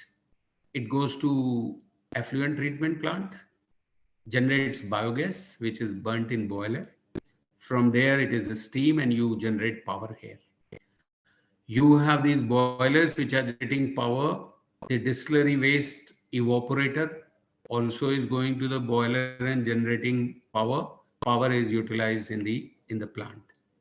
Steam turbine, which is running the distillery. This is called interdisciplinary. You have all engineering aspects being integrated, and the sustainable energy cycle is put in place using best of practice. Look at this sustainability. Everybody talks about sustainability, but I think we must really learn from the industry, the role models of sustainability. You see, the whole world, the industrial development started with crude oil. But it was in the year 1985-86 that the founder of this company said that we will not produce ethylene from the crude oil route. And I remember I joined this company in the year 1993. That time it was already manufacturing monoethylene glycol. People from Japan, people from US, Europe, they used to come and say, you won't be able to sustain. They used to ask sustainability because your cost is very high. This company has sustained. And can you imagine today, top of the world companies are now trying to copy this India Glycols model. You have sugarcane, cultivate sugarcane, you process to get sugar, and from the distilleries you make ethanol. Now the question will come, all teachers who are there in this audience, they must really ponder over this. Brazil is the #1 country in the world producing alcohol. India is #2. When Brazil produces more alcohol, India produces more sugar. When they focus more sugar, we produce more alcohol. They have gone from ethanol to running their vehicles. In India, this company, the only company in the world, they went further. They produce this monoethylene glycol and other downstream products. Sorry. So further downstream products to become sustainable, and hundreds of products from sugarcane. This is called circular economy. Everything that goes, you see, people normally address, they say cradle to grave. I say cradle to grave is never sustainable. Cradle to grave is a burden. We call cradle janm se अंत्येष्टि तक only sustainable and a circular economy. आप मृत्यु के बाद भी स्थान ग्रहण करके बैठ जाते हो, that is not sustainable. Sustainable is अंत्येष्टि. Sustainable business model. Sustainable business model will have circular economy. I already told you, produce from the plant. Plant, you have sugarcane. All your products, when they are degraded, go back to the plant. Circular economy. Stakeholder engagement. Stakeholder engagement is there because you have all the farmers, society involved in agriculture, and you attain sustainability. Once you have attained sustainability, you have a value chain, core values, value creation, organizational values, performance management, and information technology, which is the latest that we are using. Again, come back to circular economy, stakeholders, and attain sustainability. This is the way you do sustainability. This is my question to all teachers who are listening to me. Put the hand on your heart and find out, is your institute or university zero liquid discharge? Is your institute or university having social responsibility and contributed towards the solving the problems of the society? Yamuna action plan, Ganga action plan. We are waiting for grants. We should put our students there and solve their problems. I was telling you about Indianapolis. There the professors are working as vice presidents. They don't, their vice chancellor is president and their professors are vice president.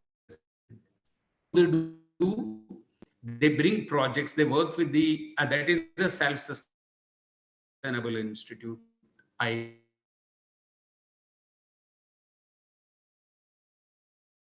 went to the Indianapolis University. So they bring projects to the students in the first half. In the second half, the students and scientists go there, students and science and engineering, they go to the project site and they work on the project to solve the societal problem. और उनके projects सारे के सारे जितने भी society के projects हैं उनके through they are the guiding for the authorities there. So social responsibility, we are supposed to be compliance, statutory compliance, making transparent system of management, and be unique and novel out of the box. Explore always to see what we can do, can produce like plant derived materials, and backward integration. Unless you do backward integration, you cannot grow. Example is Reliance. They started with MEG. They started with ethylene oxide. First time when they had put up the polyethylene plant, they went for such a big cracker, polyethylene, polypropylene. They went down and they went further. When they had polyester, they said, okay, we'll manufacture MEG ourselves. We'll manufacture PTA ourselves. 25 years ago, we used to import PTA. Today, we are exporting PTA. So you take out the list and see in the top 10 companies in the world, as far as chemical industry, petrochemical industry is concerned, it is Reliance because of backward integration and forward integration. Green chemistry and engineering, atomic efficiency and waste chemicals, I have already explained to you. How India Glycols has done is the perfect example. Now, what is sustainable manufacturing concepts and practices that are in vogue and that are being implemented? You control the pollution. Earlier, it used to be treat. Then you prevent. Then you manage. Now we say expand. Expand what? Life cycle thinking. Do not design a product which is creating a problem which is going to have a burden on the environment. Extending environmental responsibility, green supply chain management, corporate social responsibility, ensure that what is produced is supposed to be in the circular economy. Closed loop production, revitalize, restructuring of production methods. No more that you keep producing what is giving you profits. No, it is not two-dimensional, one-dimensional. It is supposed to be multi-dimensional and it is supposed to be 360 degree. Industrial ecology, synergize with the society, synergize with the educational institutes, integrate systems of production. This is what is being adopted world over by the top companies. How it is being done? Look at this. At the modification level, you are doing process pollution control. At the redesign level, you are going cleaner production. You redesign your process. Eco efficiency, I have already explained to you, and alternatives. You see, if you are producing something from coal, now produce something from the plant waste. Life cycle thinking, a product which is supposed to not leave burden in the environment, in soil, etc. Closed loop production and industrial ecology, these are the terms which each one of us must be teaching to our students. Tell me, we talk all over the world, we are talking about net zero, we are talking about sustainability, we are talking about self sustainability. Do we have a program which says BTEC in net zero? Do we have a program where we say BTEC in waste to wealth? No. We still are on the same pattern as we have been doing. Now, this is another example which is to show interdisciplinary and convergence in India Glycols, a role model of sustainability. You see, we began with bioethanol. Okay, bioethanol, that means from sugarcane molasses to ethanol.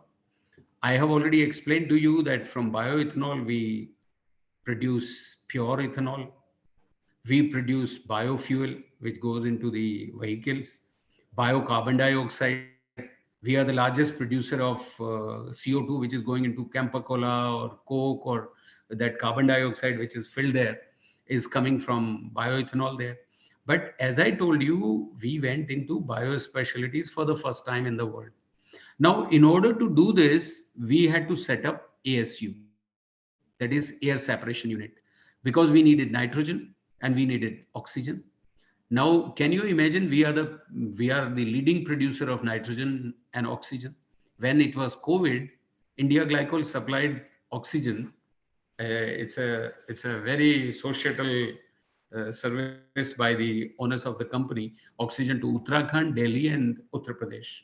Oxygen coming from there to COVID patients. So you have your oxygen, which is going into several places with ethanol, making ethylene oxide, bio-EOD, with which the biggest company in the world, Clariant, made the joint venture with this company. Then bioglycol ethers, then bio-MEG. With this, first time when Coca-Cola in America introduced their packing in plant bottle, they said we will have a green packing plant bottle, and they had to take bio-MEG all the way from Kashipur. So this is something which is the role model of sustainability, and all engineering and all aspects of science are covered here. Interdisciplinary converge together. This is about Atmanirbhar Bharat and all the areas which are important for all of us teachers and researchers are included here. The focus is package for 20 lakh crores, about 10% of GDP is given for Atmanirbhar Bharat. Focus on land, labor, liquidity, and laws, and to cater to labor, SMEs and MSMEs. Are our universities and institutes linked to SME and MSME? Hardly there is any interaction. Hardly the teachers are going there and spending time there. Hardly our students are spending time on this. Now, this is one thing that I just want to highlight about, because I am in the chemical industry, so I should explain it to you. Alkali chemicals, hundreds of alkali chemicals. Okay. I want to tell you that production in India is less than capacity. This is before COVID. Today's scenario is slightly better. That is different. We are importing more than export. Why I'm showing this to you is that you should educate your students what is happening in the industry. We are asking AICT or the UGC, they are asking the universities to produce industry ready students.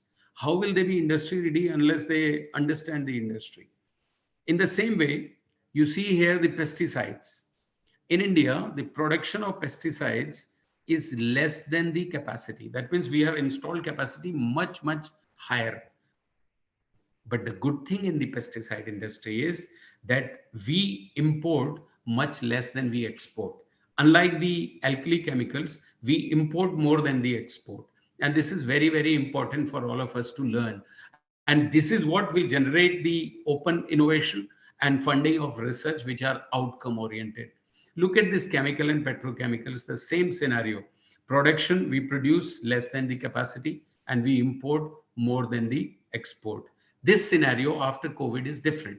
Today, companies like Reliance, companies like SR, they are exporting their petroleum products to none other than US and Europe. So today this scenario is a little different. Here is about the chemical sales. You see, India is somewhere here. This is here 89 at fifth, 1, 2, 3, 4, 5, 6 position. But the thing which I want to highlight here is if the value is 89 here, and here it is 1,198, China. Look at the difference. So the EU is number 2 and US is number 3. It is not the number 6 is India is number 6, which is higher than others. No. What disturbs me is the magnitude of difference between India and China. And we teachers only can defeat China, not at the border, but at the industry level. Then I would like to touch upon in the last part of my presentation about what is happening in the world all over. Last year, we had COP26, where Prime Minister Modi ji went there and committed that India will become net zero by 2070. China said we will become net zero by 2050, 20 years ahead of India. Last year, just 2 months ago, there was COP27. And then immediately, just a few days ago, there was World Economic Forum. And all of this, they had highlighted on global risk, okay? And India is very high in that index. The global risk on India is rated as very high, I mean, at a high risk zone. So the potential for damage when the threat exploits a vulnerability is very, very serious. Now, the global risk have been put like this, very interesting. Next 2 years, the global risk top parameter is cost of living crisis. We are talking about cost of living. But 10 years hence, there is no cost of living. We are trying to be surviving. What are the number one? Failure to mitigate climate change. We are still not woken up to mitigate climate change. Failure to climate change adaptation. We are not, see, 2023 is a millets year. जब हम छोटे थे, my grandmother, my grandfather, पूरा जीवन पर्यंत उन्होंने बाजरे का ही भोजन किया. राजस्थान और गुजरात में ऐसे ऐसे गांव हैं जिनमें आपको एक भी व्यक्ति डायबिटिक नहीं मिलेगा, क्योंकि वो बाजरा खाते थे और ऊंट के दूध की खीर खाते थे, ऊंट का दूध पीते थे. अब आप मुझे बताइए कि जब ये ज्ञान ऑलरेडी एग्जिस्ट करता है, अभी लोग क्या है, रिसर्च करेंगे बाजरे पे, लेकिन बाजरा कभी खाएंगे नहीं. बाजरा वो केवल मुर्गियों को डालेंगे, बाजरा केवल पक्षियों को डालेंगे. So 10 years hence, there will be so many challenging parameters which are creating risk for different countries. Large scale involuntary migration. We have seen Joshimath mein hua, large scale involuntary migration. Natural resources crisis. Everywhere there are crises. Erosion of social cohesion and societal polarization. It is happening, it will happen more after 10 years. These are the trends in chemical industry. Industry growth, new value systems, recovery growth, and sustainability focused decarbonization. See, when we were students in 11th, 12th, we have read all these aromatic reformer, FCC units, steam cracker, all the products which were supposed to be derived from petroleum resources. In fact, our ministry is chemicals and petrochemicals. That means we don't have a ministry which is renewable chemicals. Today we are talking of biomass to sustainable bio-based products. इतना सारा waste है, agriculture waste, पराली जला रहे हैं हम. जलाने के स्थान पे, why can't we have this? Can we have this kind of all these molecules?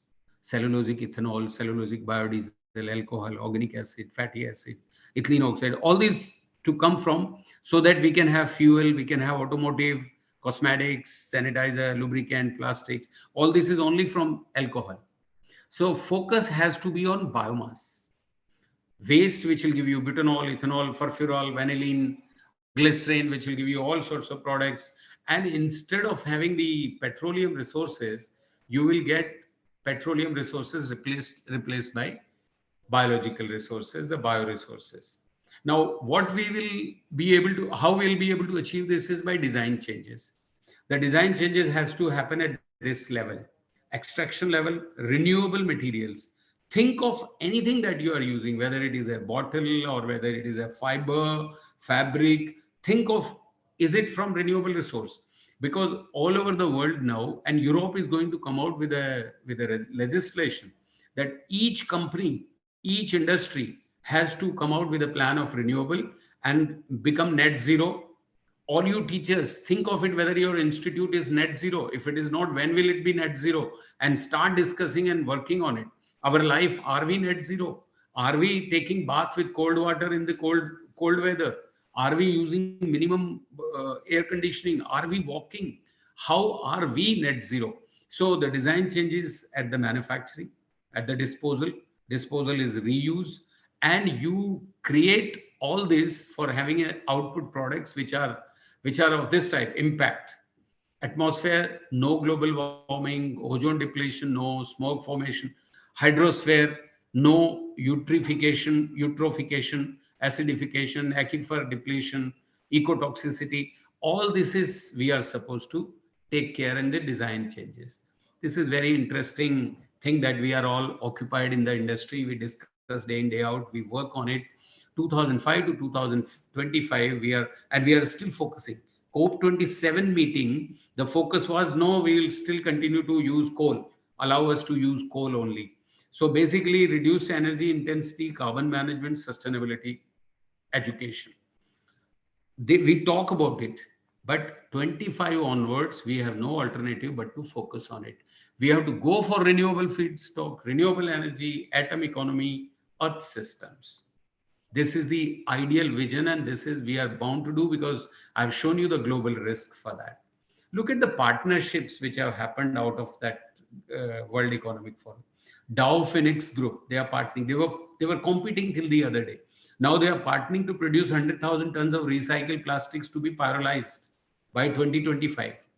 Norion joined Air Liquide and Port Rotterdam and Shell.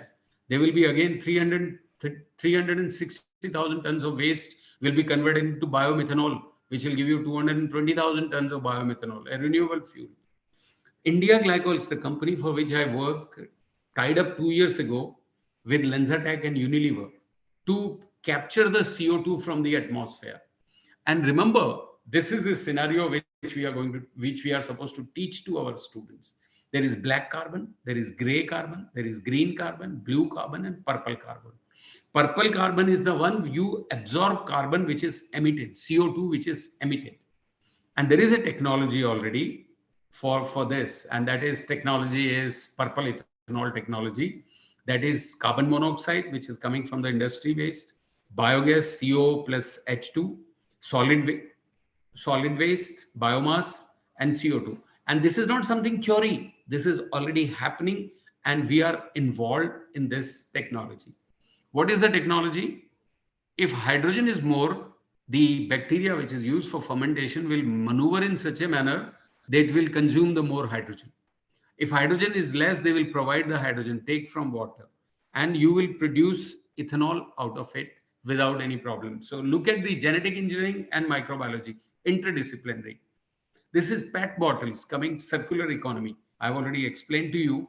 You make PET bottles not by MEG coming from petroleum, but MEG coming from CO2, which is in the atmosphere. Unilever is the company which announced 3 years ago that $42 billion of surfactant business, their detergents and their cosmetic products, they will replace petroleum products. $42 billion business, replace petroleum products. Lululemon, which has a tie-up with, which has a collaboration with India Glycols Limited to introduce fiber from waste carbon. The carbon which has carbon dioxide, which has gone to the atmosphere, will be captured and will be converted into fiber. This is the fuel, all the fuel, these cars will be running from the fuel produced from carbon dioxide, which has gone to the, so use solar systems to have green hydrogen and carbon dioxide, which has been emitted, convert that into fuel. Look at the scenario of the world. 30 billion gallons per year in the steel plant, we are producing CO2.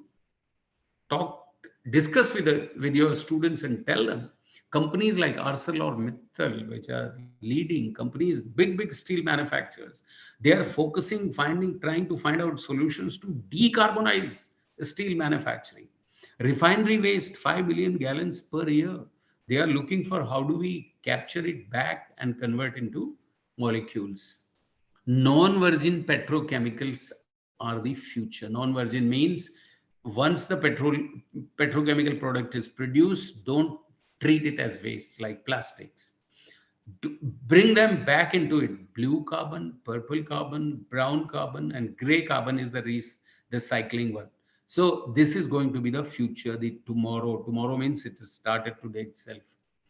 This is the last slide. We are 259. Innovation is the key to unhindered growth and sustainability.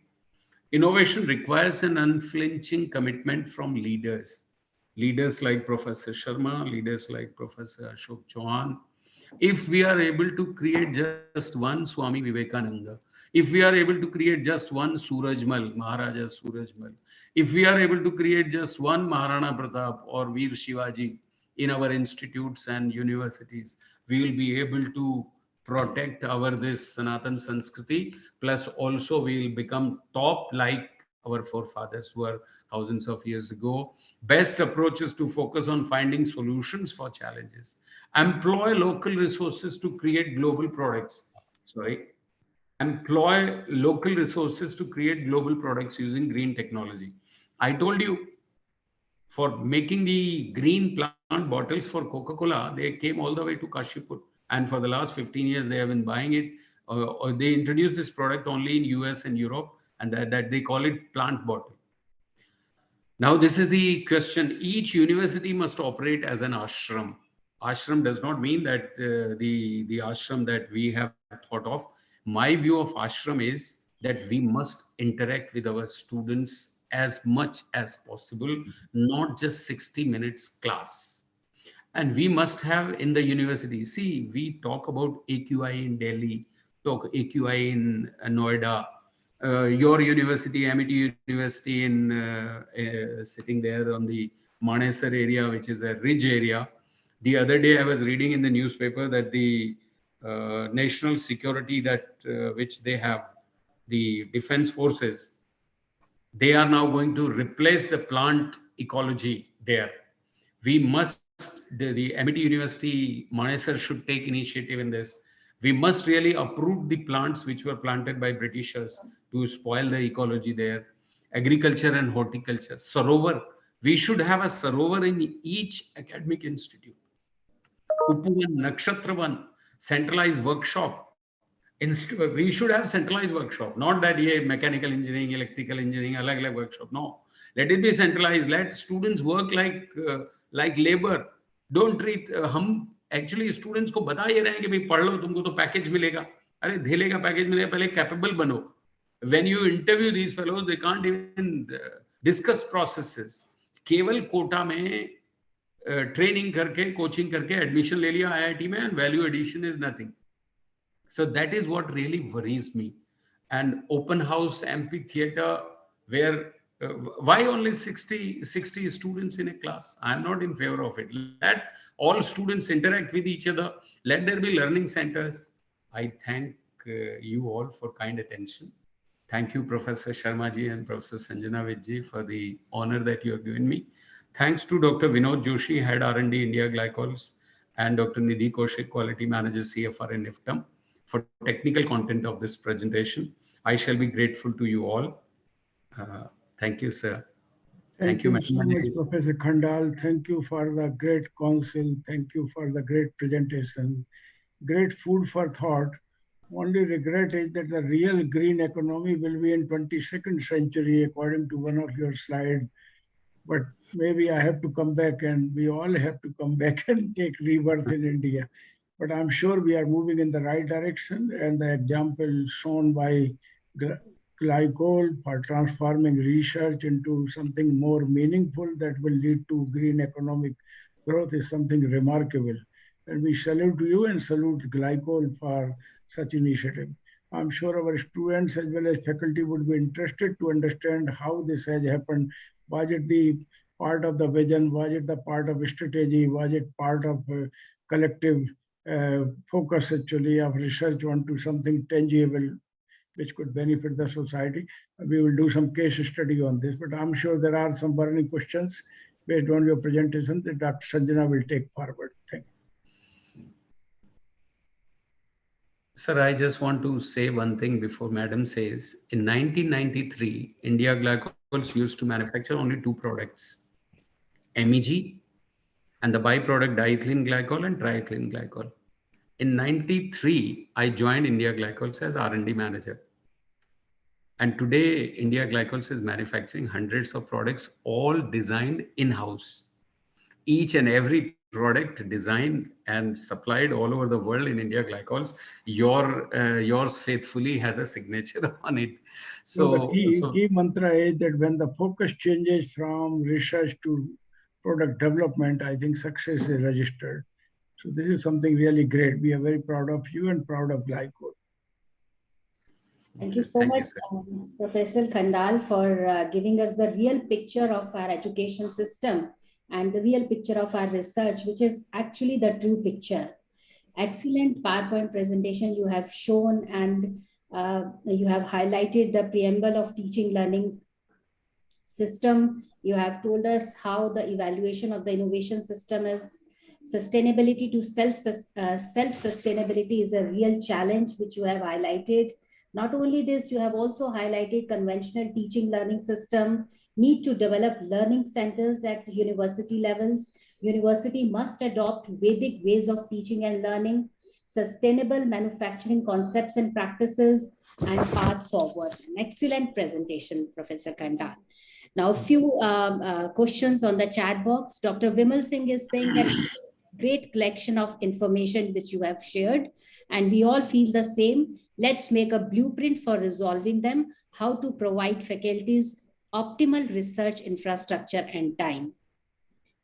And Dr. Shreya Goswami has written one question, that what is the cause of India not having many sustainable manufacturing plants and companies?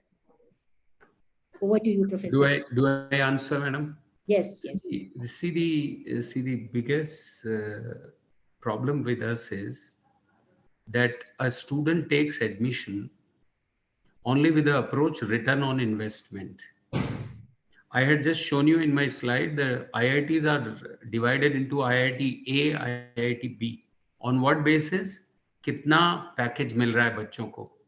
Parents come and ask the director कि sir आजकल कौन सा engineering अच्छा चल रहा है? Can you imagine we should be focusing on, आप देखिए दिल्ली यूनिवर्सिटी में एडमिशन हुआ, CUET हुआ, 80% admissions are done in non-technical fields. Science में एडमिशन केवल 20% हुए. 100% जिस बच्चे के मार्क्स हैं, जो बच्चा मैथ्स बायोलॉजी में 100% मार्क्स ला रहा है, वो बच्चा बिजनेस में जा रहा है, कॉमर्स में जा रहा है, वो इकोनॉमिक्स करेगा, he will not do chemicals. Chemical engineering का बच्चा IIT रोपड़ का, वो कह रहा है मुझे 6 लाख भी दे दो, मैं जॉब कर लूंगा, उसको नहीं मिल रहा जॉब. हमारा फोकस जॉब पे है. अच्छा, टीचर्स का क्या है? उनका फोकस है कि मैं जल्दी से वाइस चांसलर बन जाऊं. Okay, now coming to the question she has asked, do we have sustainable? Indian chemical industry is the only one which has largest number of sustainable companies. Indian drug industry is number 1 in the world with maximum US FDA approved facilities. China is number 1 in all sorts of economies, but when it comes to drug manufacturing, they do not have US FDA approved facilities. India is the largest one, but unfortunate, which all our scientists and researchers must understand. And Modi ji has been talking about it of late. Unfortunately, Modi ji does not have a scientific advisor. Okay, he has an economic advisor, but he does not have a technology advisor. He does not have a scientific advisor. Government does not have a concept, only economic advisor. NITI Aayog का chairman, जब सबसे पहला नीति आयोग का chairman Visvesvaraya जी थे, engineer, और उनके जब उन्होंने रिजाइन किया नेहरू जी के कारण, उसके पश्चात से सारे नीति आयोग के जो प्लानिंग कमीशन था, चेयरमैन केवल इकोनॉमिक्स के रहे. Coming to the point, drug industry, chemical industry, they have a series of them self-sustainable. But the challenge is 70% of our basic materials we are importing from China. The day we are able to produce, and this is what the focus of the government PLI scheme, they say you produce these basic raw materials, key, they say KSM, key starting materials. The day India is able to produce key starting materials right here, China will be finished. We should not waste our time finishing China at the border. We should finish China in the universities. अब आप बताइए, आपकी university है madam, 9 बजे start होती है, 5 बजे बंद हो जाती है. क्यों बंद हो जाती है? हमारी इंडस्ट्री तो 24 घंटे चलती रहती है. आप रिक्रूट करिए, शिफ्टों में चलाइए, 6 से 2, 2 से 10, 10 से 6. अब ये जो सो कॉल्ड अच्छा एडवाइजर क्या है, वो सब IIT से पढ़े हुए हैं, जिनको एजुकेशन का कोई मतलब सरोकार नहीं है, क्योंकि वो कंपटीशन में एक बार हो गए. अच्छा, वो अपने बच्चों को IIT नहीं करवाते. उनको पता है कि वेस्ट ऑफ टाइम है, वेस्ट ऑफ मनी है. अपने आप चुपचाप पैसा लगेगा, अमेरिका भेज दो बच्चों को पढ़ने के लिए, यहाँ वेस्ट नहीं करना time. And I fully endorse their views. आज स्थिति जो है वो ये है कि टीचर्स को साधुओं संतों की तरह से लगना पड़ेगा. मेरा तो मन करता है आप जाइए MET के कैंपस में, मैं कई बार घूमा हूं. The children are becoming more and more abusive. They are becoming more and more criminal attitude. शांति, हम ये बोलते हैं कर्मण्यवाधिकारस्ते मां फलेषु कदाचन, बट पूरा सबसे पहले ये रहता है पैकेज कितना मिलेगा, कितना पैकेज देते हैं साहब, तब तो एडमिशन लेंगे. अच्छा, हर यूनिवर्सिटी में admission is the key, admission और कंपटीशन. अब लेटेस्ट उन्होंने क्या कर दिया, डॉक्टर का भी जो बाहर से आए हैं वो मल्टीपल चॉइस क्वेश्चन MCQ से डॉक्टर. अब बताइए आप, MCQ से सर्जन को आप सिलेक्ट कर लेंगे कि हाँ अच्छा सर्जन है. तो ये सब मैंने आई ओपनिंग बताया है इनको. अच्छा, मैं क्यों बता पाया हूं? बिकॉज मैंने जीवन में देखा है, मैंने जीवन में ये जिया है ये सब. I have been the teacher at such a young age in Indian School of Mines, then went to industry, then went to public sector, went again to private industry, public sector industry, then heading Shri Ram Institute, always involved in industry, then UPTU, and then again in the industry. So पूरा जो भी मैं बता रहा हूँ वो something which is doable, not theory. Thank you so much, Professor Khandal, for an eye-opener answer. The next question is from Dr. Atin Kalra, that, sir, getting ethanol and other products, we will be consuming more fossil fuels like coal, and that will be again an unsustainable scenario. This question, this again shows that his thought process, my dear sir, please understand there is no coal involved in this. Getting ethanol, you get it from sugarcane molasses. Okay, so this is the best way of net zero. You produce sugar, molasses is a waste.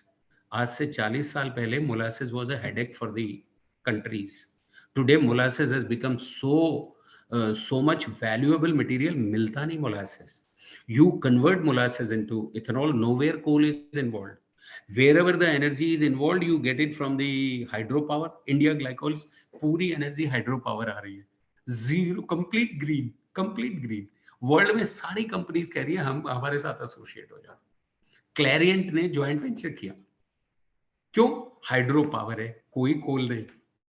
अच्छा, फिर biogas, methane स्वयं आप effluent से आ रहा है.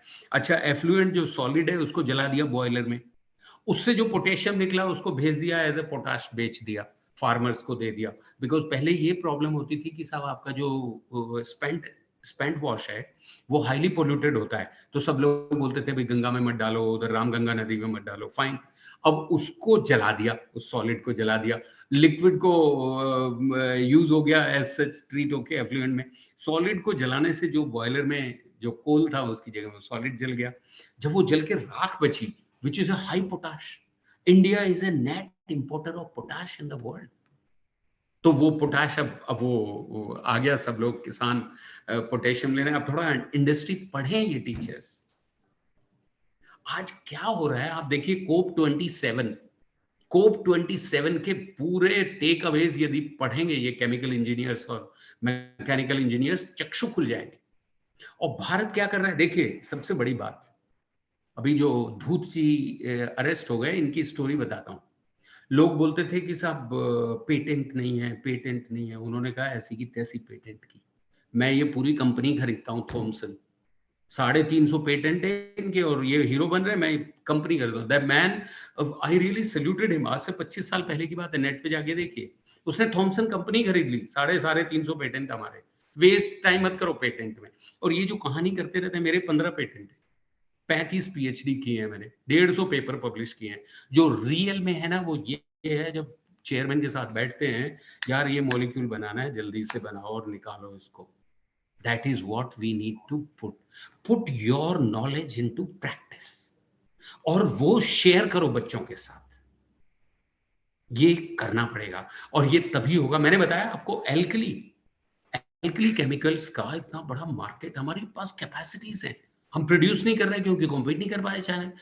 सारे teachers लगे कि भाई कैसे हेल्प करें, हर टीचर अटैच हो जाए इंडस्ट्री के साथ। आप ये इंडस्ट्री को क्रिटिसाइज करते हो, साहब इंडस्ट्री हमारी टेक्नोलॉजी, अरे भाई तुम्हारी टेक्नोलॉजी लेने लायक होगी तो लेंगे, क्यों नहीं लेंगे?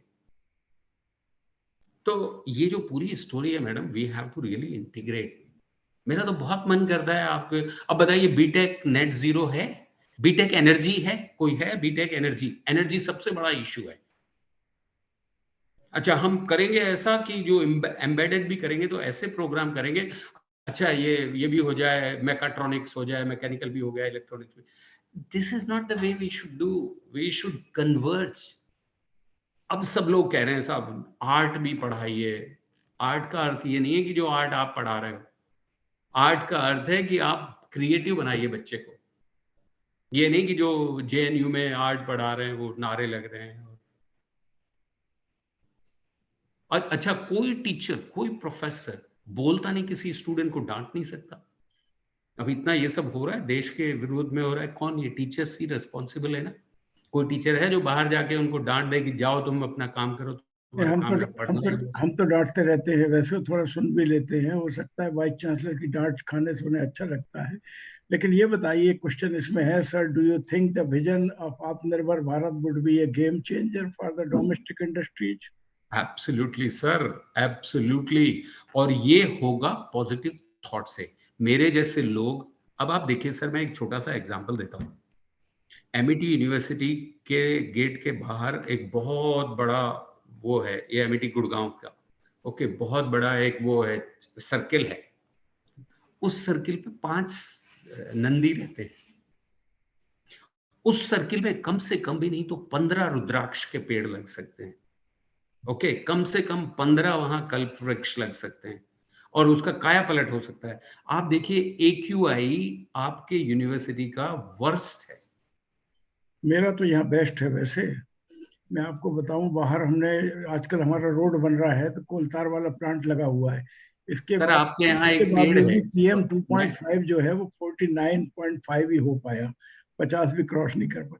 तो यहाँ तो थोड़ी बेटर हालत है। मेरे पास गौशाला भी है, मेरे पास बहुत अच्छा ऑर्चर्ड गार्डन भी है, मेरे पास औषधि की बहुत बड़े पौधशाला है। तो लेकिन मेरा बस चले तो मैं तो कह दूं कि सारी IIT अपना खाना खुद पैदा करेगी, अपना पानी खुद बिल्कुल पैदा करेगी, बिल्कुल अपनी सर, बिजली बिल्कुल खुद पैदा करेगी, बच्चे ऐसा, पढ़ेंगे भी और खेत में काम करेंगे और उसके बदले में उनसे फीस नहीं ली जाएगी। बिल्कुल अगर इतना सर। भी हम कुछ कर दें तो 90% यूनिवर्सिटी हमारी आत्मनिर्भर हो जाएंगी। 10% को हम हाई प्रोफाइल रखें जो कि अमेरिका, इंग्लैंड और दूसरे लोगों से टक्कर लेती रहे, लेकिन 90% हमें काम करना, जीना, स्वस्थ रहना सिखा दें तो शायद हम बच जाएंगे। अदरवाइज तो समय उतना अच्छा नहीं नजर आ रहा। एक प्रश्न और भी है इसमें, आगे वो आपके सामने रख दूं। How good India become China minus dictatorship, minus cruelty and minus exploitation? क्या हम सर चाइना बन सकते हैं विदाउट डिक्टेटरशिप, विदाउट हिंसा and without exploitation of labour? Sir ऐसा है कि तो फिर भारत में, आत्मनिर्भरता से आगे की बात हो जाएगी। हम अपने आप तो आत्मनिर्भर होंगे, दूसरों को भी सस्टेन कर देंगे। जो सर परेशानी भारत में डिक्टेटरशिप हो ही नहीं सकती, भारत में एक्सप्लॉयटेशन हो ही नहीं सकता यदि हम सनातनी संस्कृति से जिए। मैं एक गांव से आता हूं, ये जो शहर में बैठ के कहानियां करते हैं ना जो लोग, झुग्गी झोपड़ी में आ गए, अरे भाई क्यों आ गए गांव छोड़ के आप?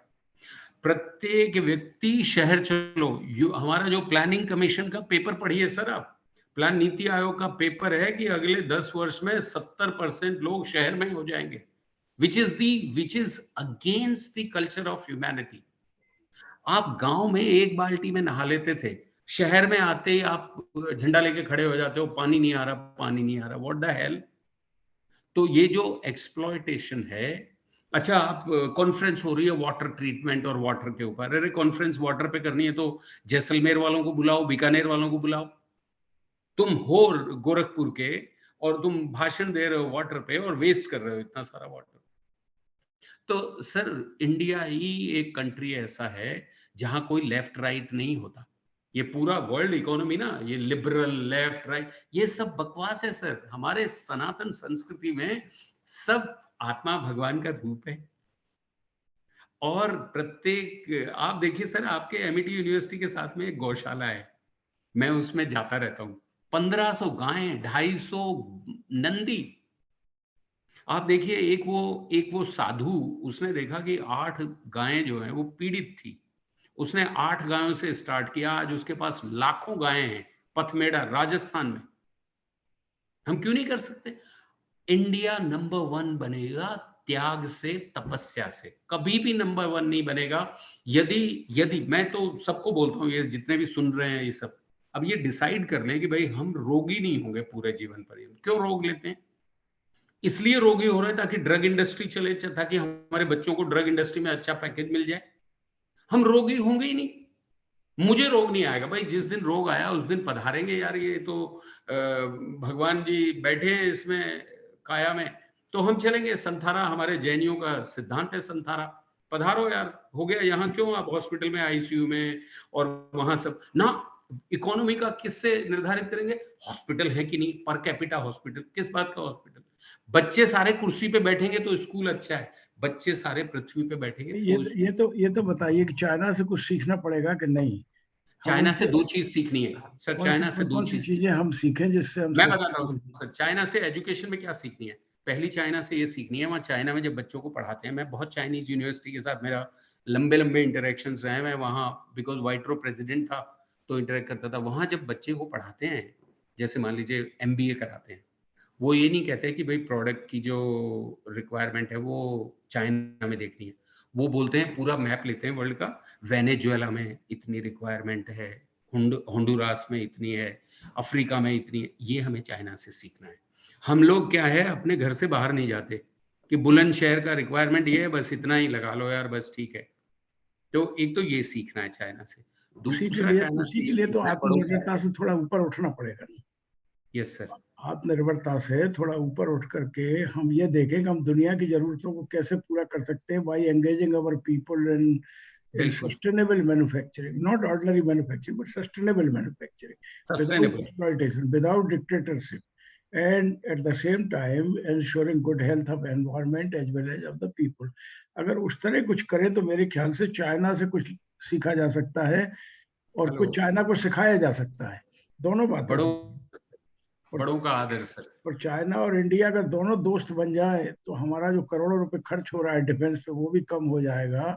उसका सदुपयोग करेंगे हम अच्छी यूनिवर्सिटी बनाने में, अच्छी गौशाला बनाने में, अच्छे आयुर्वेद की रिसर्च करने में और हमारी नदियों को ठीक से पुनर्जीवित करने में हमें फायदा होगा। तो मैं समझता हूँ ऐसा कुछ माहौल बनाया जाए कि चाइना हमारी सीखें और हम चाइना से सीखें। हम चाइना से इंडस्ट्री और रिसर्च की कुछ गुण मंत्र उनसे देख लें और हमारी जो संस्कृति है, सभ्यता है, उसको दोबारा चाइना वापस ले ले। पहले चाइना ने लिया था, आज चाइना थोड़ा हट गया, हिंसा का सहारा लेता है। तो ऐसा कुछ आदान प्रदान करने की बात करो तो बात बन सकती है। सर चाइना के साथ हमारी ट्रीटी थी और चाइना का defence was handled by our Chola raja जो थे, जिन्होंने थंजावुर में क्या बोलते हैं उसको, वृद्धेश्वर मंदिर बनाया, ट्रीटी थी उनकी कि चाइना का डिफेंस हम देखेंगे, वो तो हमारे उपासक हैं। वो भटक इसलिए गए क्योंकि हम भी उन्हीं की राह चल पड़े। हमारा तो सिस्टम ये रहा ना, नॉन अलाइन मूवमेंट, नहीं हम इधर भी नहीं, हम उधर भी नहीं, और रहे हम कहीं के भी नहीं। अब भगवा जब चढ़ने लगा है तो अब सही हो जाएगा सर से। काम नहीं चलेगा, तिरंगा चढ़ाना चक्र के साथ।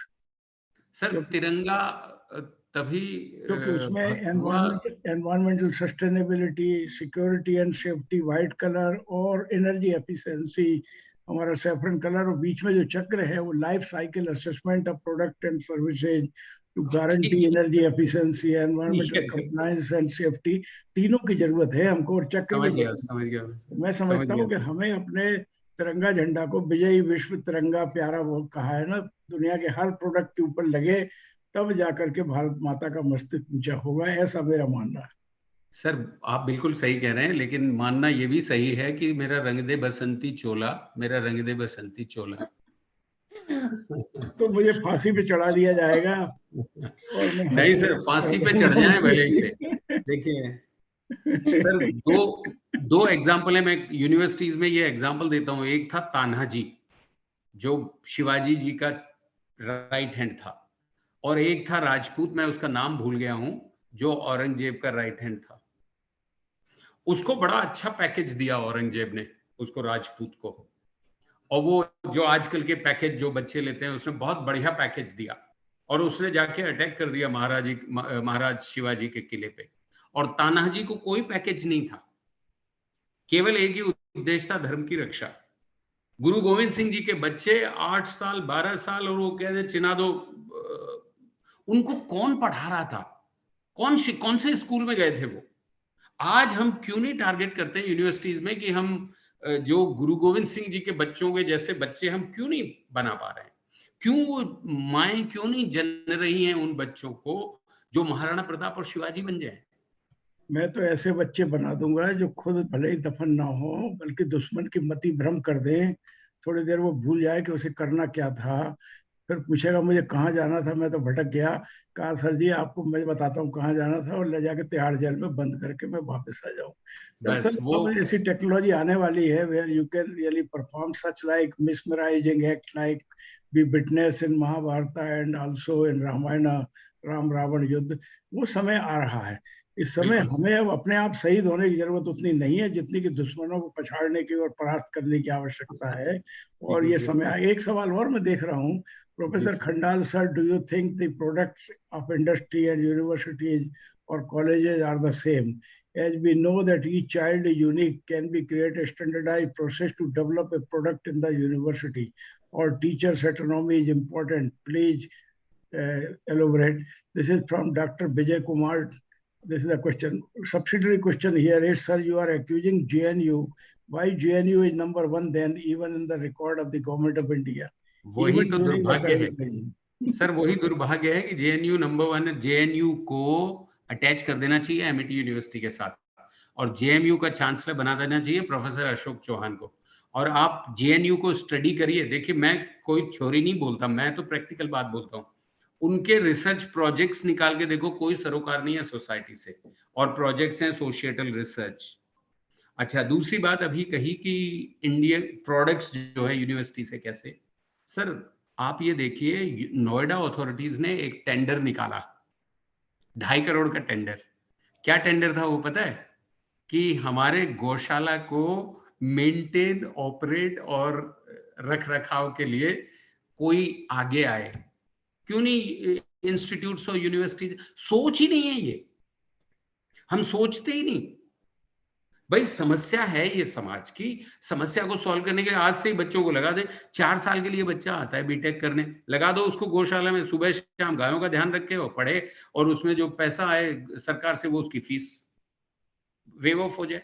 हम जब तक बच्चे को कैपेबल नहीं बताएंगे तब तक होगा ही नहीं सर। कभी भी एनवायरमेंट डे से एनवायरमेंट नहीं बचेगा।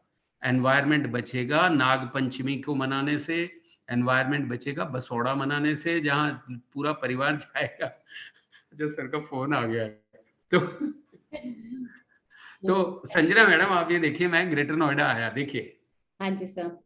मैंने आते ही क्या किया, अपने घर के आवास के बाहर जो रोड है, उस रोड पे मैंने पेड़ लगा दिए, कल्प वृक्ष, अजान वृक्ष। जहां मैं जाता हूँ वहां लोग मुझे पेड़ भेंट कर देते हैं, मैं आके वहां लगा देता हूँ। अच्छा, लोग कहते हैं साहब कहाँ लगाएं, हम तो फ्लैट में रहते हैं। अरे भाई, तुम रहते फ्लैट में हो, इतनी सारी भूमि पड़ी है, इधर उधर पार्कों में जाके कहीं भी लगा दो। बिल्कुल ठीक है। तो अब आप देखिए, इतने सहतूत होते हैं, आसपास के गांवों से लोग अपने संबंधियों को बुलाते हैं कि आ जाओ, यहाँ सहतूत लग रहे हैं, सहतूत खाने आते हैं यहाँ पे। तो हम कितना कंट्रीब्यूट कर सकते हैं सोसाइटी को, Absolutely, sir. Absolutely correctly said. And sir, all participants are really happy to listen to you, and they are, I think, posting on the chat box. And madam वो तो मैं प्रसन्न हूं ना, तो वो प्रसन्न है, मैं बड़े भाव से उनको बता रहा हूँ। Dr. Nilima is writing, sir, if India has a visionary like you, so why worry? But you really enlightened us. Sir मैं मैडम मैं एक बात बताऊं आपको, मैडम मैं एक बात बताऊं, जैसे ये सब लोग इतना अच्छा अच्छा लिख रहे हैं, मैं उनसे कहूंगा आज वो प्रण करें कि भाई कल से टूथपेस्ट नहीं करेंगे, दातुन करेंगे बैठ के उकड़ू। अपना टॉयलेट, वेस्टर्न टॉयलेट हटा के इंडियन टॉयलेट करेंगे। मैं बता रहा हूं, कोई घुटने नहीं खराब होंगे किसी के, किसी को डायबिटीज नहीं होगी, किसी को हार्ट डिजीज नहीं होगी। मैंने अपना तोड़वा दिया वेस्टर्न और इंडियन करा दिया कोविड से पहले। दांत में मुझे समस्या है, मैं कभी डॉक्टर के नहीं जाता, कभी मेडिसिन नहीं लेता मैं, और कभी नहीं लूंगा। जिस दिन हो जाएगा कोई अंग गड़बड़ कर रहा है, अपना संथारा करके जैन पद्धति से पधारेंगे अपन, क्योंकि ये तो रंग दे बसंती चोला, और ये तो अंदर जो वो जो बाबा भरथरी है ना, भरथरी, उनका एक भजन है, इस बंगले के 10 दरवाजे, 10 डोर्स हैं इस बॉडी में, इस बंगले के 10 दरवाजे, बीच पवन का खंबा, पवन जो चल रही है वही सांस है, ओके, बीच पवन का खंबा, आवत जावत कछु न देखो, देखा बड़ा अचंबा, बंगला भला बना दरवेश, इसमें नारायण परवेश। इसमें तो नारायण रहते हैं, ये तो नारायण का घर है, उसका ध्यान रखो। अगर रोज ये हो गया जी, मेरे को बुखार हो गया जी, एंटीबायोटिक, ये तो पाप कर रहे हो आप। मेडिकल इंश्योरेंस लेंगे, अगर मेडिकल इंश्योरेंस लोगे तो पक्का है आप रोगी बनोगे, क्योंकि इतना पैसा दिया आपने इंश्योरेंस वालों को, फिर आप कैलकुलेट करते हो भाई 5 दिन का रहना था हॉस्पिटल में, 5 स्टार हॉस्पिटल में, हॉस्पिटल भी तो 5 स्टार 7 स्टार हो गए। फिर आप जब प्लान ऐसा कर रहे हो कि भाई बीमार पड़ना है, भाई मेरे जैसा व्यक्ति कभी मेडिकल इंश्योरेंस नहीं लेता, प्लान ही नहीं किया तो बीमार पड़ेगा नहीं। आप मेडिकल इंश्योरेंस प्लान किया आपने, आप समझ रहे हो। तो ये जीवन का सार है, कितना आप दे सकते हो। मैं बताऊं, 5 नंदी बैठे रहते हैं, आप एमआईटी यूनिवर्सिटी के बाहर जो चौराहा है, 5 नंदी। मैं जब छोटा था गांव में, तो नंदी की हम पूजा करते थे, 1 या 2 नंदी होते थे, क्योंकि नंदी कोई छोड़ता ही नहीं था, सब बैल बनते थे और बैलों से कृषि होती थी। तो नंदी जो छोड़ते थे उनको बड़ा, मतलब कि मान लीजिए बड़ों की किसी की डेथ हो गई, तो उस डेथ के ऊपर फंक्शन में नंदी छोड़ देते थे, अपना बैल दान दे देते थे कि ये नंदी है, और यहाँ 5 नंदी बैठे रहते हैं। हम लोग तो हट गए सिविलाइजेशन से, हमारी संस्कृति संस्कार है ही नहीं। मैं उसमें गुरुकुल में गया, मैं तो दंग रह गया, वो वटुक सारे संस्कृत बोल रहे हैं ग्रेटर नोएडा में। मैंने कहा बेटा मैं आपके लिए आऊंगा यार, मैं 7 किलोमीटर दूर है, मैं दौड़ के आऊंगा, पैदल आऊंगा, कार्बन न्यूट्रल, नेट जीरो। कितने बच्चे हैं जो 2-3 किलोमीटर रोज पैदल चलते हो, सब स्कूटर ले। आप देखिए यूनिवर्सिटी के बाहर कैसी गाड़ियां लगी हुई है, भाई क्यों? और घर होगा 4-5 किलोमीटर, लेकिन आएंगे गाड़ी से, क्यों? टीचर्स भी ऐसे ही, टीचर्स के पास कहाँ टाइम है बच्चों से। बताइए कितने टीचर्स हैं जो कबड्डी का मैच होता हो टीचर्स और स्टूडेंट्स का, वॉलीबॉल का मैच होता, जब तक आप बच्चों के साथ खेलेंगे नहीं, आप पढ़ा ही नहीं सकते बच्चों को। जब कैसे उनकी विधाओं को जानोगे, कैसे उनकी छिड़छिड़ी बातें चेक करोगे, क्लास में नहीं कर सकते। क्लास में तो आप बन के आए हो टीचर, वो प्रश्न भी नहीं पूछ सकते, स्टूडेंट्स डरते हैं, और पूछ लिया तो अच्छा तू मेरे से ज्यादा प्रश्न पूछता है, अब की बार देखना सेशनल्स में तेरे को करता हूँ, ये बहुत ये ज्यादा बोलता रहता है, इसको मैं करता हूँ। जब तक आप इंटरेक्ट नहीं करोगे बच्चों से, होगा ही नहीं। और इतने सारे अच्छे लोग हैं आपकी ऑडियंस में, मैं सबको प्रणाम करता हूँ आदर सहित, और वो प्रसन्न नहीं है, मैं बड़े भाव से उनसे बात कर रहा हूँ। Thank you so much, Professor Khandal, for enlightening us. Thank you so much. Madam मैं जाने से पहले एक बात बताना चाहता हूँ, जब मैं छोटा था तो मैं अपने गांव में सबसे अधिक उपले बनाने वाला, 1 मिनट में सबसे अधिक उपले, गाय का गोबर मैं दूर से बता देता था कि किस क्वालिटी का गोबर, इसका कितनी देर में उपला सूख जाएगा। अपनी चारपाई की रस्सियां मैं खुद बनता था। 6ठी 7वीं 8वीं हमारा टारगेट होता था, 2 महीने की छुट्टी है, ये चारपाई हम बुन देंगे। पूरी रस्सी बनाना, झुंडा, आपके यहाँ झुंड है एमिटी ये मानेसर में झुंडे का एक वृक्ष है, वो रेगिस्तान में ही होता है। तो उससे मूंज निकालना, मूंज से जेवड़ी बनाना, जेवड़ी को बल देना और फिर उससे चारपाई बनाना। I used to do myself. ये सारे स्किल आते थे। अच्छा, नंगे पांव घूमते थे, तो अभी मेरे को कभी कोई होता ही नहीं, मैं कभी चप्पल उप्पल घर में पहनता नहीं, नंगे पांव रहता हूँ, कितनी सर्दी हो कुछ हो। और कभी मुझे स्मरण नहीं कि मैं कभी गर्म पानी से, चाहे मैं यूएस में हूँ, कनाडा में हूँ, यूरोप में हूँ, ठंडे पानी से नहाना। तो ये सब मैं कभी कोई मेडिसिन नहीं लेता। लेने का क्या अर्थ है? अंदर विधा है आपके, नारायण बैठे हैं, नारायण देखेंगे, नारायण आपके सारे रोग दूर करेंगे, लेकिन आपके जो कर्तव्य है उससे आप रोग क्रिएट करते हो।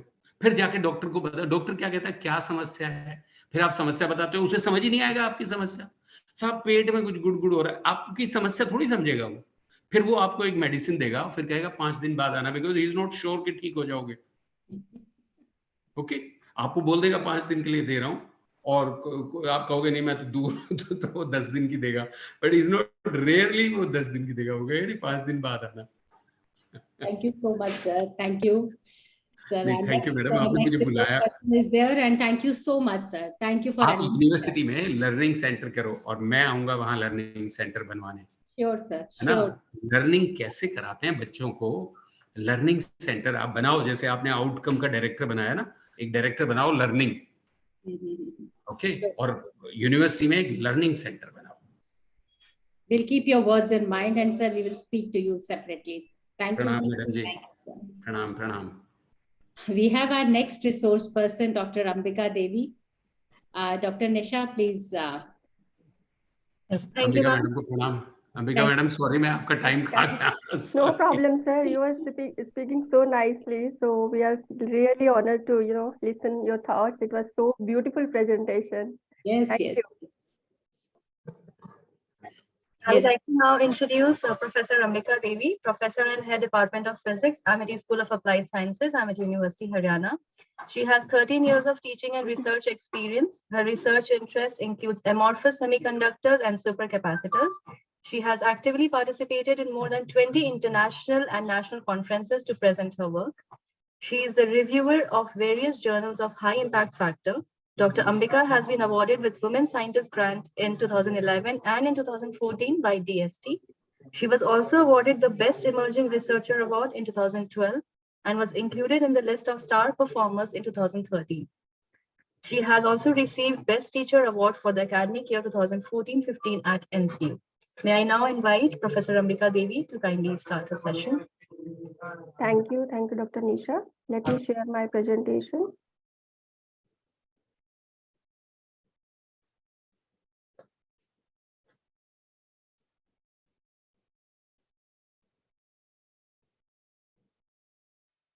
Is it visible, Dr. Sanjana? Yes, it's visible. Yes, Dr. Ambika, it's visible.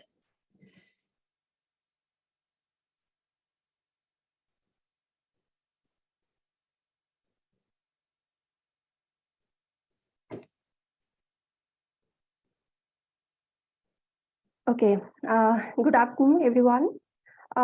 Before starting with the topic, I would like to thank the organizer, Dr. Sanjana Vij, and Honorable Vice Chancellor, Professor P.B. Sharma sir, for providing me this opportunity to talk on such an inspiring topic, linking academic passion for research and development, leading to quality life and profession.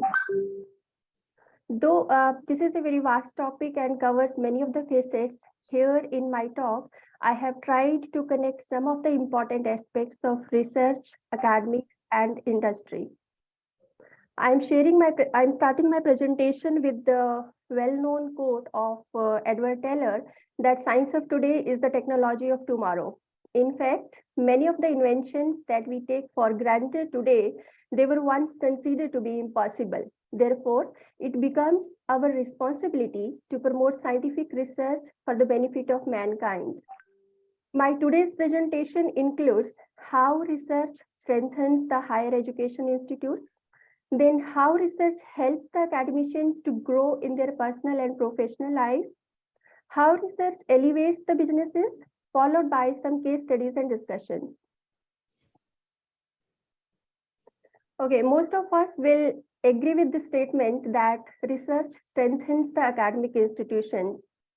The role of research in an academic institution is actually critical for its long-term viability and development.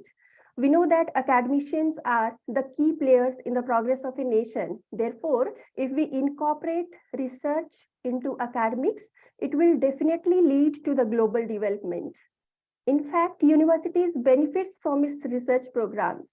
If the universities are focusing on socially relevant topics, it attracts the attention of the masses, and this leads to greater institutional visibility and reputation. As a university becomes known for its research, it becomes magnet for the students. It also attracts good faculty, grants, and even attains the media coverage. Therefore, I must say that research makes the brand of a university in the national and international marketplace. It impacts everything, starting from the student admission to faculty retention, and it also attracts new fundings. Secondly, these days, higher education scenario is evolving more into rankings and accreditations. The performance of higher education institutions is decided by its ranking and accreditations, which further helps the students to choose the institution of their choice. In Indian education system, we have the accreditation agencies like NAC, NIRF, and ATAL ranking in place, which evaluates the performance of universities. A major part of this evaluation is based upon the research performance of the universities in terms of publications, in terms of projects, and in terms of patents. Also, in the recent past years, we observed a sharp decline in the student admissions, and this caused a sustainability threat to many of the private universities. In such a scenario, it becomes more important for higher education institutions to focus more on the research activities. Good research will definitely attract good students, and it will provide reputation and resources to the universities. Also, the role of university management is very important here. The universities require to develop their academicians into passionate researchers who can provide research-based solutions to the socially relevant problems. In short, universities research creates knowledge that can lead to new technologies, commercial products, and development of industries that can have a significant impact on the economy of a nation. The quality and branding of higher education institute is decided by its research culture. It is the responsibility of top management to provide the essential research culture to the academicians. This particular slide is focusing on the essential research culture ingredients that universities must provide to its academicians. First one is funding, and this is the most important ingredient to promote the research. Without funding, a researcher cannot go ahead, especially in experimental research of science and technology. Research funding enhances the volume of research activities as well as the productivity of the researcher. Funding could be short-term, it could be long-term, institutional, national, global, core, multidisciplinary, individual, or collaborative. Most of the R&D fundings come either from the corporate or from the government sector. A good research idea can be funded by the university itself. Otherwise, there are government funding agencies to provide research grants. Generally, the projects are granted through a competitive process. The main funding agencies in India are University Grant Commission, UGC, Indian Council of Medical Research, ICMR, Department of Science and Technology, DST, Department of Biotechnology, DBT, Council of Scientific and Industrial Research, CSIR, Defense Research and Development Organization DRDO, and Department of Health Research DHR. These funding agencies advertise for the proposals in selected research domains throughout the year. Second ingredient is research facilities or infrastructure. This category includes resources and services used by the research community to conduct research and promote innovation. Research infrastructure can be both physical as well as digital.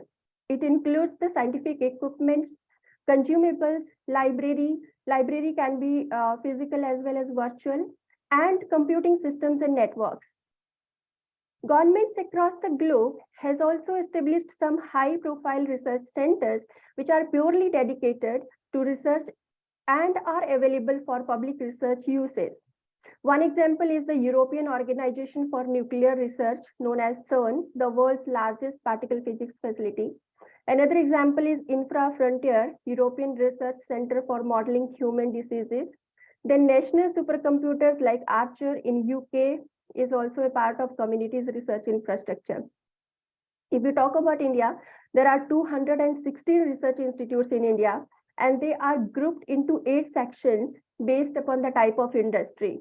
We have many research institutes in the area of agriculture, in the area of chemical sciences, biological and medicine, physical and mathematical sciences, engineering, earth science, materials, metallurgy and minerals, and there are some multidisciplinary research institutes as well. Several organizations like Tata Institute of Fundamental Research and Indian Space and Research Organization have made the country proud because of its excellent contribution in the global research system. In short, we can say that research infrastructure is essential to the research community. Without these facilities and services, scientific progress would be far more difficult.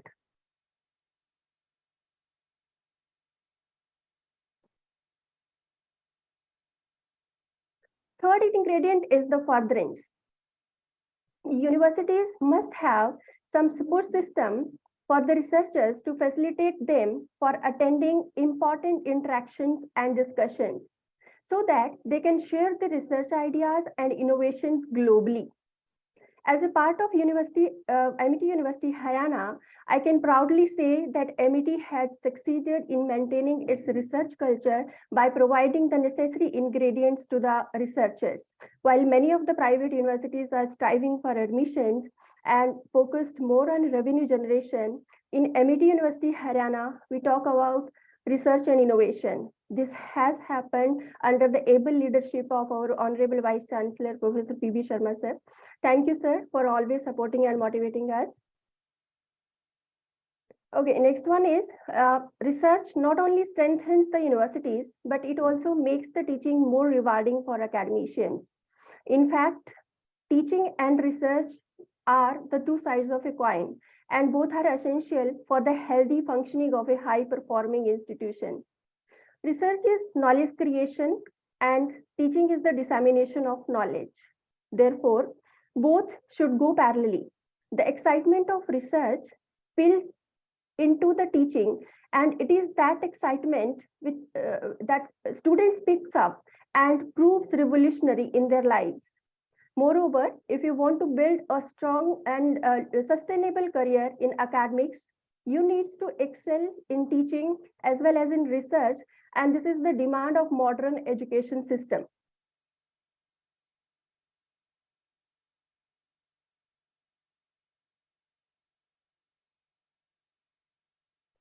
Okay, secondly, academic research facilitates learning. It improves and widens the knowledge. We all have experienced this. If your teacher researches on his or her topic, he or she will be updated and can respond to more queries. Also, a good researcher understands how to apply the scientific procedure to discover the facts. When new knowledge is curated and put in the right hands, it has the power to bring about the high value change to the society.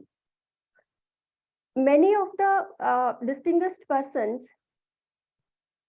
like Sir C.V. Raman, Professor Homi J. Bhabha, Sir J.C. Bose, Sir K.S. Krishnan, and Srinivasa Ramanujan all were in the academic sector and took the Indian research to a whole new level.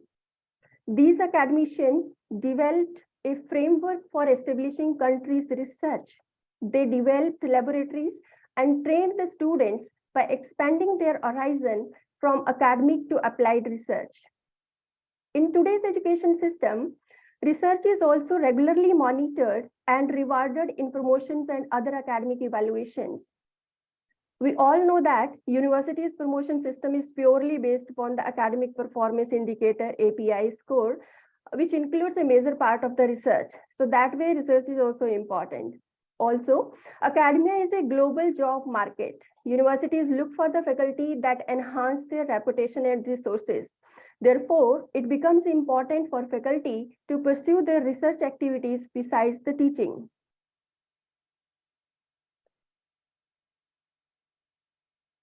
Apart from the benefits mentioned in the last slide, the research also contributes in the personal development of individual academicians.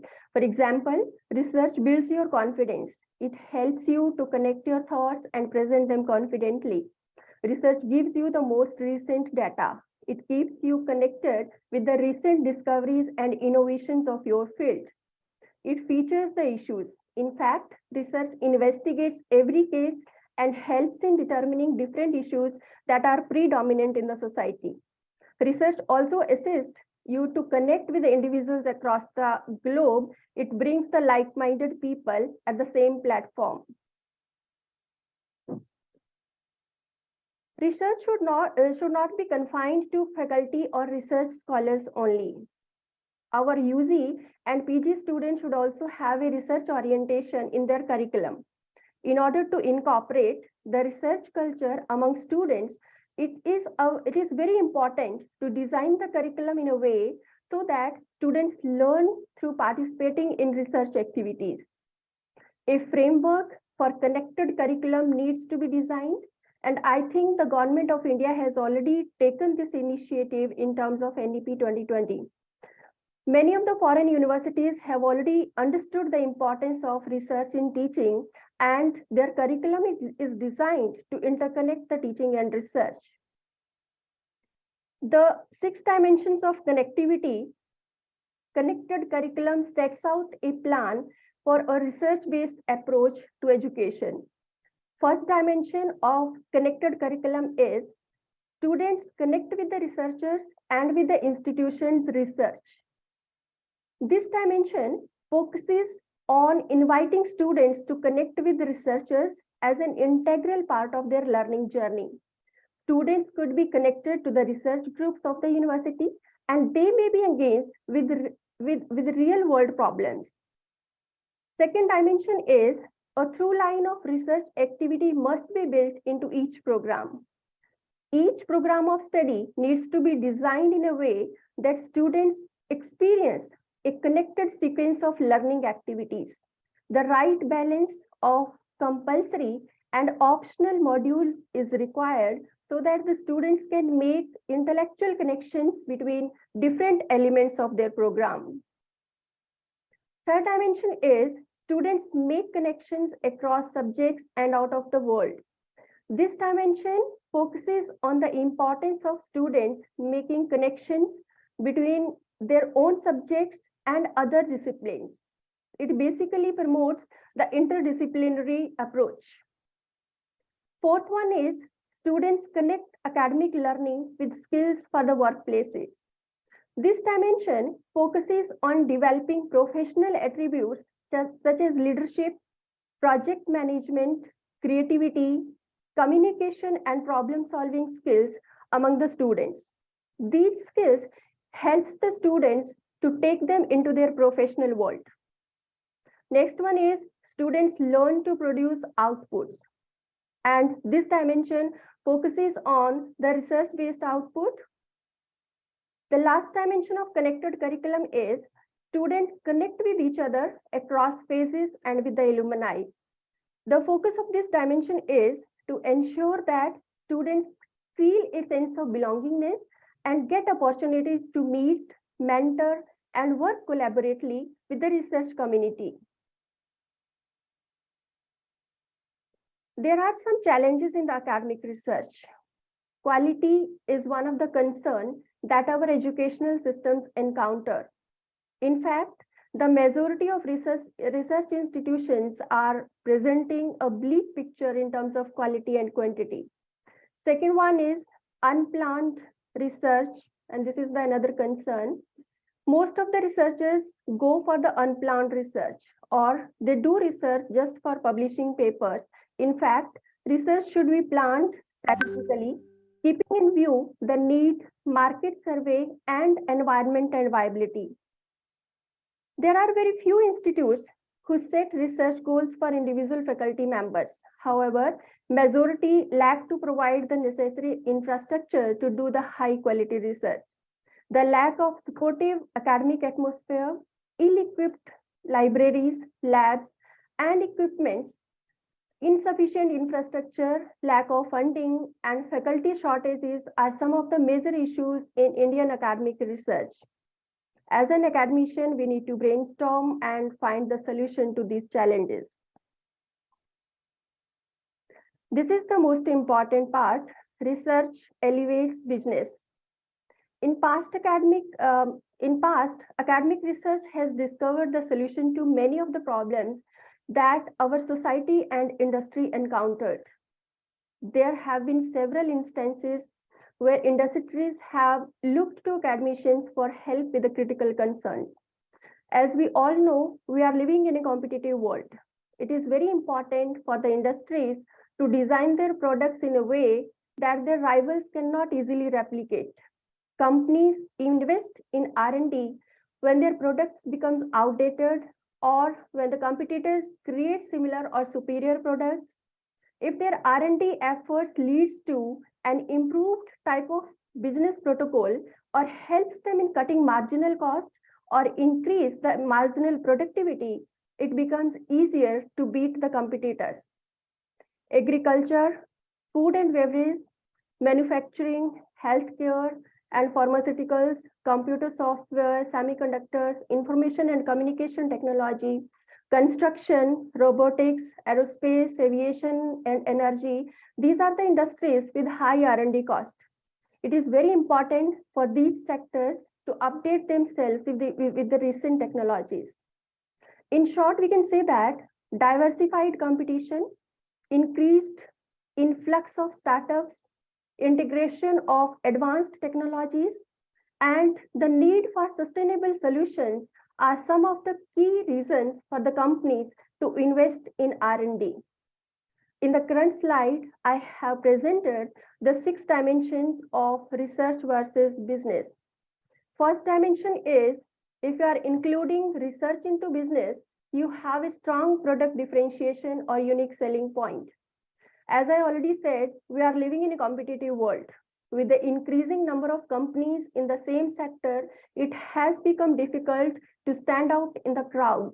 We can take the example of Samsung. We can take the example of Apple. They survived in the crowd because of their innovation. If someone wants to enter and sustain in the market with a startup, they need to set themselves apart. And for this, R&D is the only approach.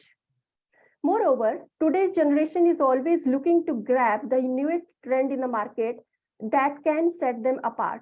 In such an environment, investment in R&D helps the companies to create differentiating products and have a competitive advantage.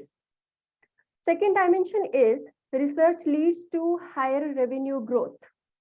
First dimension helps to develop some new products which ultimately leads to revenue generation.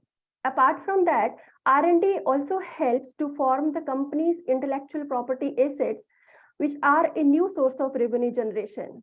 Companies like Nokia invested heavily in R&D and it generated revenue as well. Nokia generated nearly $1.7 billion in IP licensing revenue. Nokia holds the patents in 3G, 4G, and now in 5G. And this is expected to create more revenue from automobile industries as the world is moving towards driverless cars. Research also helps to create the brand image. Many companies collaborate with institutions and open research centers in the universities. This not only helps in accelerating innovation, but also helps in creating a public image that enhances trust. This trust not only forms a loyal consumer base, but also attracts smart people to work in the company. Fourth dimension is higher chance of funding. In today's cutthroat competition, innovation is the only way that the companies differentiate themselves and get funding from the government. R&D efforts offers many opportunities for the businesses to get the public sector grants or even global funding for the research and innovation. There are multiple government schemes in India for R&D funding to the companies. For example, PRISM is one of the schemes which aims to support individual innovators, startups, and MSMEs. Under this scheme, different levels of funding can be secured depending on various criteria. For providing fundings, investors would definitely like to see how your product is different from the existing market. This is why a strong R&D can act the foundation of good funding rounds. Next dimension is cross-industry innovation and expansion of business. R&D teams of various industries adopt solutions from the parallel industries, thereby reducing the cost, improving efficiency, and taking the business to a whole new level.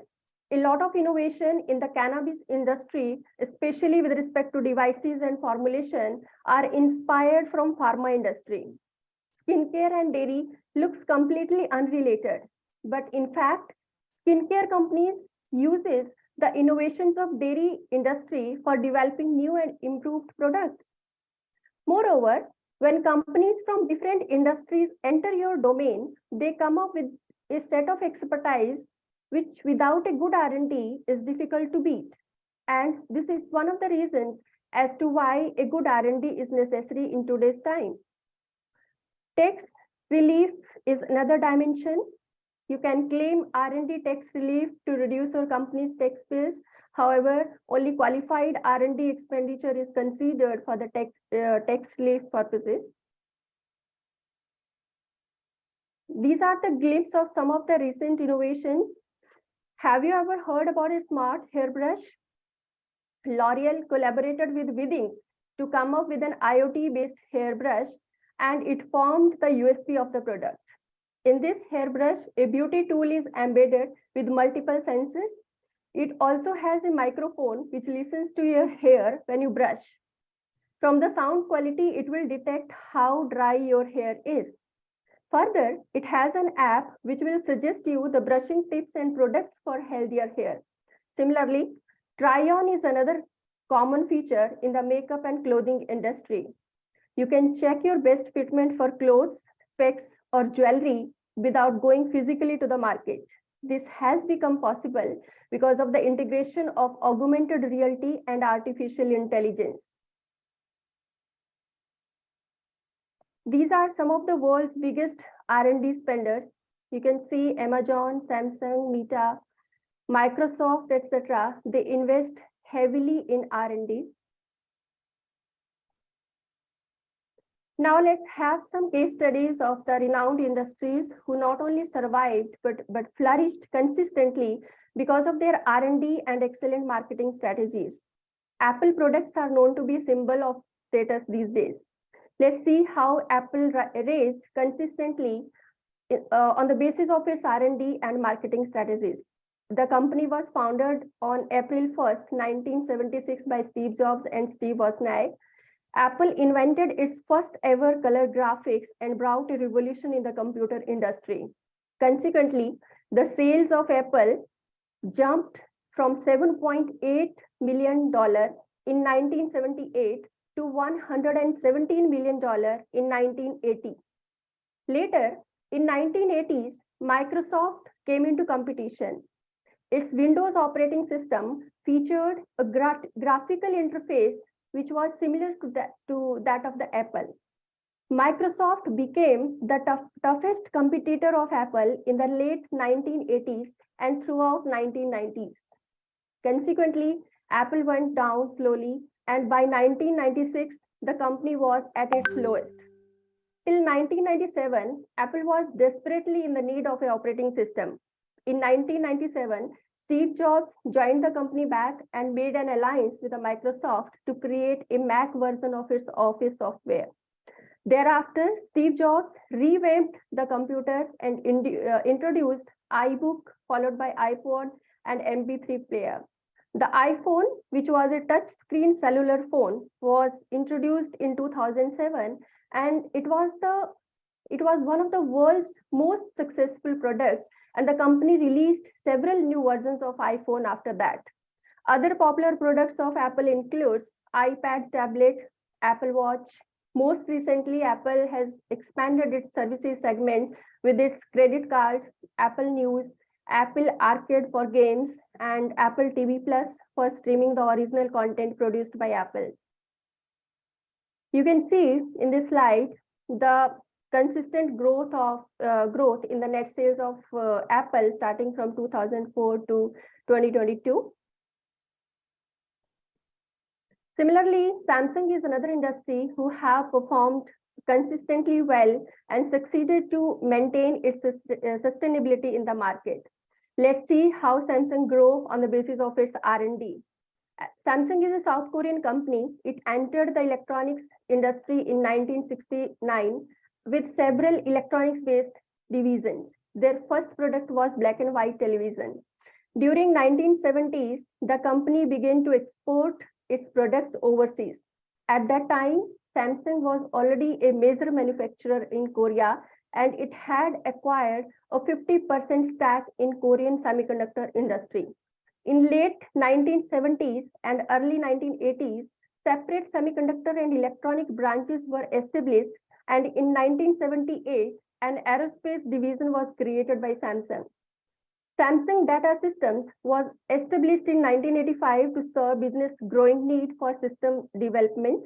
This helped Samsung quickly to become a leader in information technology services. Samsung also created two R&D institutes that broadened the company's horizon into electronics, semiconductors, high polymer chemicals, genetic engineering tools, telecommunications, aerospace, and nanotechnology. Due to its major focus in R&D, Samsung succeeded to raise its net worth consistently from 2005 to till date.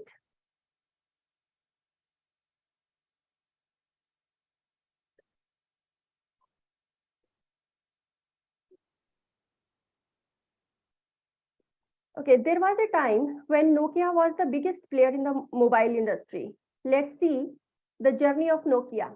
Nokia entered in telecommunication industry in 1990s. The first GSM call was made in 1991 using Nokia equipment.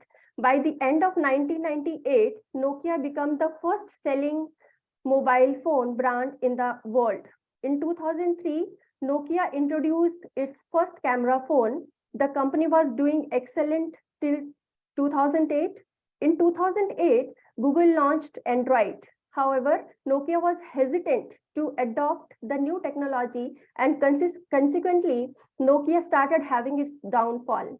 In 2011, to address increasing competition from iOS and Android operating systems, Nokia entered into a strategic partnership with Microsoft. However, due to continuous downfall, Nokia sold its mobile and devices unit to Microsoft in 2014.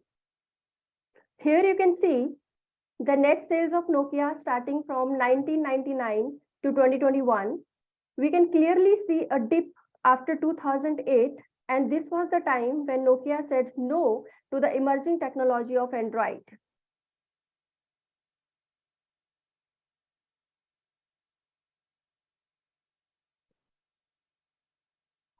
Rivalry is everywhere. Where there is a competition, rivalries are always there, whether it is in business, sports, or research. Good thing about research rivalry is that it makes competitors more motivated to perform better. In this slide, I'm going to talk about two famous research rivalries. First one is very famous Edison versus Tesla war. As we all know about Edison. He invented electricity in 1880s. However, the transmission of electricity in households, especially for long distances, was still a challenge because Edison was using DC currents for the power distribution. Tesla joined Edison in 1885. He told Edison that he can solve his problem of electricity transmission. Edison apparently offered him $50,000 to do it. Tesla succeeded in his task by inventing the AC current, but Edison refused to give him the said amount as he said that it was just a joke. Consequently, Tesla resigned and founded his own company named as Tesla Electric Light Company. This war of AC and DC currents continued till 1880s. Second one is the patent war, the patent war of Apple versus Samsung. In 2011, Apple claimed that Samsung is using 4 Apple's patents in its 20 devices. Consequently, Samsung in 2011 also claimed that Apple is using its patents related to camera and wireless communication technology. As a consequence of patent violation, Samsung paid a penalty of around $500 million to Apple.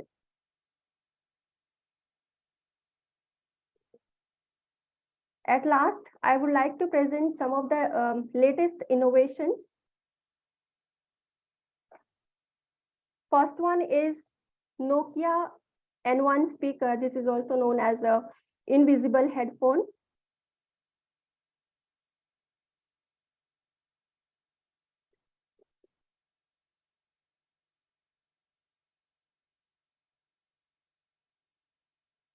In your own personal audio space, free from wearing headphones and without disturbing others, where you can almost feel the sound coming from within.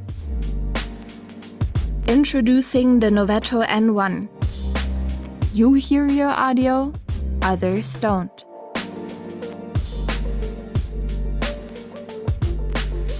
For working at home or in the office, the built-in assistant recognizes, listens, and talks to you. Good morning, John. You and Tom are both available at 11 a.m. Add event to calendar? Yes. Your video calls are comfortable and private without your headphones. The sound clarity provides discretion, and the 3D spatial sound is so real, you feel like you are face-to-face. At home, the N1 also gives you your own personal audio space. Converse in a video call with colleagues and friends without distracting your family from their activities, while continuing to participate in what they do. You can now be a part of both worlds. At the end of the day, you can watch your favorite show, listen to your favorite podcast or song. You are in your own personal audio space, feeling immersed in the sound and without distracting those around. The N1 is a new category of audio device, a new standard in human-machine interaction, a solution to improve your life at work or at home. And this is just the beginning.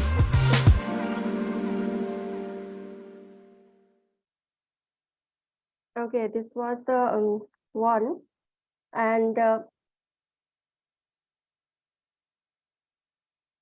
there is one more recent innovation, the world's first hydrogen fuel cell train.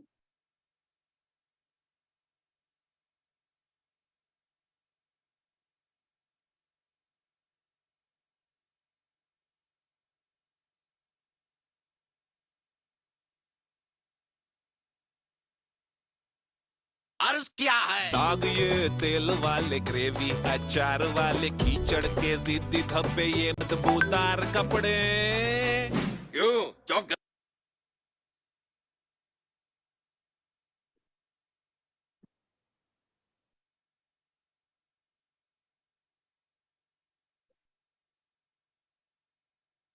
Just a minute.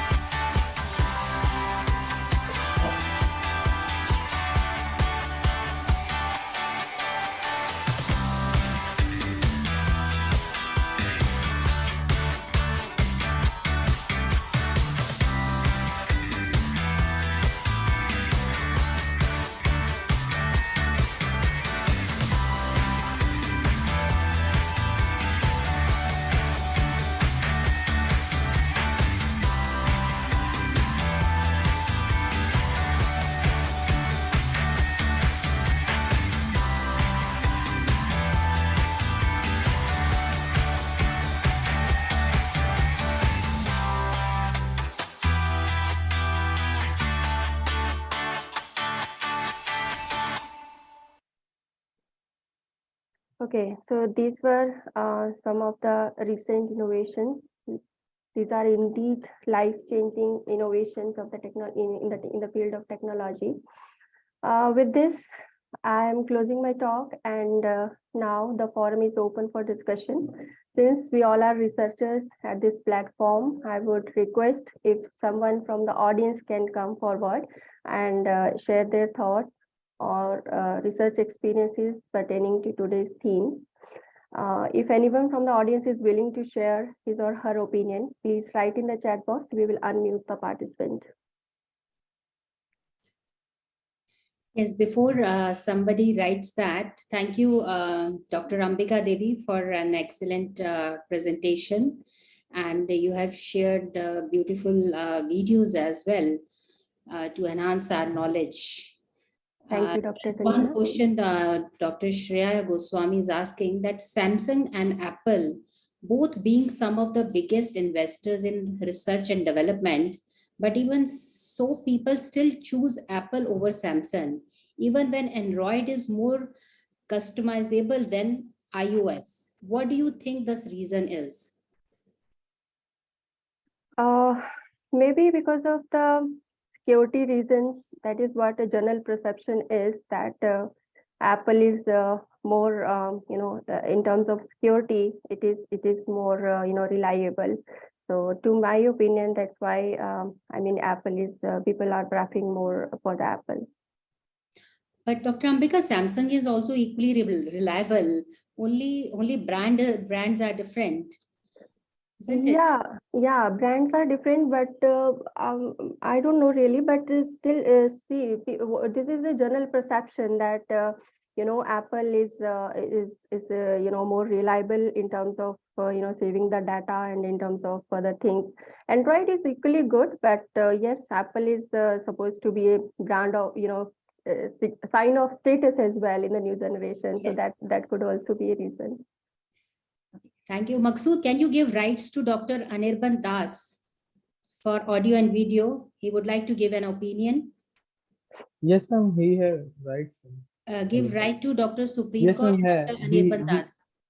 he have rights already. Dr. Anirban, you have the rights. Can you open your... may I speak, madam? Yes, please, Dr. May I Anirban, speak, we can madam? hear you. Yes, please, Anirban, please go ahead. Thank you, madam, for the excellent talk. So I just want to comment just a minute, on this Dr. Apple. Anirban, just a minute. Dr. Ambika, can you close your close your PPT? Yeah, thank you. Yeah, please. Yes, Dr. Anirban, please go ahead. Yeah, actually, I'll just like to chip in on this Please open Samsung and your Apple video also, question. Dr. Anirban. Yeah, okay, Please okay. open your Wait a video. minute, madam. I'll just open it. Yeah. Yeah, am I Yes, yes. visible You now? are comfortable and Yeah. Okay. So I would just like to chip in with some opinion about this Samsung and Apple issue.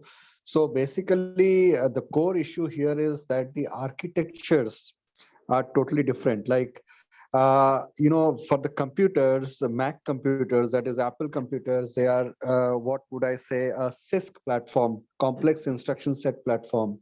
Whereas the PCs or the IBM PCs, the other computers, they are actually RISC, reduced instruction set computers. So, you know, so Apple computers, I would say, are less vulnerable to virus attacks. I mean, they have a much more robust architecture as compared to PCs. So I think that may be, one of the basis for the trust people have in Apple's.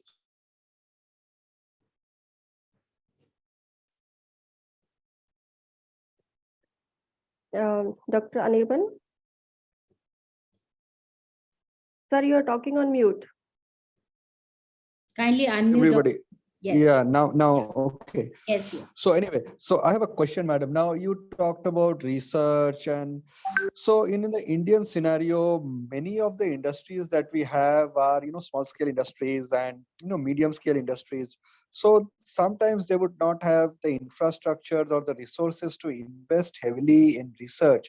So what do you see a way out? Like, I mean, maybe collaboration with the universities is one, maybe formation of research clusters is another, but I would just like to have your opinion on this, madam. Sir, my opinion in this way is I think interface of universities with the industry is very important in the current times. And this is the only way to go ahead because in the academics, in the universities, we have the facilities. Except a few, universities, maybe the private universities, but yes, the universities are doing well. There is infrastructure available. So if we could have an interface of industry with the universities, then I think the problem would be resolved. We have the resources, we have the PhD students, we have the PG students, we have the intellectual brains, we have the faculty, academicians who are supposed to be the key players in nation building. So if they are using their brain in research and then they are giving solutions to the industry, then definitely this together we can go ahead. This is my opinion. Thank you, madam. Thank you, Dr. Ambika. Dr. Supreet Kaur, you would like to say something? Dr. Supreet, are you there? Maqsood, kindly give her rights to speak and we can see her audio as well. Yes, ma'am, done, ma'am. Yeah, Dr. Supreet, can you open your video?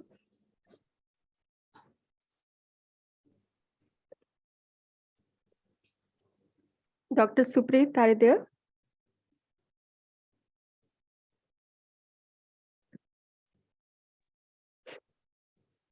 I think. Yeah, hello. Yeah, I'm there. Yeah, this is still yeah. I've got a mute right now. Yes, we so can. Thank you so much. Dr. Supreet, kindly open your camera, please. Yeah, ma'am, my camera is not working. I'm really sorry for that. Okay, fine. Yeah, good afternoon, everyone. I'm Dr. Supreet, Assistant Professor of Physics, Amity University, Haryana. As Professor Ambika discussed the importance of research in various realms of life, I would like to share my own set of challenges that I faced during my research journey. I did my PhD from Thapar University, Patiala, and Raman Research Institute, Bangalore. Both my research labs were fully funded and very well equipped. Planning and execution of experiments were very smooth. But after my PhD, when I joined a job, I was hit hard by the reality that research is a slow and expensive affair. With very limited funding and time crunches, it became difficult to balance work and life. But challenges are gifts that force us to search for new center of gravity. I came out of my comfort zone, leveraged the power of networking, and didn't afraid to reach out for collaboration. Currently, I'm getting good research outcomes, and I'm contented with my research progress. But throughout my journey, I have given foremost priority to ethics, integrity, and positive attitude.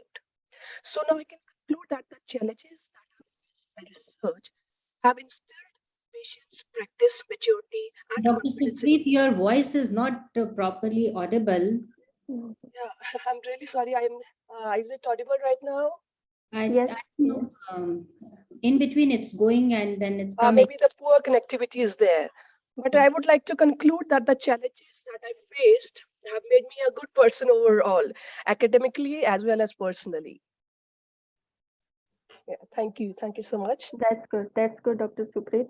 So this is what research makes us learn how to overcome the challenges, right? So good. Nice to hear you, Dr. Supreet. Is there anyone, any other from the Any audience? other questions? If you have any other questions and doubt, please write it in the chat box. Okay, our Honorable Vice Chancellor, Professor P.P. Sharma is there, sir. Sir, please. My own judgment is that the head of the department or head of the institution has a very important role to play to foster the culture of research, quality research, as well as impactful research. And same applies to the culture of innovation also. Much of the work which carried out by our own people in the universities and colleges will become far more meaningful, provided there is a little bit of hand-holding and counsel and guidance coming from those who are occupying the chairs of responsibility. We find that this is very much lacking.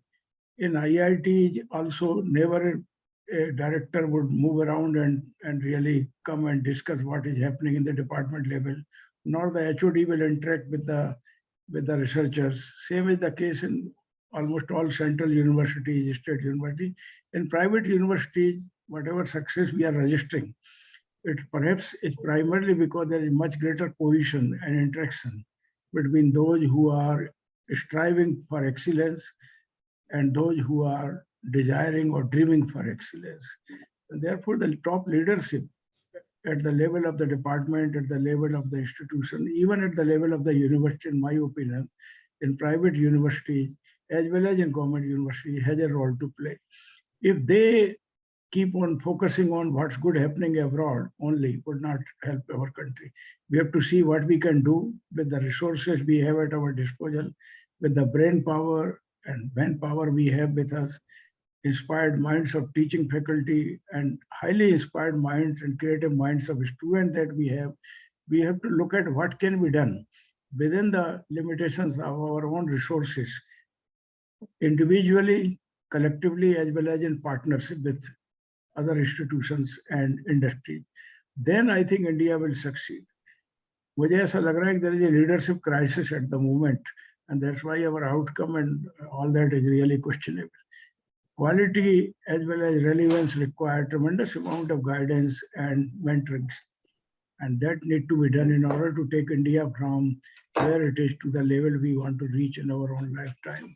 In Amity University, I want that to happen at all levels, including the department level. I would have been most happy if Dr. Ambika would have shared the strategy we are using at the department level or institution level, applied science level, to foster quality research and quality innovation. After all, you belong to a department where the highest impact factor publication has happened. You belong to a department where path-breaking research is happening, which even Taiwan has taken recently note of. You belong to an institution where a lot of patents have been filed and IPR has been generated. And you also belong to a department where our teachers are doing so good. Question is, how can we make it happen more good or much bigger good? That is what need to be shared also with the participants so that they understand how to take forward this mission of quality and impactful research in their own area. Apple and Samsung, fine, everybody knows about it. If had it been so easy to learn, we would have learned by now. But we need to now look at our own grassroots level, what can be done within our own resources. And then, of course, level if we can, and even compete with Apple and Samsung tomorrow. But it requires a lot of hard work at the level of the department and the institution. Taking pride either in India's past or taking pride in what has happened around the world is not enough. We have to go beyond. Thank you. Thank you so much, sir, for your inspiring words and telling us the reality. Now we are towards the end of this program. Thank you all participants. मुझे इसलिए कहना पड़ा कि हम दो चीजों में बहुत ज्यादा आनंद लेते हैं। एक तो हमारे अपने पास्ट को, glorious past of ancient India, जो हमारे फोर फादर्स ने ट्रेड किया, they were 1000 time more sincere and purposeful than we are. And दूसरा, हम ये भी देखते हैं कि विदेशों में बहुत तरक्की हो रही है, उसको भी रिजॉइस करते हैं, लेकिन हम क्या करें अपनी तरफ से, individually and collectively, in whatever and wherever we are, that will make a difference. That will be a game changer for India. Especially in universities, we need to lead by our own example, individually, collectively, as well as at the institutional level. Thank you, sir. Thanks for your kind words, sir. In future, definitely we will take care of this, and definitely the department is doing excellent in terms of its research activities, in terms of publications, patents, projects. So definitely at some other platform, I will be representing the department's things, good things that are going on in the university. कोई मानेगा नहीं ना, कोई अगर मैं कहूँगा तो नहीं माने, वो कहेंगे अगर कर रहे होते तो अंबिका जी बताती, वाइस चांसलर कहने से क्या होता है। नहीं सर, बिल्कुल कर रहे हैं sir, we are doing a Pride in lot. our accomplishment and achievement must happen at all levels, तब बात बनती। जी sir. Thank you so much, sir. Thank you so much, sir. Sir, thank you so much for being with us for the whole day today. I don't think so any Vice Chancellor stays for the whole day during faculty development programs, and you stayed since morning, sir. Many thank you to you, sir. Now I'm a learner now. I have to be learning up to the last breath of my life, and without listening, how would you learn? Yes, sir. Without participating in a program, how would you be a learner? Of course, sir. Thank you, sir. And dear participants, I'm sharing one link on the chat box. Kindly submit this link by today itself. This is a kind of reflection and feedback form which you need to fill up. And one request to dear all participants that tomorrow we are having our session starting at 10 o'clock a.m. So please join 10 minutes early, 9:50 for the smooth joining. And tomorrow we have Professor Suresh Kumar Garg, who is a professor, Delhi Technological University, who would be taking the session. Tomorrow's sub-theme is Innovative Methods, Skills and Challenges in the Research Ecosystem and Data Analysis. And Professor Sanjay Kumar Jha, who is a director of our Liberal Arts, would be taking the session. Dr. Anirban Das, Amity Institute of Science, Engineering and Technology, Amity University, Haryana, would be taking the session. And Dr. Sagnik De, who is from IIT Delhi, would be taking the session. And Dr. Fatima from Amity Institute of Biotechnology. So we have a galaxy of great speakers tomorrow. So be on time and kindly join the WhatsApp group if you have not joined as yet. I have sent the mail to all the registered participants. Kindly look at the mail and kindly join the WhatsApp group for the fast communication. Fine. And if you have to fill up the feedback form every day. So if you are not submitting this feedback form today, then it will be a problem for you. So kindly submit this form today as well. And attendance is very, very important for all the sessions. So no need to say again and again. Thank you. Thank you so much once again to all the dear participants. I hope today's session were fruitful and you have learned a lot. Similar kind of sessions will be there for next 4 years. So looking forward to have a great learning ahead. Thank you. Thank you, Dr. Nisha Tiwari, for being with us since morning. See you tomorrow. Thank you. Good day. Goodbye. Thank you, ma'am. Thank you, everyone. Thank you. Thank you, Dr. I think Dr. Deepika or Dr. Neelam. She is very active, and I request all other participants to participate right on the chat box, and then it will be more fruitful. And this is the kind of platform where we should learn more rather than just keep quiet, because this is the topic where we all should have lots of doubts. So this is the right kind of platform where we can discuss and come out from our hitch and ask all the questions. So thank you, Dr. Sanjeevni Sehgal, for being with us, Dr. Fatima and Dr. Neelam, Dr. Suvarna. Thank you, everyone. See you tomorrow. Good day. Bye-bye. Ma'am, can I end this? Yes, Maqsood, thank you so much. Tomorrow our session will be starting at 9:50. So open the window at 9:45. Sunita Kamawat is writing very informative and interactive session. Congratulations to team. Basically, congratulations to all of you because you have joined. That's why this program is more beautiful, more fruitful. Because of you, this program is there. So kindly take a lot of initiative, kindly ask a lot of questions, and feel free to ask anything. Thank you so much to everyone. And we will be meeting tomorrow at 10 o'clock. Thank you. Thank you. Thank you, Honorable VC Sir. Thank you for being with us today. Your attendance. Sanjana ji क्या हो रहा है, सब लोग log of कर गए या अभी क्या चल रहा है आपका programme? So, Dr. Vimal, you are writing how to fill up the attendance. Your attendance is being registered automatically. Whosoever is joining, it is being registered. Yes, we have full record of the session and also recording of the session is there. अगर आप permit करें तो मैं एक छोटा सा 4-5 slide अपने research innovation की दिखा दूं. Yes, sir. Please, please. इससे पता लगेगा कितना काम हो सकता है यूनिवर्सिटी में. Yes, sir. Let me just see if I can. I'll have to call someone because younger minds know better. Where is my PPT? iPad, whiteboard. Good heavens, है कहाँ ये? संदीप को बुलाना बेटा जरा. That will go over here, and I think this is the one. Okay.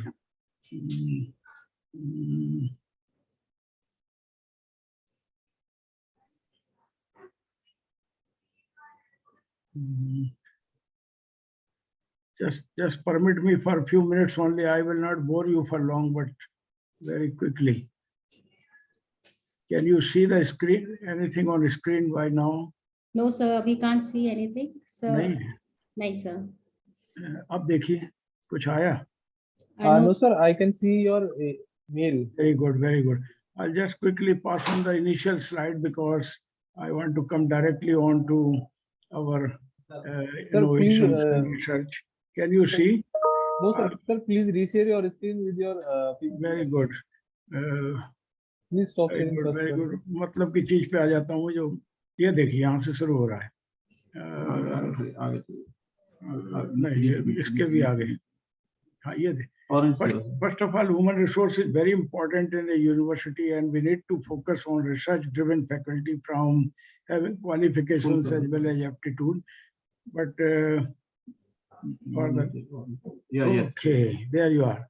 Now, look at what we have achieved so far. We have, with the visionary guidance of our founders and inspirational guidance coming from Honorable Dr. Sim Chauhan ji, as well as from our learned faculty and inspired students.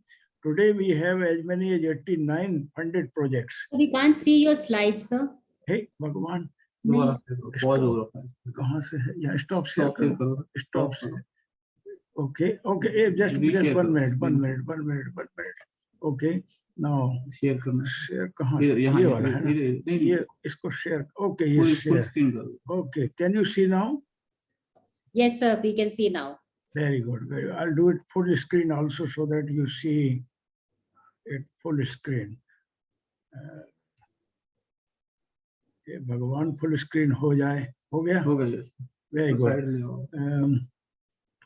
How do I remove my own? इसको जरा Sandeep, can you? ये यहाँ से कुछ होता है देखो इसमें है ना. ये हटा ही देता हूँ ना, काम बन जाएगा. ये हट गया. अब देखो. हाँ ये हो गया. Okay, okay. I can see now. Can you see full screen now, Sanjana? Yes, sir. We can see your slide now. Right. So we have been able to get as many as 89 higher end research and development projects. 14 of them have been added this year, in fact, for a total funding of around 50 crores of rupees. That is what could be achievable by focus on quality research and development and aimed at research for development. And then we have filed 216 patents by that time when the slides were prepared. Today, this number is 222.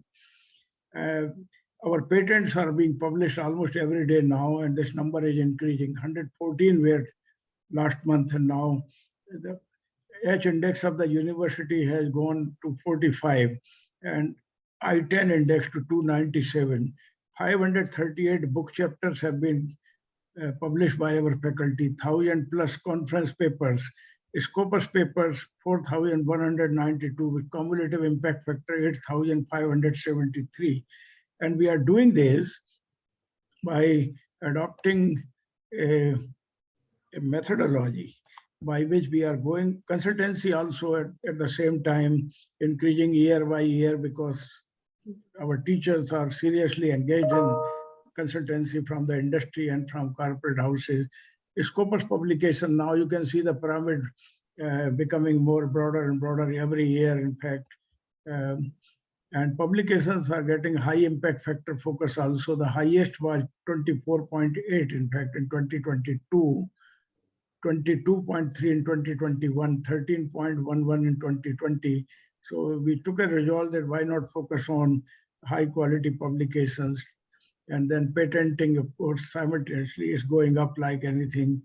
But this requires inspired mind and talented mind of faculty. One of our professor is ranked among the top 0.1% world scientists in fungal drug resistance. Likewise, we have several other scientists who are in the list of Stanford list of top 2% faculty, in fact. And all this is really happening because we are also focusing on cluster research. So rather than individual research, why not put the individual together, form a cluster like cancer research cluster, lipidomic cluster, or infectious disease cluster, or data science and computational biology research cluster.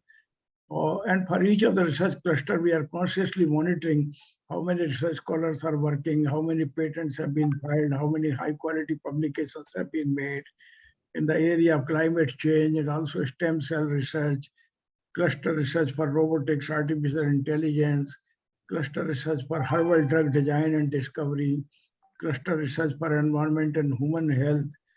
So these clusters, we are in fact fostering what we call interdisciplinary and transdepartmental research. But we require great facilities also at the same time. And so we have set up a central instrumentation research facility, which has the most modern instrumentation and the research environment that is so much required to foster research. We have been funded by Government of India for FIST, which is funding for infrastructure. In fact, we received the third FIST, in fact, funded by the government. Already 2 FIST were there, and now we got the third one. That speaks for the recognition which Amity University, Haryana has registered in the minds of funding agency. They have faith in our ability, and they have faith in our outcome and quality. We also received a builder program from DBT for manpower as well as relevant research funding. And we have people who have several research projects actually. Jenny Dasgupta has got, say, 3 projects over here. And likewise, in fact, there are multiple projects around individuals, and all these projects actually making us all feel very, even Dr. Sanjana has a good number of projects, in fact, including the one from AIU, under which this program has been organized. Also, Dr. Rajesh Nair from behavioral science and Anurag Sharma, others from the applied science sector. Dr. Atul and Dr. Preeti Thakur are our star performers, so they have done a great job in terms of research. But we have research even in the areas of Sanskrit and Indic studies, actually, and also in mathematics. And we are translating our research into useful applications, including utilizing nanoparticles for cleaning of wastewater of the nearby wastewater pond of the village Bilaspur. Also utilizing our nanoscience research for the mask for the COVID-19, utilizing our scientific might for understanding the importance of biohydrogen produced from methane and from fermentation, solar energy alongside with cultivation, so that the land use is much better than otherwise. And all our good quality research publications also happening at the same time. Now, this is the strategy, in fact, utilizing which we are growing taller.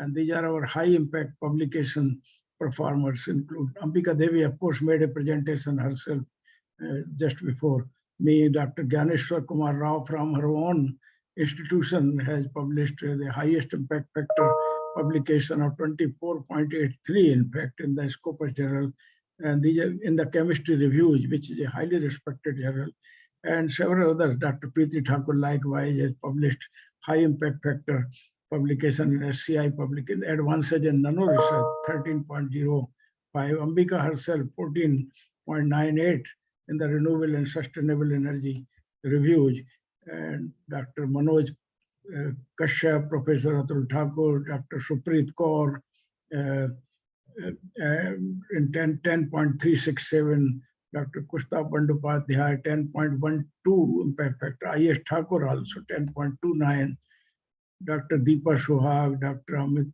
Kumar Pandey, Dr. Ujjayini Dasgupta. These are all our star performers, and every year they are registering success.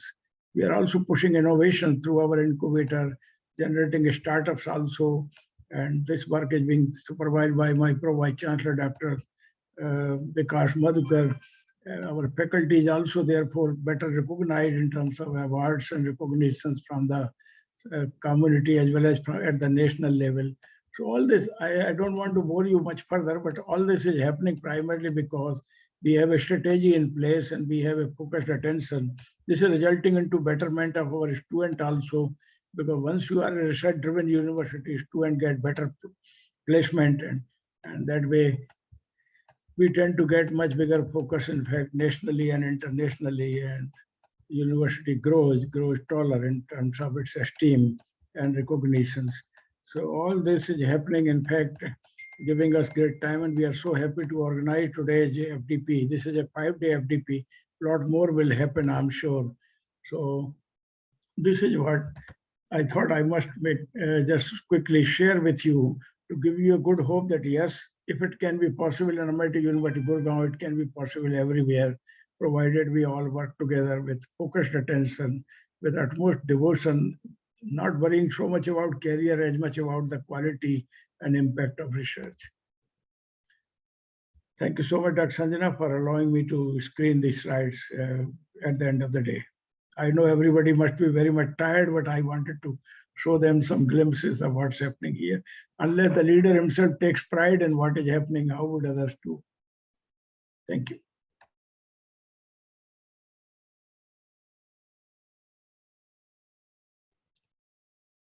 Ma'am, you're on mute. Thank you so much, sir, for sharing your and showing this PowerPoint presentation, excellent PowerPoint presentation, highlighting what exactly Amity University, Haryana is doing as far as research patent is concerned, and how faculties are involved in so much of research. Thank you for elaborating on such an issue. Thank you so much.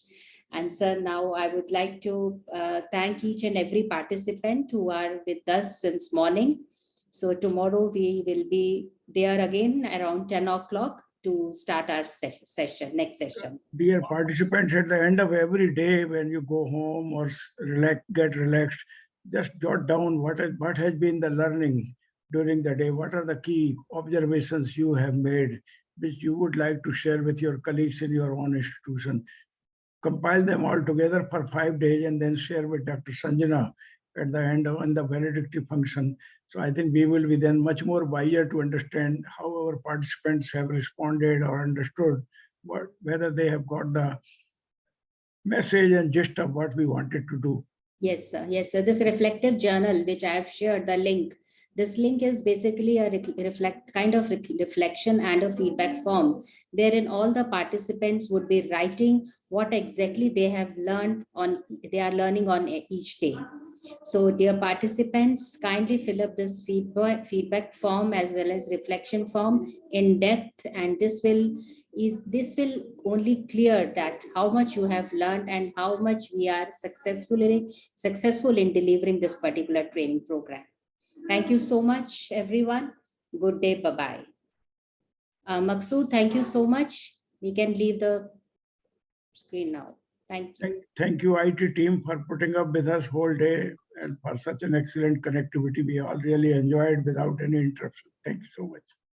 Thank you, Maksud. Thank you so much.